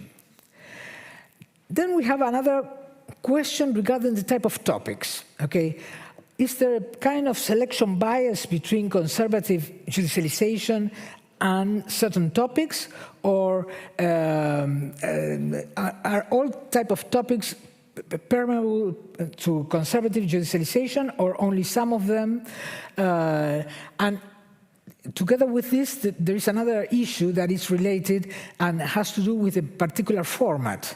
Because in general, when I'm anticipating myself, but in general, when we think about conservative judicialization, we tend to think about issues related to principles or identity, that is a zero-sum type of conflicts. And that implies a particular format of resolution. But is that the case? Are all conservative type of mechanisms for conservative judicialization related to zero-sum type of conflicts or not? Okay, so in regard to the ideological, whether the ideological orientation matters, these are the 4 set of questions that I would like to consider now. Okay, so let me go over each of them. Okay,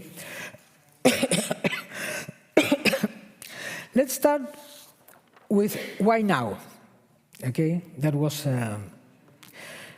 Daniel's question yesterday. Why now? Okay.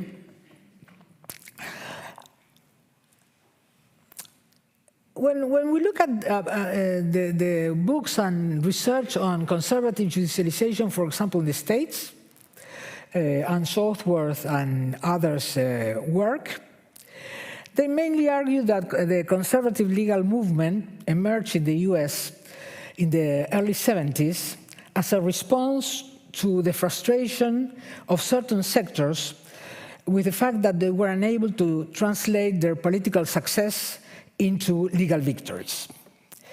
And that argument that is, she has it, but many others that work on conservative judicialization make, is basically an argument that understands that conservative judicialization is a response, a reaction. It's a restorative process. It's a process that is intended to restore change in a previous status quo that has been modified. Okay? And so for conservative judicialization to be triggered, what you need is a provocation. Okay? Since it is a reaction, you need something that justifies that reaction. So let's assume that they are correct in terms of how to explain when conservative judicialization can take place. If their argument holds for the Latin American case, one possible answer to the question, why now, is that conservative judicialization could not appear in the Latin American case before we had some progressive judicialization before. That is, because we had progressive judicialization that was successful, it's that now we find ourselves confronted with a conservative reaction in terms of judicialization. That is, before transitions and before the changes that came with transitions, it was conservative judicialization was not necessary. That would be if I follow Anne Southworth's argument, that would be the explanation for the Latin American case. However, this assertion needs to be tested. It's not clear that what they say is really the case. Okay? For example, has conservative legal mobilization, both globally and Latin America, only been a reactive and defensive strategy? Is it possible to trace all over the world a kind of proactive use of conservative judicialization?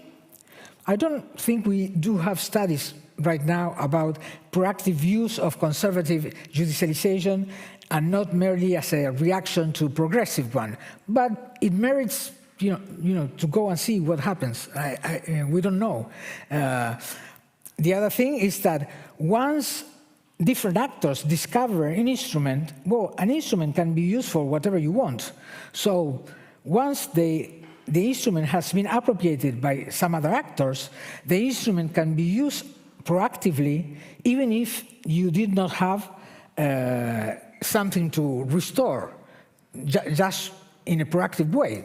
So the fact that the instrument is now in the air allows us to think or to go and see whether it's being used or can be used or will going to be used with this purpose.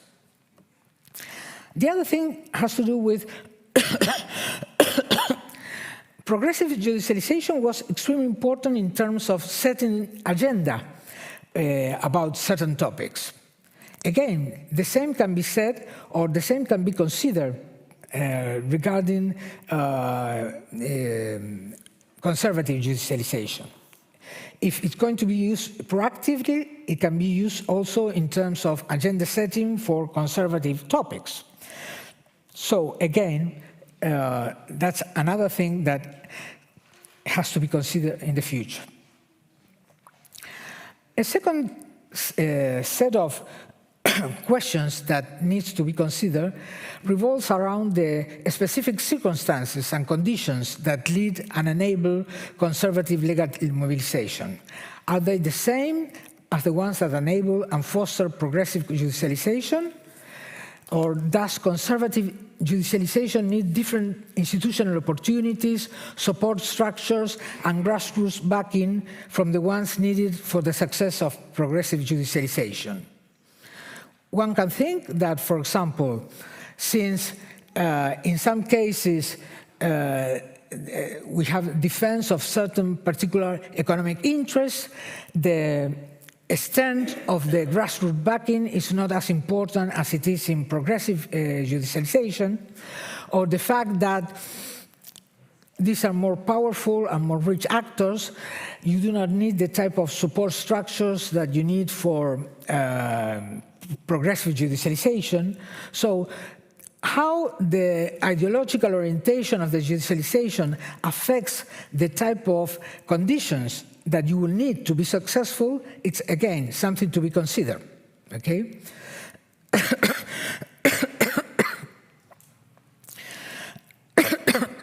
For example, in the book about the limits of judicialization, I thought that Camila was going to be here, so I had a phrase for her, but I will say it anyway. Camila Janela writes a chapter that is also a standing member of the exchange program, has a chapter in this book on the limits of judicialization, and one of the things that she shows And I'm not disputing her findings. Her findings lead me to think what to think when we start thinking about other topics. One of the things that she shows is that, for example, in the case of Peru and the judicialization of abortion rights, the elite in the state was much more progressive and had a certain disconnection with the grassroots movements in the region. And that disconnection had consequences on the possibility of sustaining the progressive judicialization that had taken place regarding abortion rights. Okay, so she indicates that when you do have this type of disconnection between elites or progressive elites and grassroots movements, it could be a problem for the maintenance of certain type of judicialization. Okay, well, this is something that we should ask ourselves. Do conservative type of judicialization, do they also need this connection between with grassroots conservative movements, or the fact that conservative judicialization have access to other type of resources in terms of money, in terms of power, in terms of connection with certain powerful actors? Grassroots support is not as important as it is in the case of progressive judicialization. So I'm not saying that we do not have a situation here with conservative judicialization. What I think is that we need to ask perhaps different questions, or to evaluate whether we do have different questions that need to be considered, okay?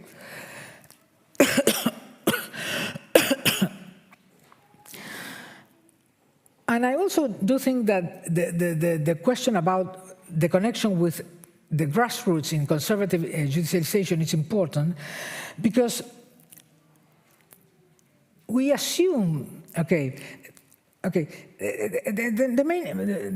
main reason I do think it's important is, is majoritarian support also important? Okay, and if it's not, okay, we do have a difference. However, if majoritarian support is also important, then the ability of judicialization to make a difference is mainly related to its ability to be able to attract wide support. Okay, so it's a problem for us, because that means that conservative judicialization can be democratic. So that's the reason I do think that we have to consider the connection between the different types of judicialization and the extension of the grassroots support. Because if we end up with the conclusion that in both cases you need expanded grassroots support, well, we do have a problem in terms of our democratic beliefs, in terms, even though we may not like the outcomes, okay? Okay.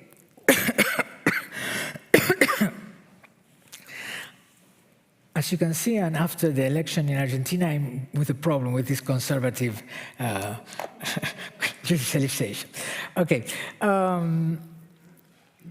Let me consider the following. Okay, no. Okay, the following two questions, and I will consider them jointly. On the one hand, we need to examine if all types of tools are permeable for conservative or progressive judicialization, or whether there is a selection bias and certain issues are more likely to be the object of progressive judicialization, while others are more likely to be the object of progressive or conservative judicialization. On the other hand, we need to consider if topics leading to zero-sum conflicts, such as cultural battles, are more prone to conservative judicialization. Or conservative judicialization can also take place in regard to topics that allow for negotiated solutions. okay? Let's consider two cases of conservative legal mobilization involving restrictions to access to public health, okay? One involves restrictions to decide the right, or restrictions to the right to decide on abortions, and the other, limitations on free access to medicines provided by the state. While judicialization of the right to abortion usually leads to visible and potentially polarizing zero-sum conflicts, judicialization regarding access to medication usually leads to solutions that, although restrictive, usually take a negotiated form, and therefore tend to go unnoticed. This scenario warns us that the prevailing understanding is that there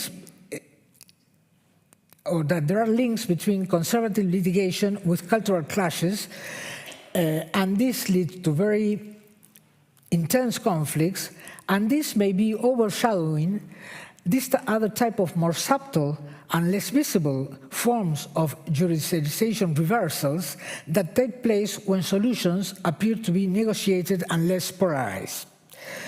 So what my point here has to do with, I'm not saying that judicialization does not take place in very visible and intense issues such as abortion or identity issues, and it's of course they take these are extremely important issues because the political impact of these issues are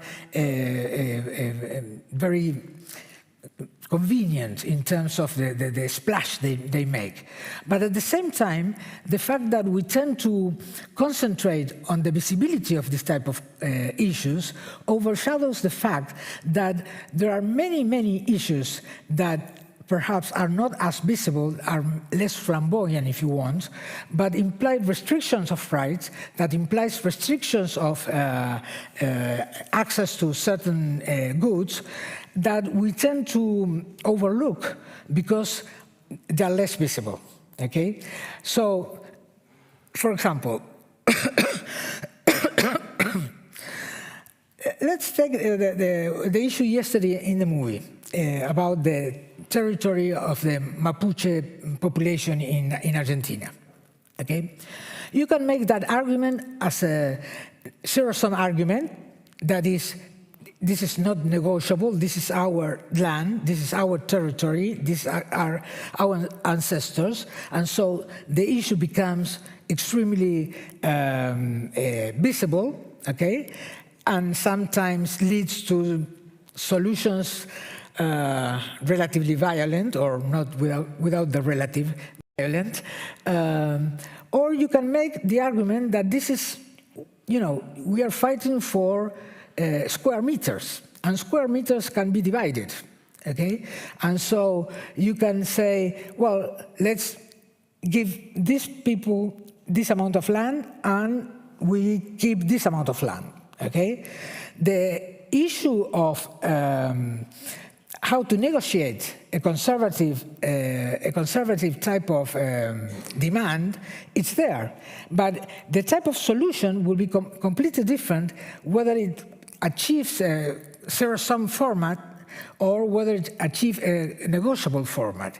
In the second one, perhaps you have a solution, and perhaps in the long run, most of the conflicts will end up being transformed into divisible conflicts, but at the same time, it allows for certain solutions to be taken without paying attention that you are restricting rights, because they are much less visible, okay? So, that regarding the last two questions, okay? That is whether all topics are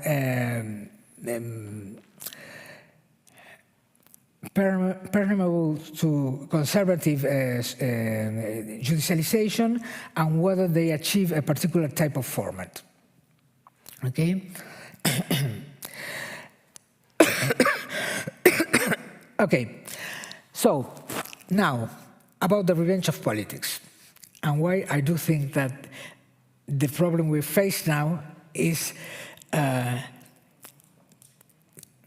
In defense of Daniel, he could say that the revenge of politics indicates the limits of judicialization. Okay, but let me make the argument and get to that point. Okay.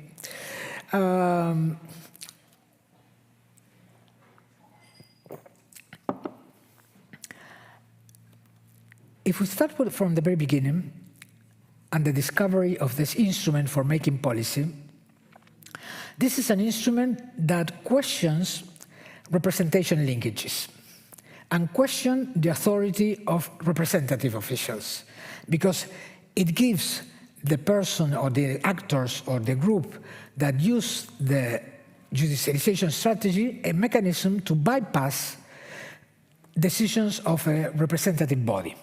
That's what judicialization implies. It bypasses a majoritarian instrument that is the representative instrument. So, in the long run, judicialization can become a mechanism that questions or increase the crisis of representation. Okay?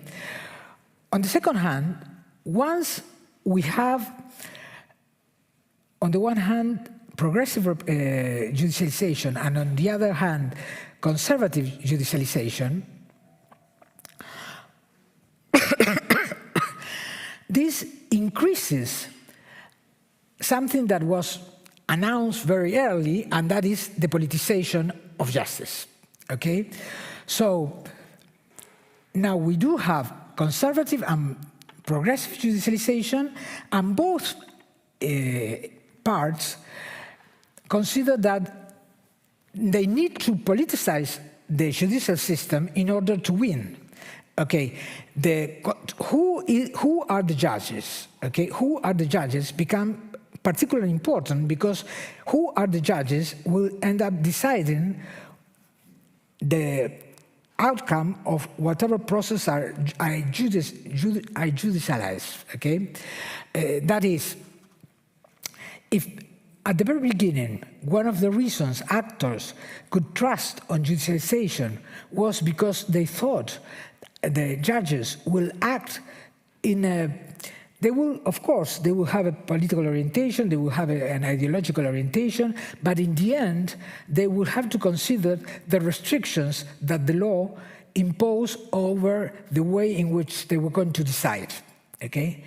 Once the whole process began politicized, each part only considered that unless they control the ideological orientation of the judges or of the members of the tribunals, or that the tribunals have to be elected, or that they have to go through certain type of mechanisms to adjust that they will be accountable to a particular public, then what you are saying is politics will take charge, and we do not need the judicial system anymore, because everything will become part of a decision of whatever majority has the upper hand to decide whether we have, how we decide on a particular problem. Okay? So, in terms of a not very optimistic solution, end to this story, is that we have not yet arrived to that point, and that's the reason why I said we are not seeing right now the limits of judicialization, we are seeing its diffusion, but if I have to foresee the possible consequences of this diffusion, particularly a diffusion that implies that actors consider themselves or being progressive or conservative in the type of use they do of the tribunals, well, the revenge of politics will in the end imply that judicialization as an instrument for doing politics will disappear. Well, thank you very much.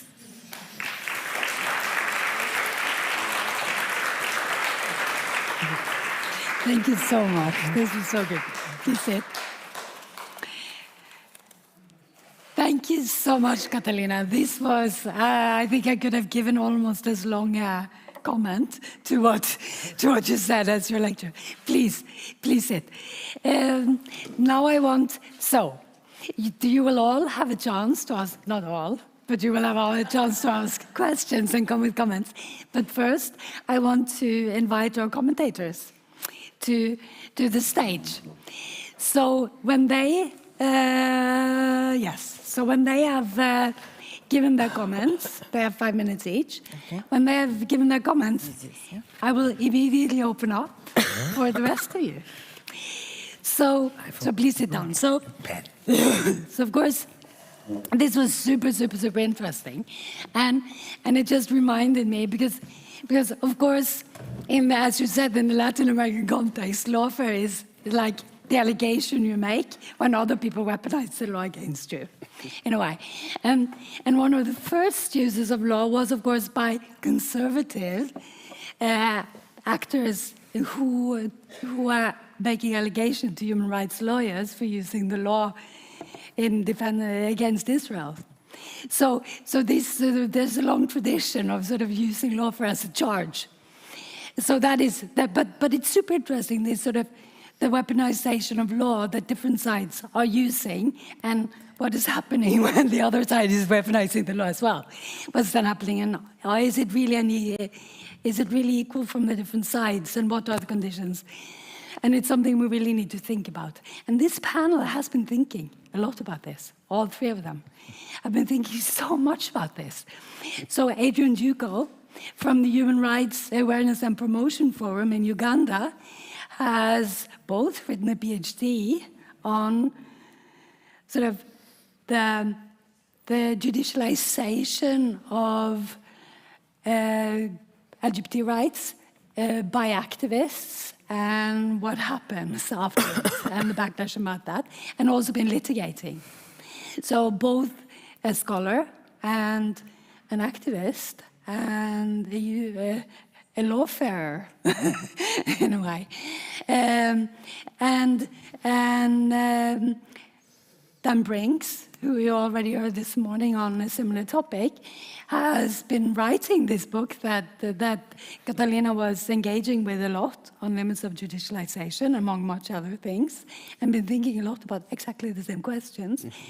And Maria Popova, the first time from McGill University, and Dan Brinks is from the University of Texas in Austin, and Maria Popova from McGill University, the first time I met you, it was with a paper on the weaponization of law, which is also on the same issue. So these are people who have really been spending a lot of time thinking about exactly these issues.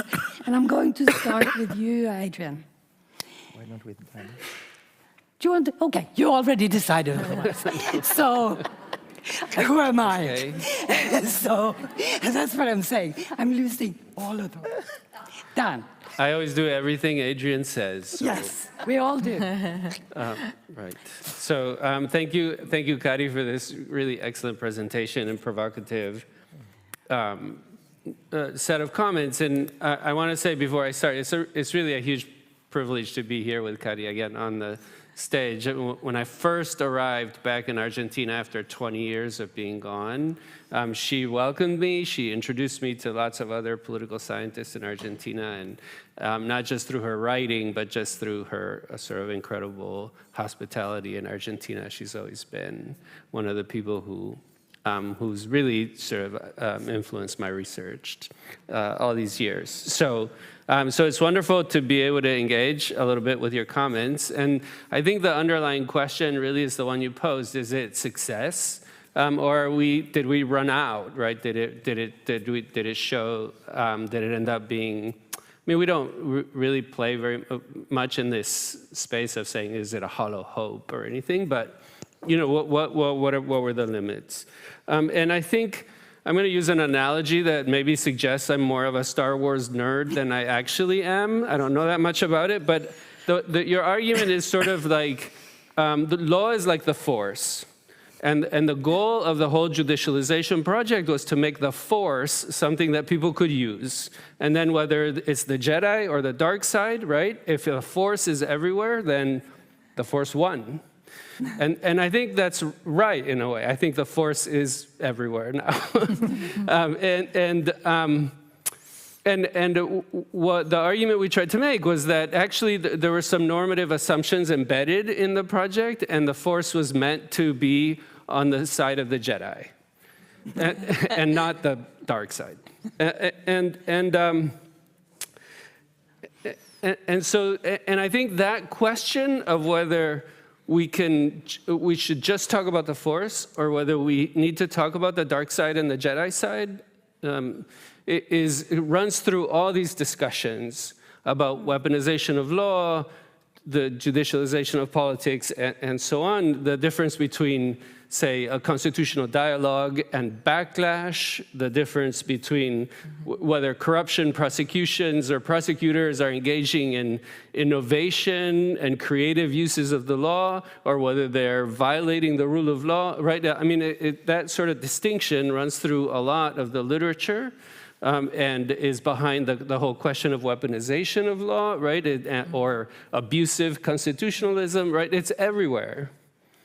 And we wanted to make a claim that there was a normative content, that there was a sort of policy-oriented set of goals that were embedded in, or that were sort of the presuppositions of the people who were trying to make the law more important in our politics. And we said, it was meant to produce maybe better democracies, right? Better, more inclusive democracies, maybe more representative democracies with more accountability, that it was supposed to protect marginalized groups like the indigenous, maybe like women and sexual minorities and so on.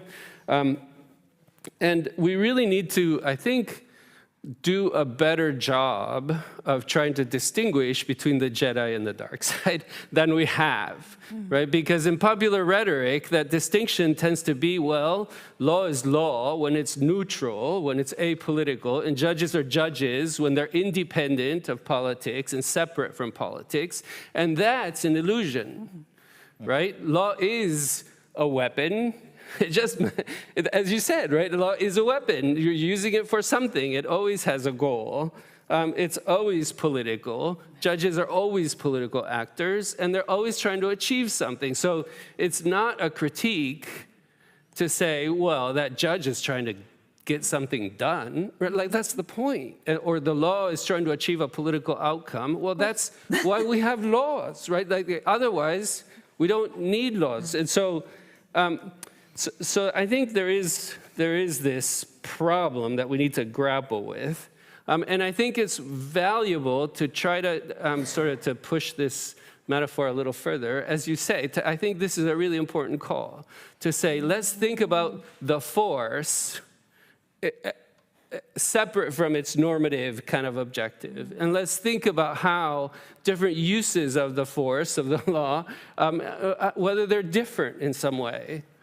Because I think in some way, I mean, I think there have been some backlashes that are meant to delegitimize the law as an instrument to achieve goals, and that are meant to deconstruct the whole institutional frameworks that have been built to make the law more present in our politics. And we've seen that in Guatemala. Ana knows a lot about that. You can ask her later. But we've seen it in we've talked about it in different ways here. And so I think there's some ways in which that deeper political backlash that seeks to negate law as a tool in politics is something we need to study. But we also need to ask the questions that you are asking. Like, it's possible, for example, that when the dark force uses when the dark side uses the force, that the force becomes weaker over time, right? That it does delegitimize the law when it's used by oligarchs or by elites, and so on, to achieve goals that are truly not popular or counter-majoritarian. And so we need to think about that. And we need to think about ways in which maybe there are different conditions under which the force is more likely to help the dark side or the Jedi. So I'm going to just stop there, but I wanted to say thank you really a lot for such stimulating comments, and I think they do open up a new research agenda for us. Thank you, Dan. Thank you so much. Adrian, who goes next? Okay. Sounds good. Just that fast. Thank you, Catalina, for these really, indeed, as Dan said, very stimulating comments. I'm really looking forward to reading a full paper on this. And I found myself agreeing with everything that you were saying and thinking to myself, ooh, how am I going to react to this beyond saying I agree? But towards the end, what struck me, and I think Dan kind of brought this up as well, is that now I think we need to think about the revenge of politics, and how are we going to discern, how are we going to distinguish between the type of revenge which seeks to usurp the power of the courts, but continue to use them for this agenda, sort of pack the court and use it as our tool kind of effort, and other revenge, which is basically curbing the court and trying to put an end to judicialization, to sort of maybe quarantine sort of the judiciary. And I think there's a fundamental difference. I mean, I do agree that in the first case, in the long term, if they pack the court and start using it for their own purposes, over time, this kind of erases the agency of the court and will lead to de facto political struggle and competition through a legal veneer. But the curbing of the court may and it's going to take time for us to recognize which judicial reform is which, may have the result of basically slowly moving the arena of political competition away from the judiciary and sort of reducing the relevance of the court. And it's interesting, what are the conditions under which, is this only going to be an ideological distinction between the drivers of this process, or are there broader political conditions in different polities that are going to make one route more likely than the other? Things like differences in between polarization, where there is democratic backsliding but still active political competition between the sides, and situations where we have the gradual emergence of a dominant actor who's going to aggrandize their power to a point where they don't really need the courts anymore. They have the political power to dominate political decisions without a judiciary. And I think in the Eastern European cases that I've been looking at, there's been a lot of discussion of judicial reforms and backlash at the judiciary in Poland and Hungary, but in fact the two cases are very, very different from each other, because we see that in Hungary the judicial reform that Orban managed to pull off successfully in the early 2010s has resulted basically in the marginalization of the judiciary.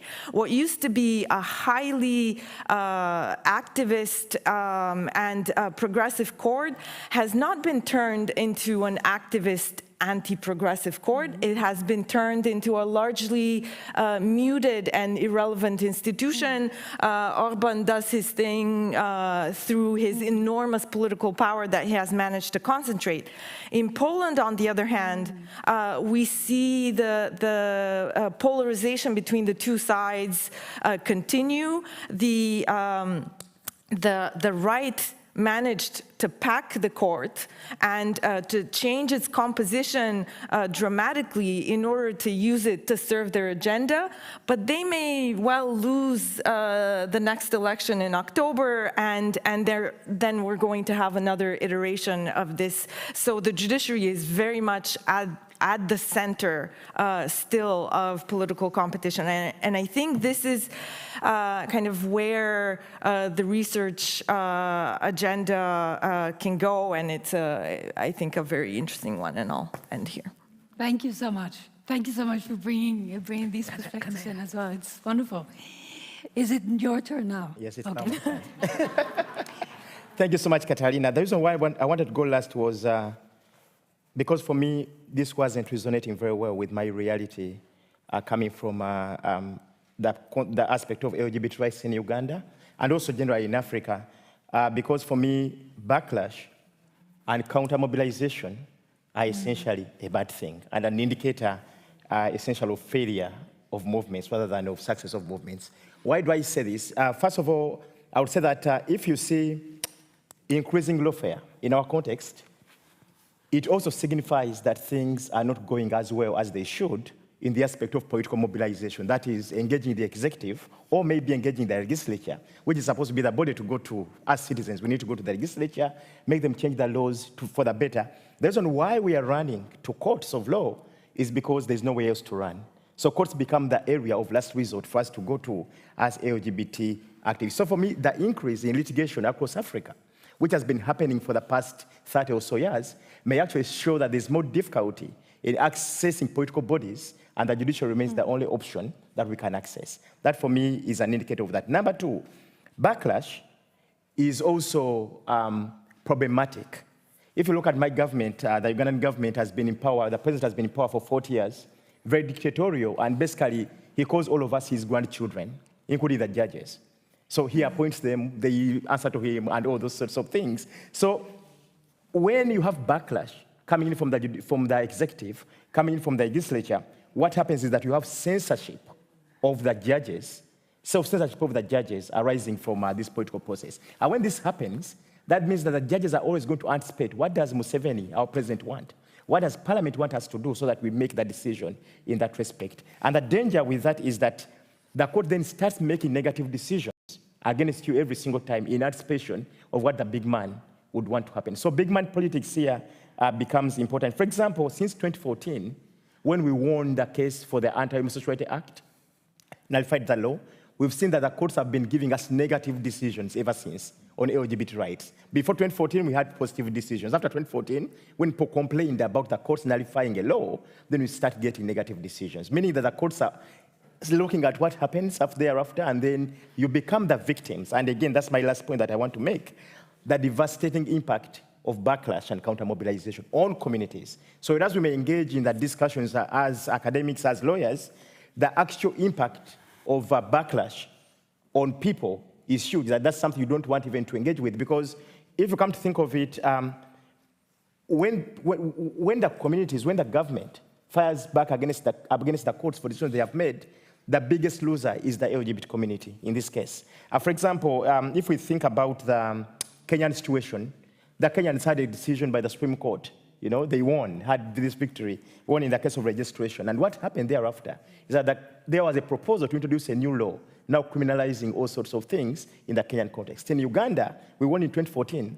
10 years later, we have a devastating Anti-Homosexuality Act to such a point that we can't even engage in the conversation around courts, around rights anymore, because it's now criminalized. So for me, the fact that mobilization and backlash happens may also close completely the way for success at any time in the future. Because for now, if I think about it in the Ugandan context, as a litigator, we are going to do less litigation.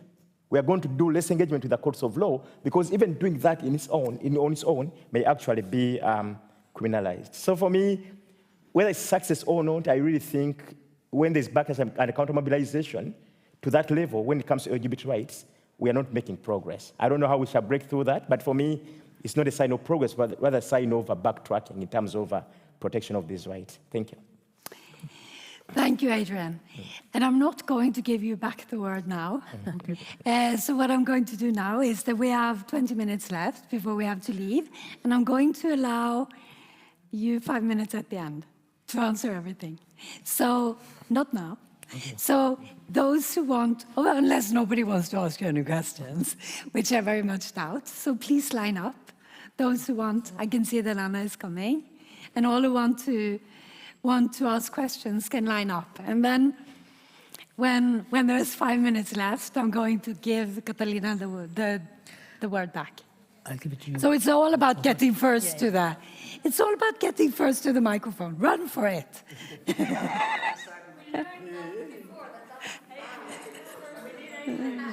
Okay.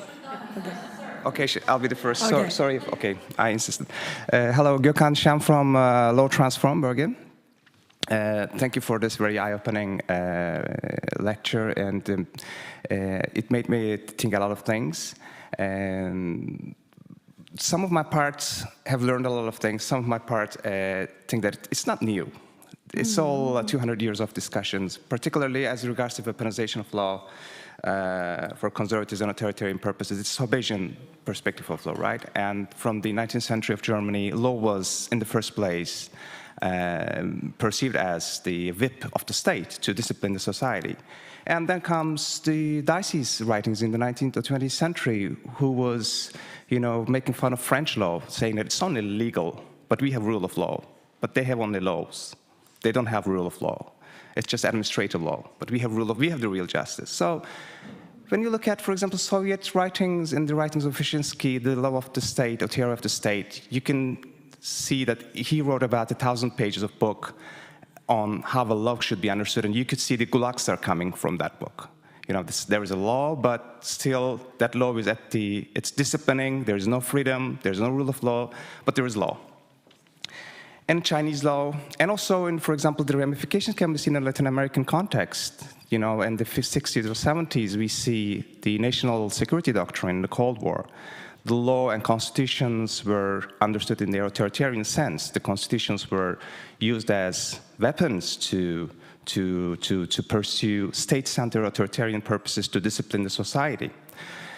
And I think this part is not new, but what is new in your presentation and also all the relevant literature that Dan has talked about, also in the beginning of the Bergen Exchanges during the panel about autocratization, autocratic legalism. What is new is that new actors are coming, and this is, they're non-state actors. And their arguments are the communitarian and state-centered arguments that we know for 200 years are now veneered as individual preferences. This is what we are really challenging for us, because the human rights literature as well as the jurisprudence, particularly in Europe, is very well equipped to balance between freedom and state, and freedom comes first. But now the individuals are lining up as freedom fighters, but who argue the 2-century-old communitarian and state-centered arguments. And what I'm asking is there a convergence between this individual arguments and strategies to state-centered strategies, saying that if these individuals or individuals groups colonize all the state, then we will hark back to 50 years ago? Is it new, or is it something new, or is it the old story repeating itself? This is the main question. Wonderful, thank you. Thank you very much. Moira? And please give your name, all of you, one of you. Bien. Voy a usar intérprete. Yes. Aunque me vas a entender bien porque hablas español. Bien.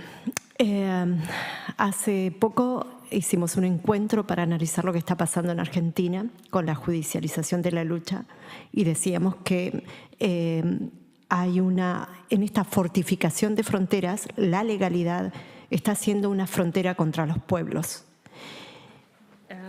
We had a meeting, an evaluation meeting recently in Argentina to think about this question of the uses of the law, and we came to the conclusion that judicialization of law was being used to limit the struggle of peoples, more or less.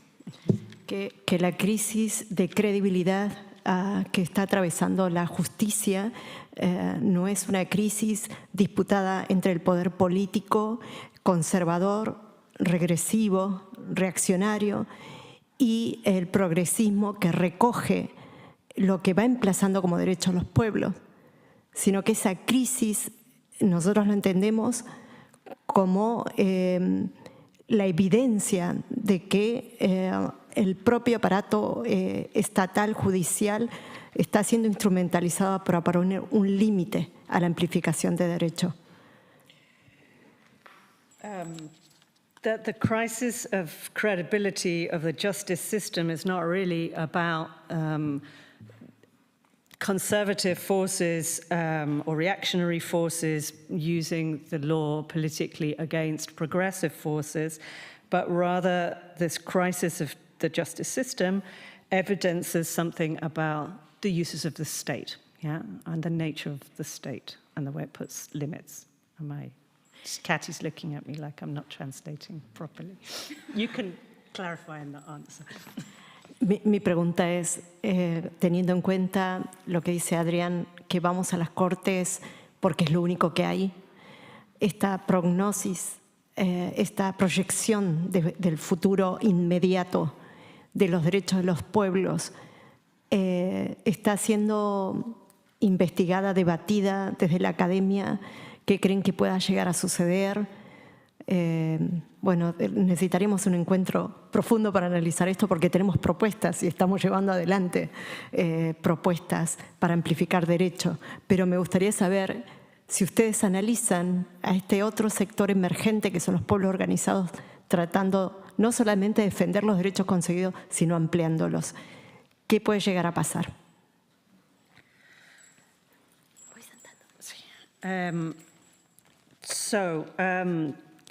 Coming back to Adrian's point that we go to the courts because it's the only thing that we have, we'd like to know whether you are analysing the question of the rights of indigenous peoples and what will happen. We'd need a big meeting to talk about this, but what do you think will happen when organised peoples are going to the courts not just to defend existing rights, but trying to use the courts to amplify rights? So first of all, thank you. It is such a pleasure to hear you, Cari, and to have this panel de lujo. For those of you who don't know the book that has been referred to, Dan and Ezequiel and Catalina Botero's book, I would absolutely recommend it to everybody, as well as Catalina's work. I assign it every year in classes. So my question, comment, first of all, I'm not sure it's just the force, right? It's when I talk about using the law or human rights law, it is the master's tools, right? So we're always using the master's tools to dismantle the masters. It's not sort of a neutral force. And my question is really about the relationship between national judicialization and international human rights law.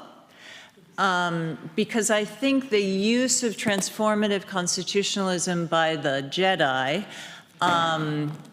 in a progressive manner was very interrelated with these constitutional blocks, with the rise of international human rights law, and with the legitimacy of that project. And the conservative backlash has, by contrast, not just mirrored our strategies, but also torn down the legitimacy of international law and institutions. And certainly in the United States, the conservative backlash has torn down the legitimacy of the entire administrative state.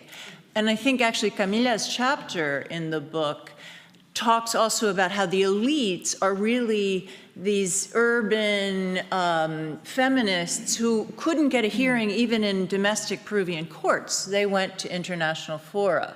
So, and had a very, very thin acceptance, socialization nationally. So I guess my question would be, I'd like to hear a little bit more about that relationship and how you see it.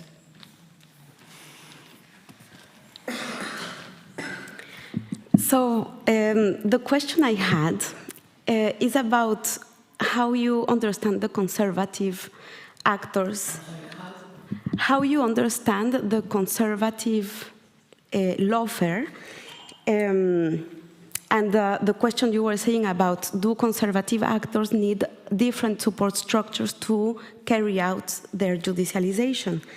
And that was an interesting question for me, because in certain contexts, and I refer directly to the Guatemalan context, where the dichotomy liberal or progressive and conservative perhaps is not the best suited, because what the actors in the counter movement are the actors with the entrenched interests that are seeking to not even restore what they lost, but only to reinforce any kind of opposition.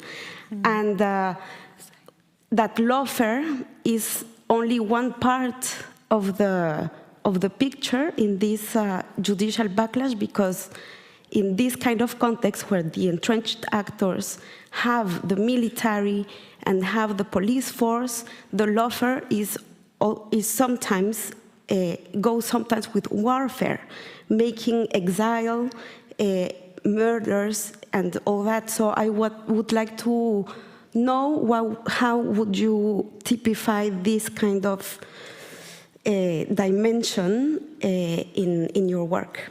Thank you. Thank you so much, Anna. Ezequiel? Hi, thanks very much, Kari, for that wonderful talk. One of the greatest talents that a social scientist can have is the ability to name things and get those names to stick. And you've done that throughout your career, today with the revenge of politics, before with societal accountability and the discovery of the law. That's wonderful. One of the things that was quite thought-provoking for me in your critique of this idea of the limits of judicialization is that you suggested that that idea puts too much emphasis on structure and not enough emphasis on agency, right?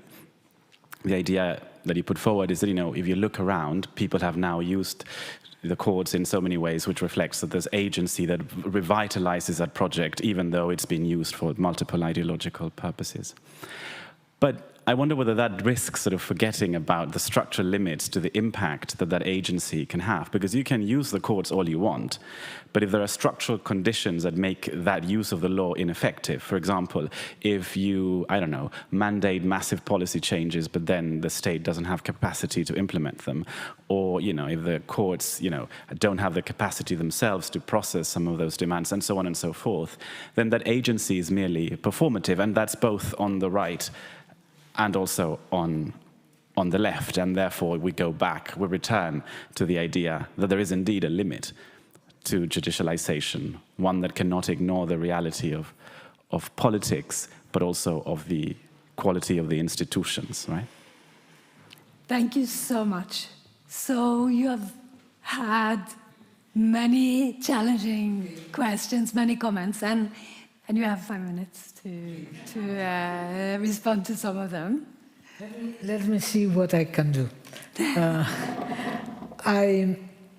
Okay. First, and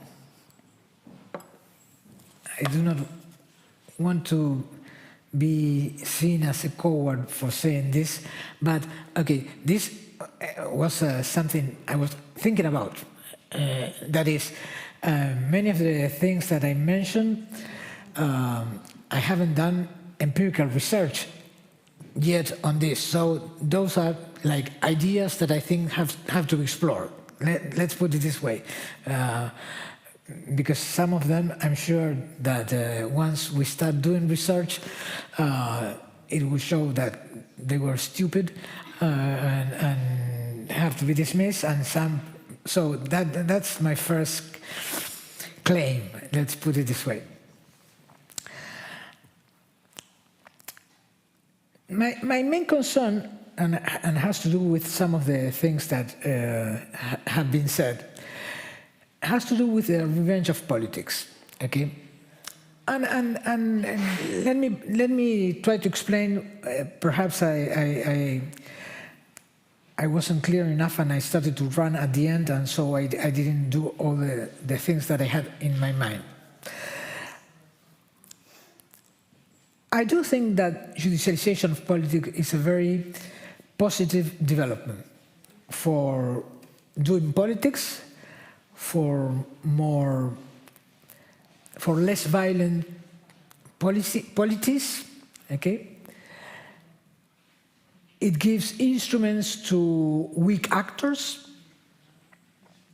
It allows weak actors to argue on topics that usually cannot be heard.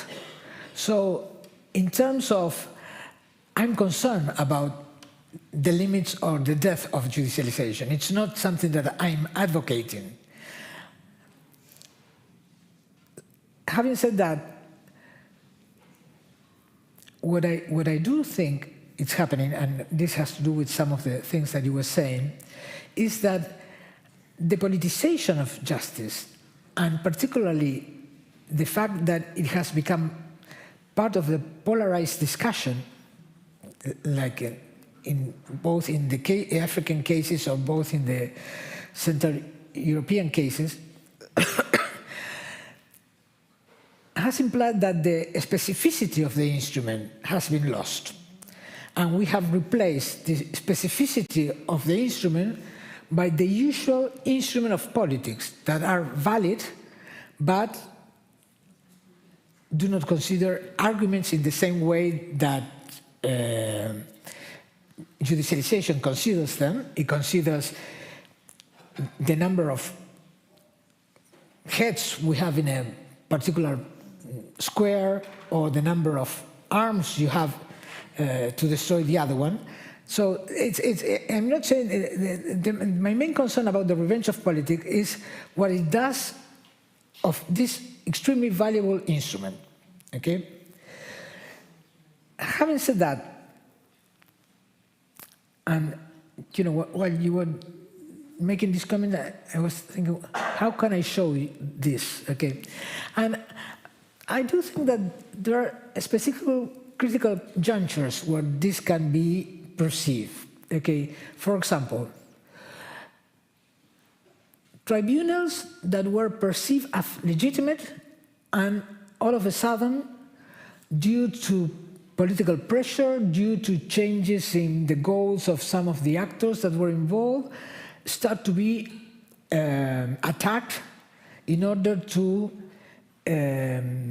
eliminate their main resource, that is legitimacy.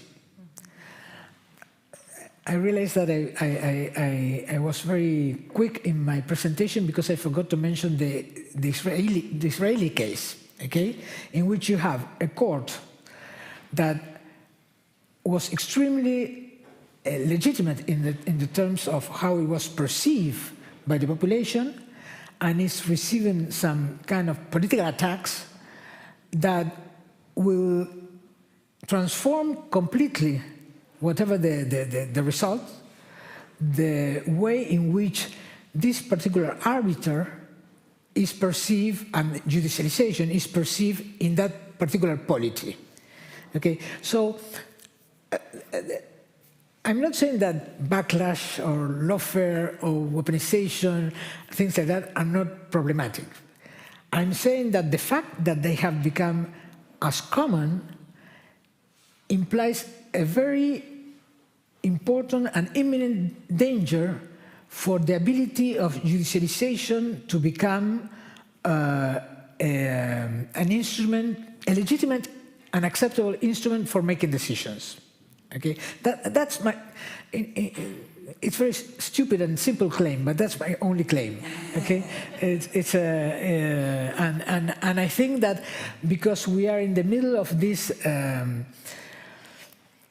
intense polarization in many important countries in the world, we are starting to, in a way, perceive the courts as one more actor and not as an actor that has certain singularities to make certain decisions. And that's my concern. Okay, I'm not. Actually, that's all we can do. I'm sorry, but we have to actually close. Okay. I'm sorry. Okay. This was because, and this is terrible, but we actually, this is like an external restraint that we have to leave from here.